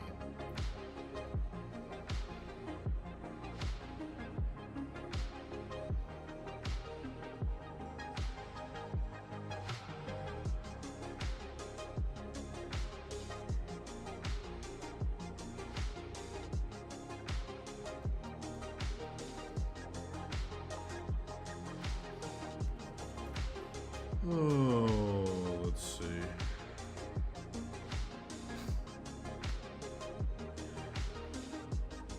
I guess my mom's babysitting my nephew, and I asked her if my nephew's excited. And she said, he's just playing Zelda. Sent me a video, and just my brother and his wife are away, so my nephew's just standing in front of the huge TV, right in front of it, with his Switch controller, just playing Zelda, right up in front of the TV, like he's not supposed to. That's so funny. The second they're gone, he's just breaking the rules.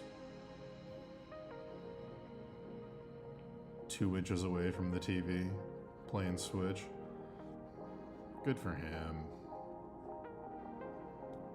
I'm not gonna say shit. Enjoy it, little guy. You play that game.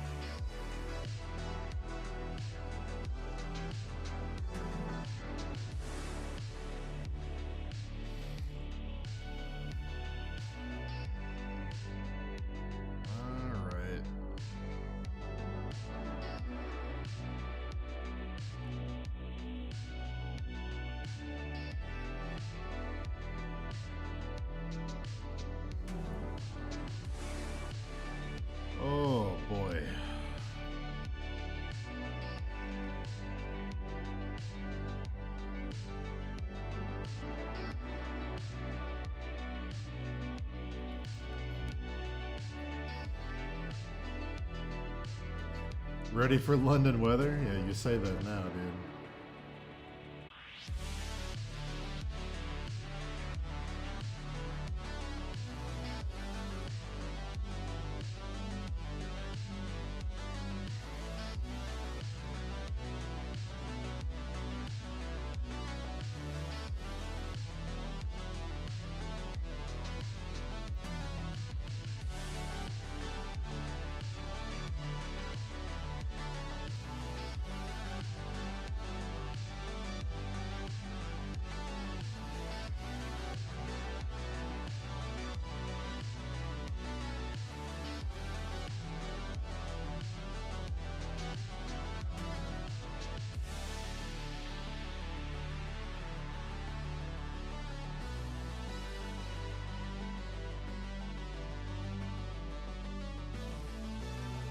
London weather's a lot like this painting, Miguel. Gray.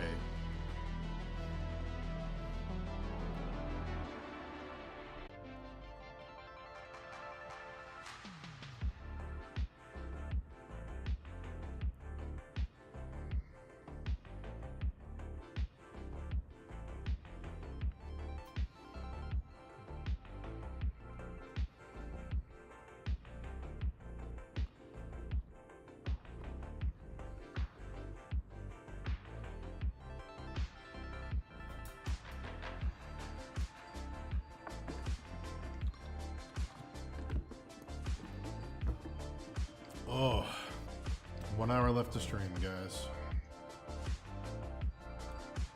Maybe more. I don't know. I haven't decided yet.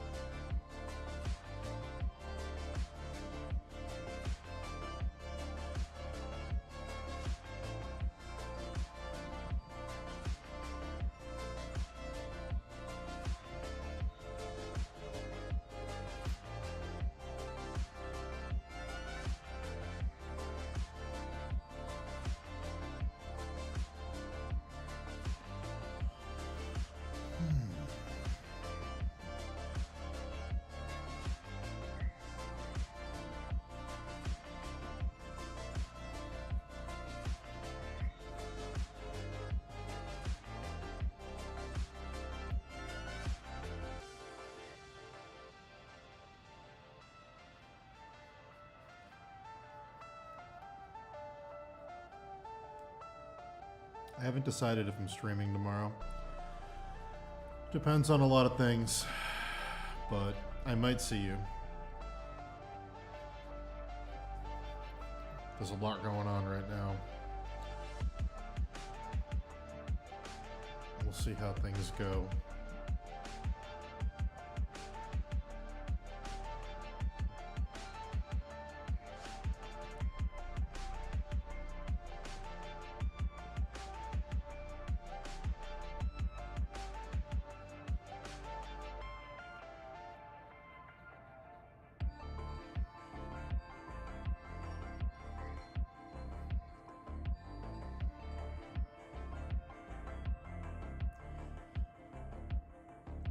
The weather's nice tomorrow. I'm gonna go to the beach.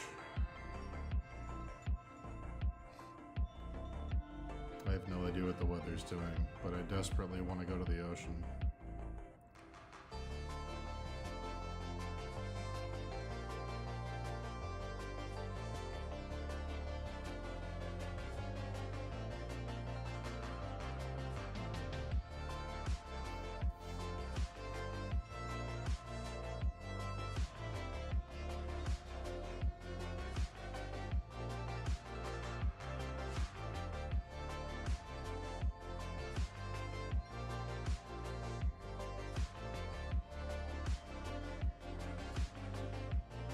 Seen the ocean? Well, pick a direction. Start walking. You'll see it eventually.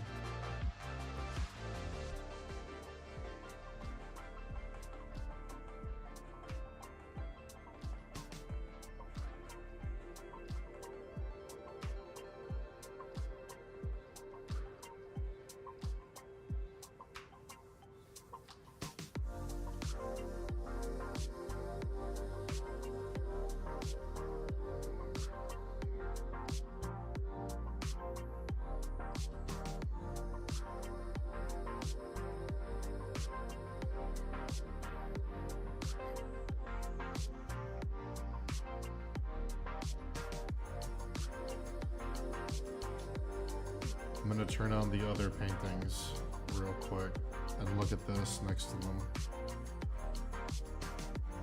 I just need some perspective. Okay.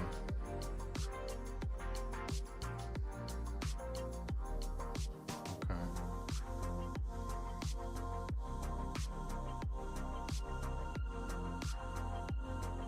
All right. Yeah, we're around. Yeah, we're around the same level of detail.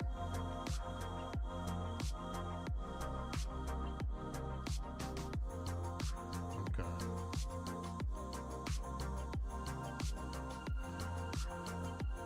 Blades will not be rendered today, but soon.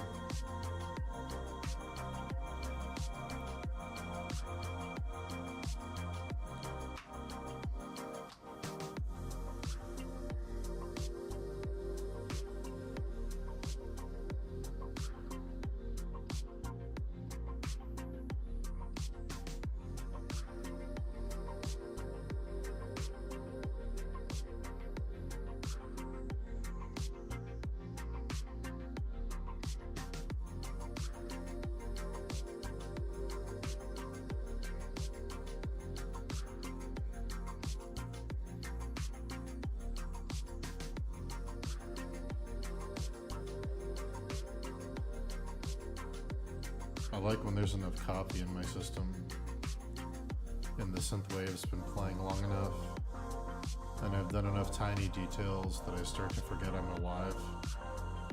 And I have thoughts that are like, when's the last time I took a breath? Should I be breathing right now?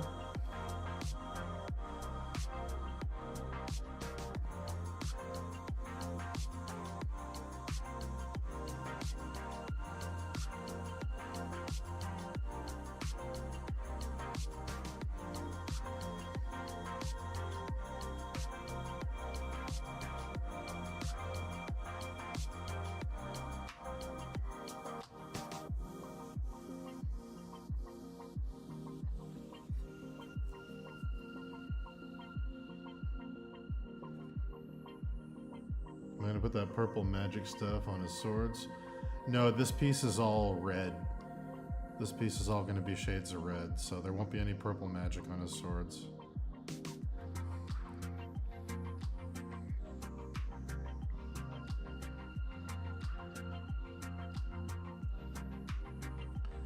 His hair will be red. His eyes will be red. What else?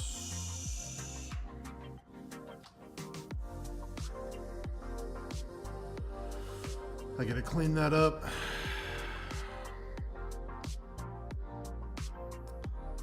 Yeah, his cape is probably gonna be red too.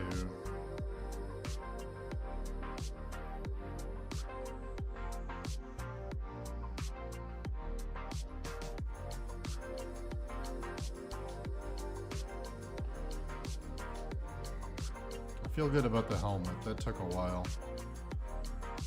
That took a really long time, but probably needs like one overlay for light and shadow adjustment, but the drawing is finally looking correct with the game reference.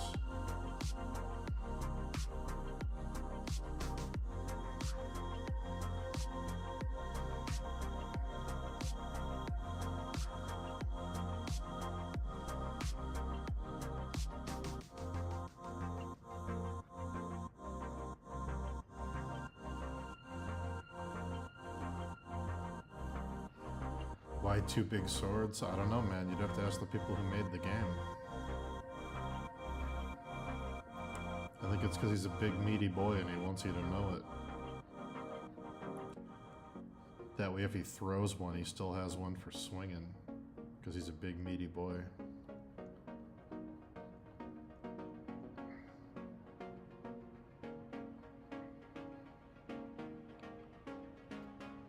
Because, you know, the worst part about throwing your sword, you're not holding the sword anymore. That's why you gotta have two swords.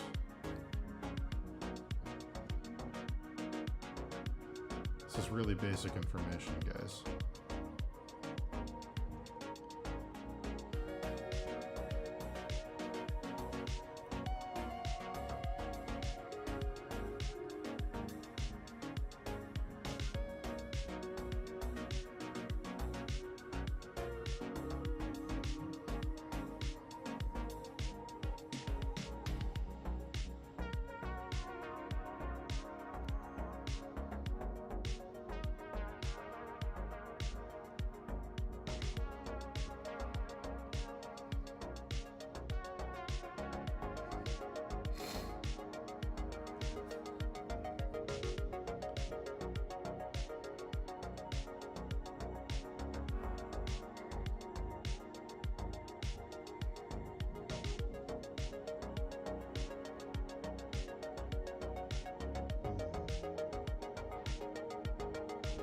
Is that real? Is there a Gladiator 2? Did Ridley do it?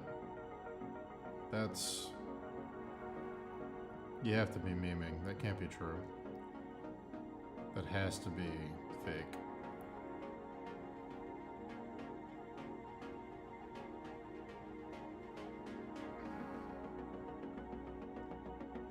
Joaquin Phoenix is too busy being the Joker to do a Gladiator sequel.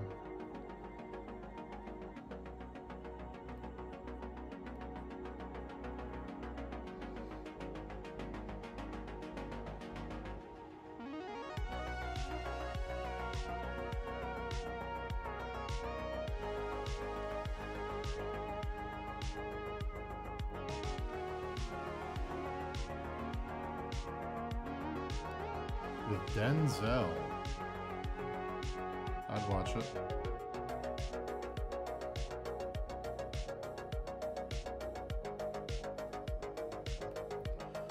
What's up, Henry Chandra? What's going on? How's your Friday? What are you up to? What are you working on? How's things? How you feeling?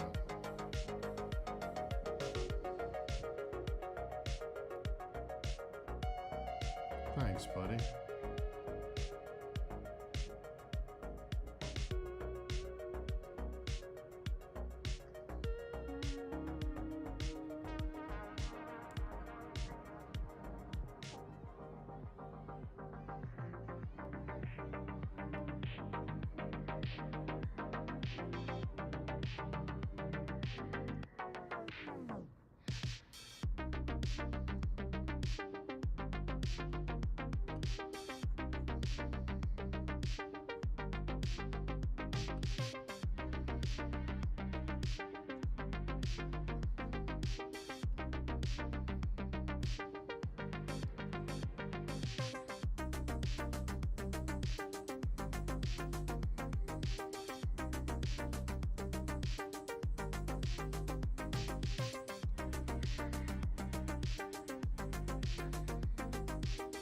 Oh boy.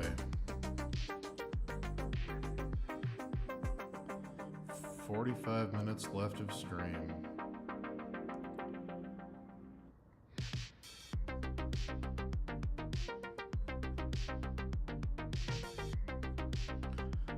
I don't know about you, but today's stream cruised by.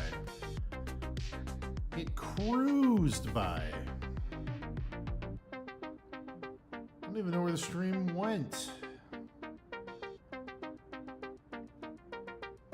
Been streaming for almost 7 hours? The fuck?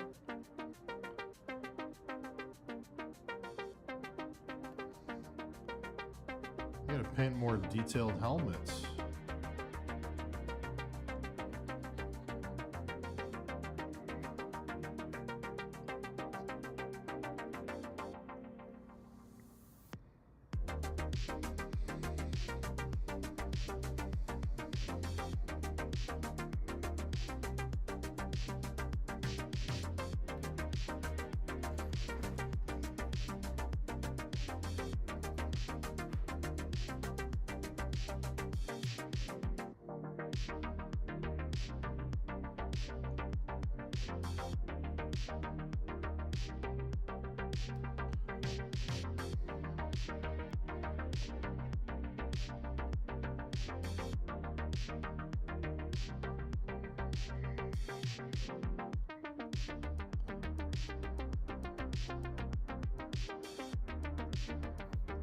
Gonna start talking with Dave about movies and stuff, diversify. We used to do that pretty regularly. We used to live react to things way back in the day.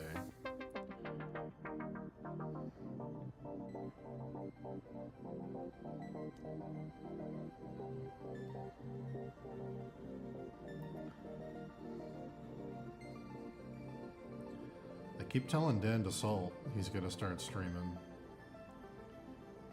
Me and Dan could talk for an entire day.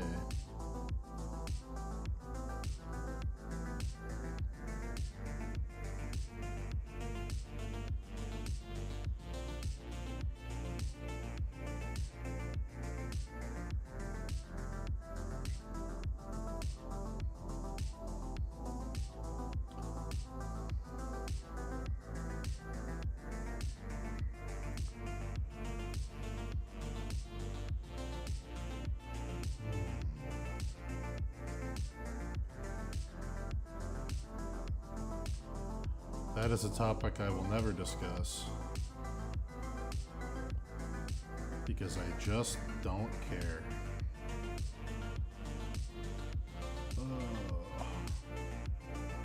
I'll talk about watching Avatar: The Last Airbender for the first time in current year.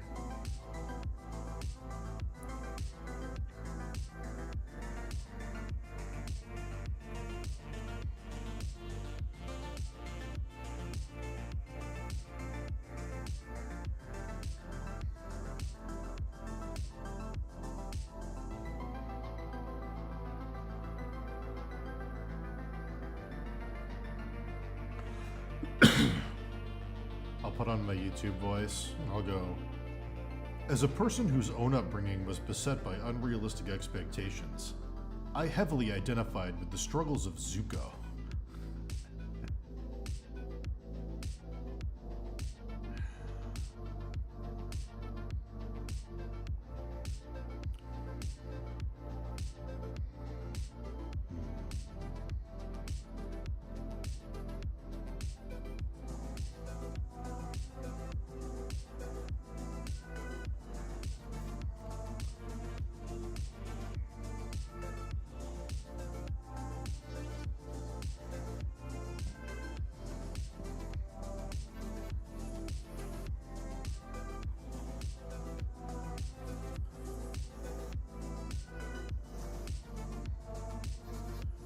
As a person who also grew up with a cool uncle, I heavily identify with the struggles of Prince Zuko.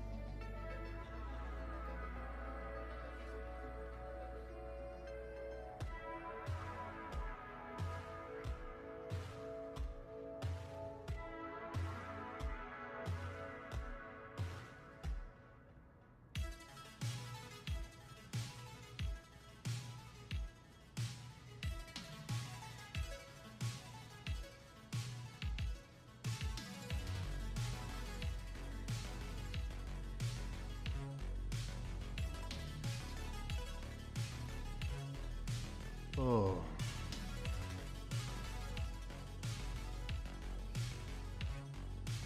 I'm not starting a YouTube review channel anytime soon, guys. Don't worry.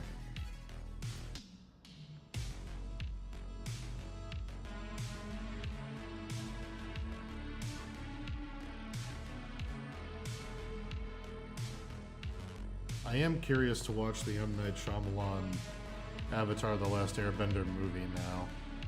Because it was like historically like one of the worst adaptations ever, people said. I am kind of like morbidly curious.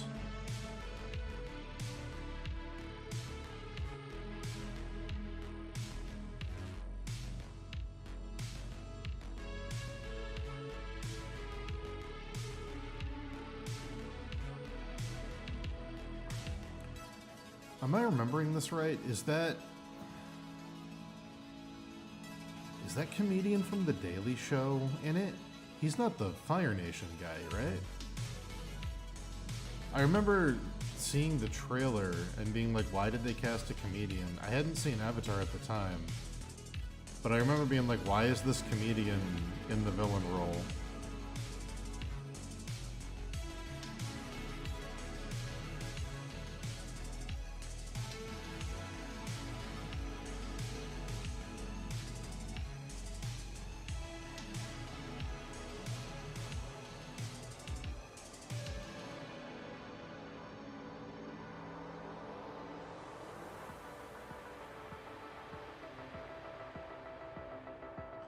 I'm not gonna look up his name.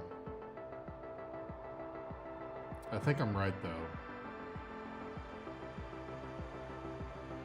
I think that guy from The Daily Show is in it.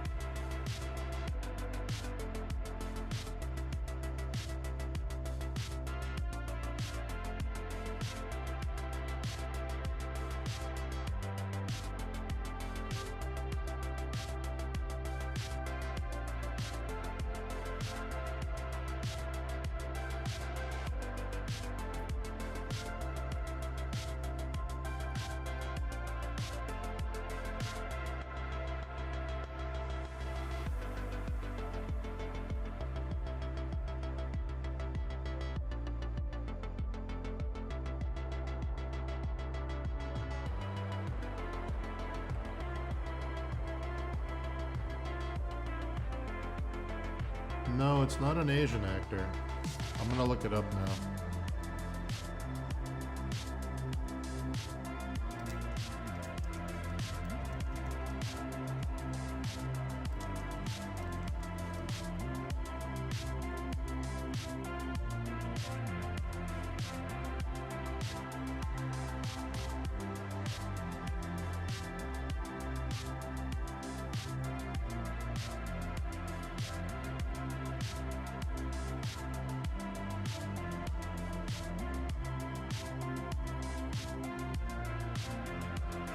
Yeah. Asif Manvi. Asif Manvi's in it. Yeah. He plays the Admiral. Okay. I could have sworn... Yeah, I knew I saw him in the trailer. I remember him jumping out like a sore thumb. I was like, huh? Dude, Dev Patel was Zuko in that movie? Are you serious? Wow, there's Mark Hamill was in it? There's a lot of people in this for a flop. Clancy Brown's in it too? Holy shit. That's really, really crazy.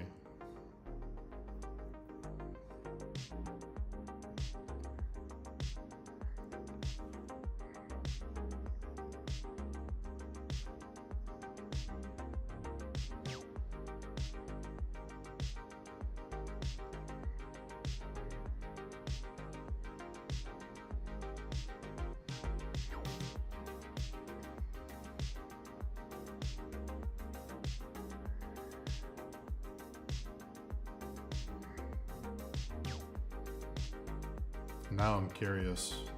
Now I'm very curious. It's got some really good actors in it.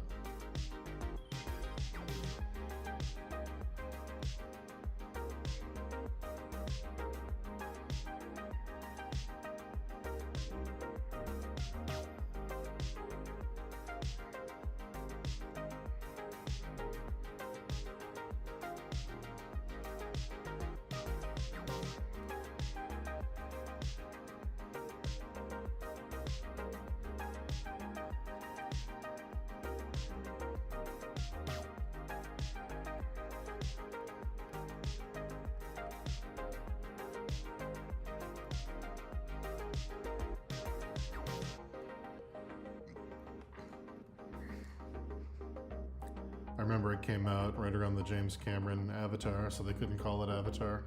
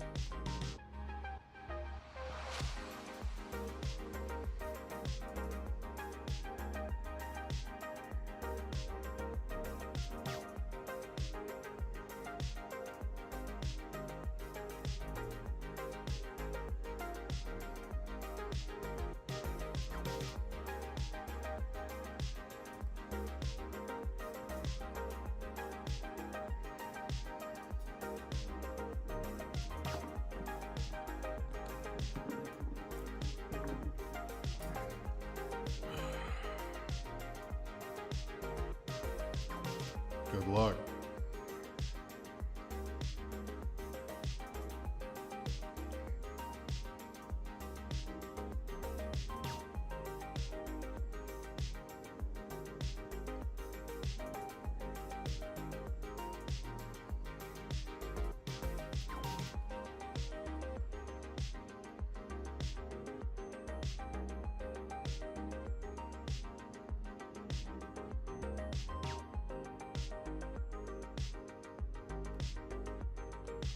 Wow, I really need to hear Asaf Manvi say, "They'll call me the Moon Slayer."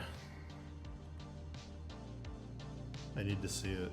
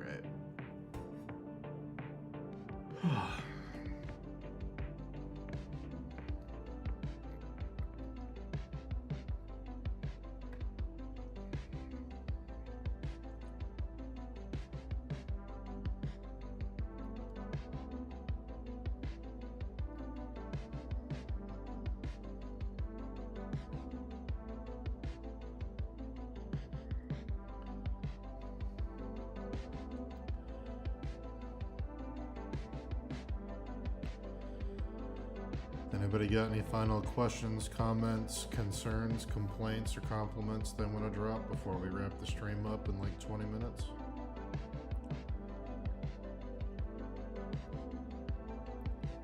Final thoughts?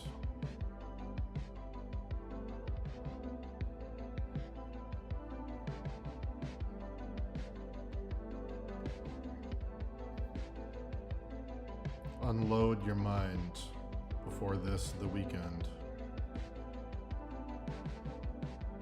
Say that thing you've been wanting to get off your chest.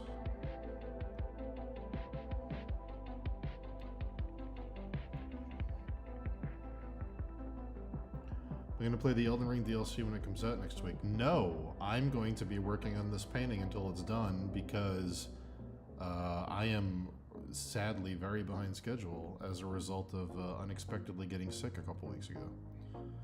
So, yeah, until this is done, I will be doing nothing else. Except maybe going to the beach.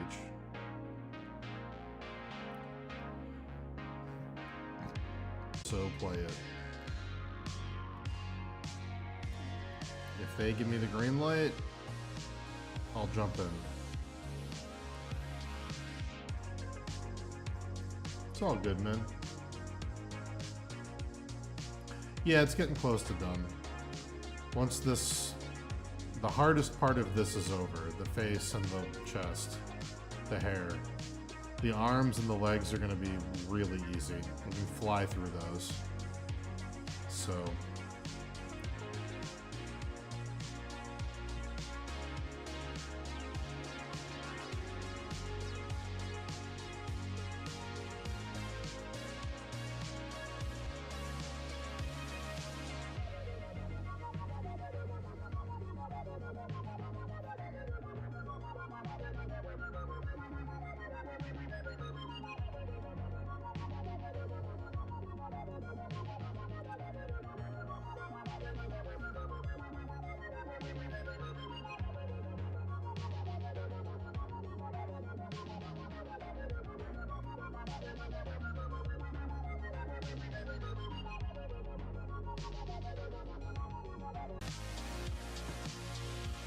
Oh boy.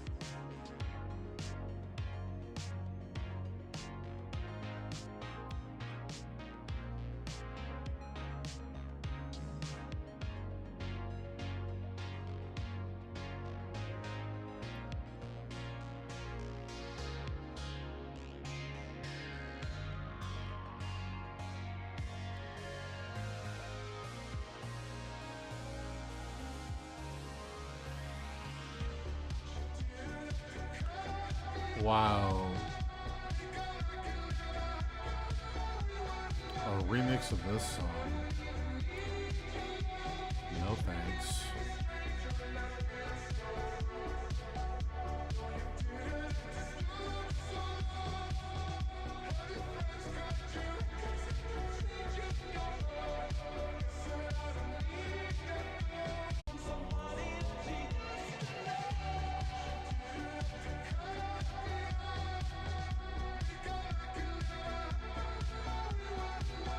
I don't want to hear lyrics.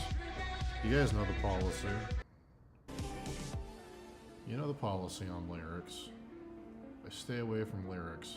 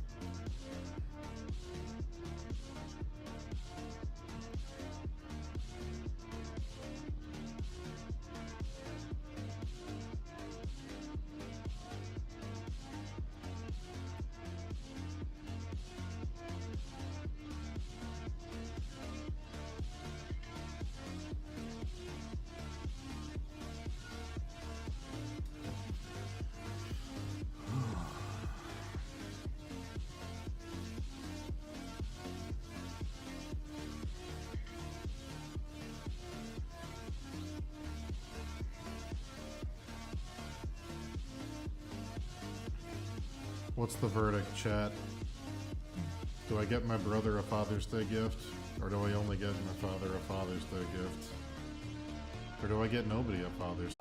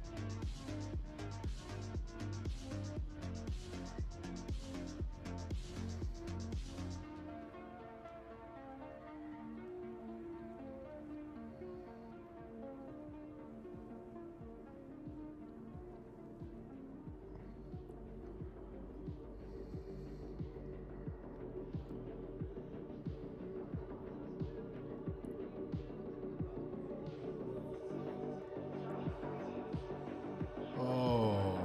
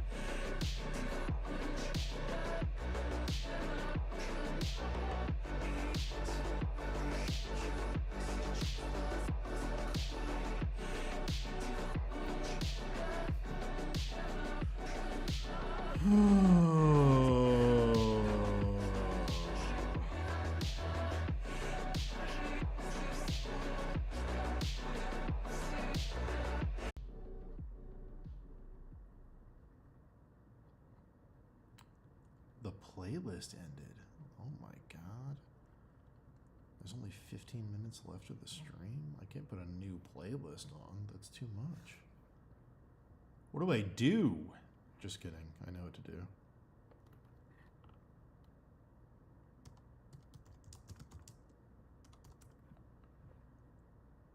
There it is.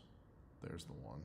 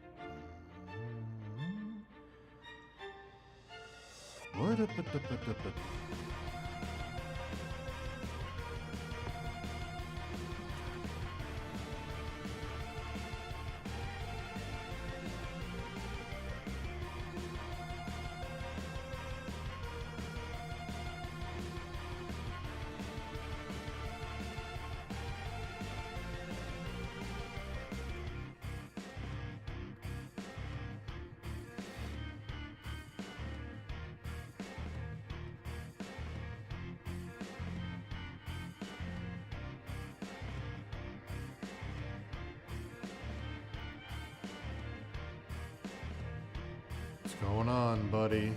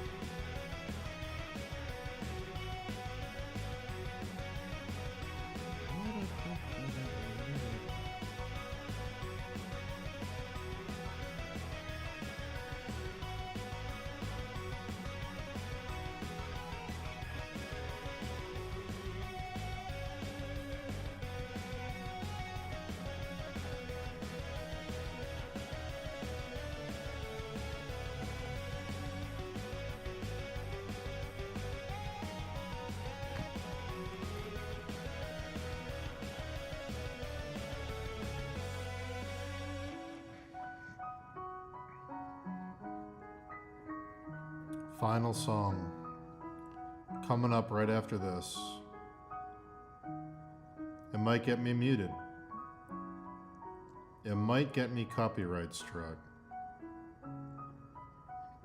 But we're gonna listen to it.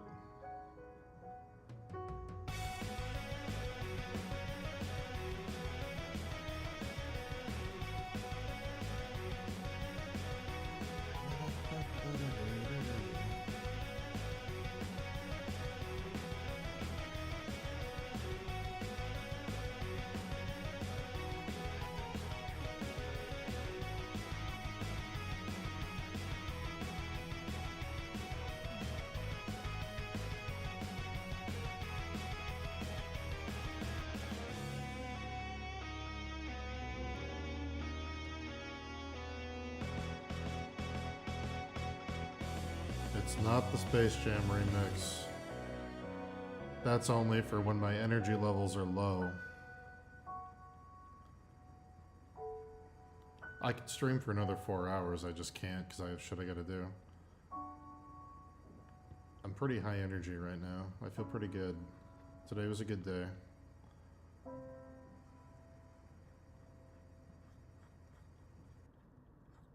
Yeah, I feel pretty good.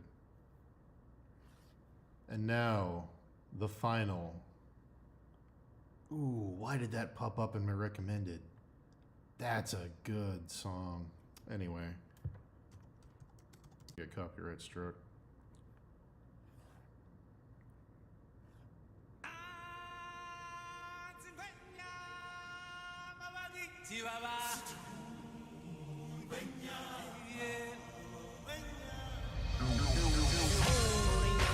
Chromed out 1100. What I'm doing, getting money. What we doing, getting money. What they doing, hating on us, but they never cross. Cash money still a company, and bitch I'm the boss. And I be stunning like my daddy, stunning like my daddy, stunning like my daddy. I be stunning like my daddy. I'm the young stunner, stunning like my daddy, stunning like my daddy. I be stunning like my daddy. Yeah, bitch I'm paid. That's all I gotta say. Can't see you little niggas. The money in the way, and I'm sitting high against the ride blaze. And if you ain't gonna ride fly, then you might as well hate. Shit, I gotta eat, yeah, even though I ain't know it ain't my birthday, but I got my name on that cake. Shit, believe that, and if your mans won't play, and I'ma fuck around and put the ball brains on the gate. Hey, pick 'em up, fuck 'em, let 'em lay. Where I'm from, we see a fucking dead body every day. That uptown, throwing stacks at 'em, make a song about me, I'm throwing shots back at 'em.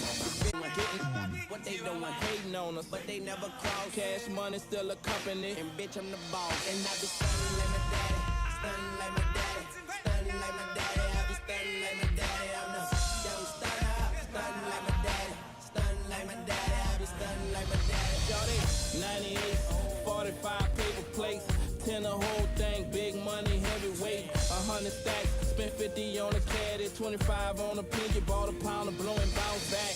Matching grills, big houses on the hills. Got them hoes in the kitchen, out cooking, paying bills. On Thunder Island, dollar after dollar, flipping chickens, getting tickets, want the money and the power. Born stunting, uptown hunter, third wall G, nigga been about money. Ice chunking, Birdman, red monkeys, white tees on them chromed out 1100. You know we shine every summer, we grind every summer, and this is how we spend money. You see them business and them lambs, them mountains and them grams. Bitch, we was born hustling. Chromed out 1100. What I'm doing, getting money. What we doing, getting money. What they doing, hating on us, but they never cross. Cash money still a company, and bitch I'm the boss. And I be stunning like my daddy, stunning like my daddy, stunning like my daddy. I be stunning like my daddy. I'm the young stunner, stunning like my daddy, stunning like my daddy. I be stunning like my daddy. Yeah, stunning like my daddy.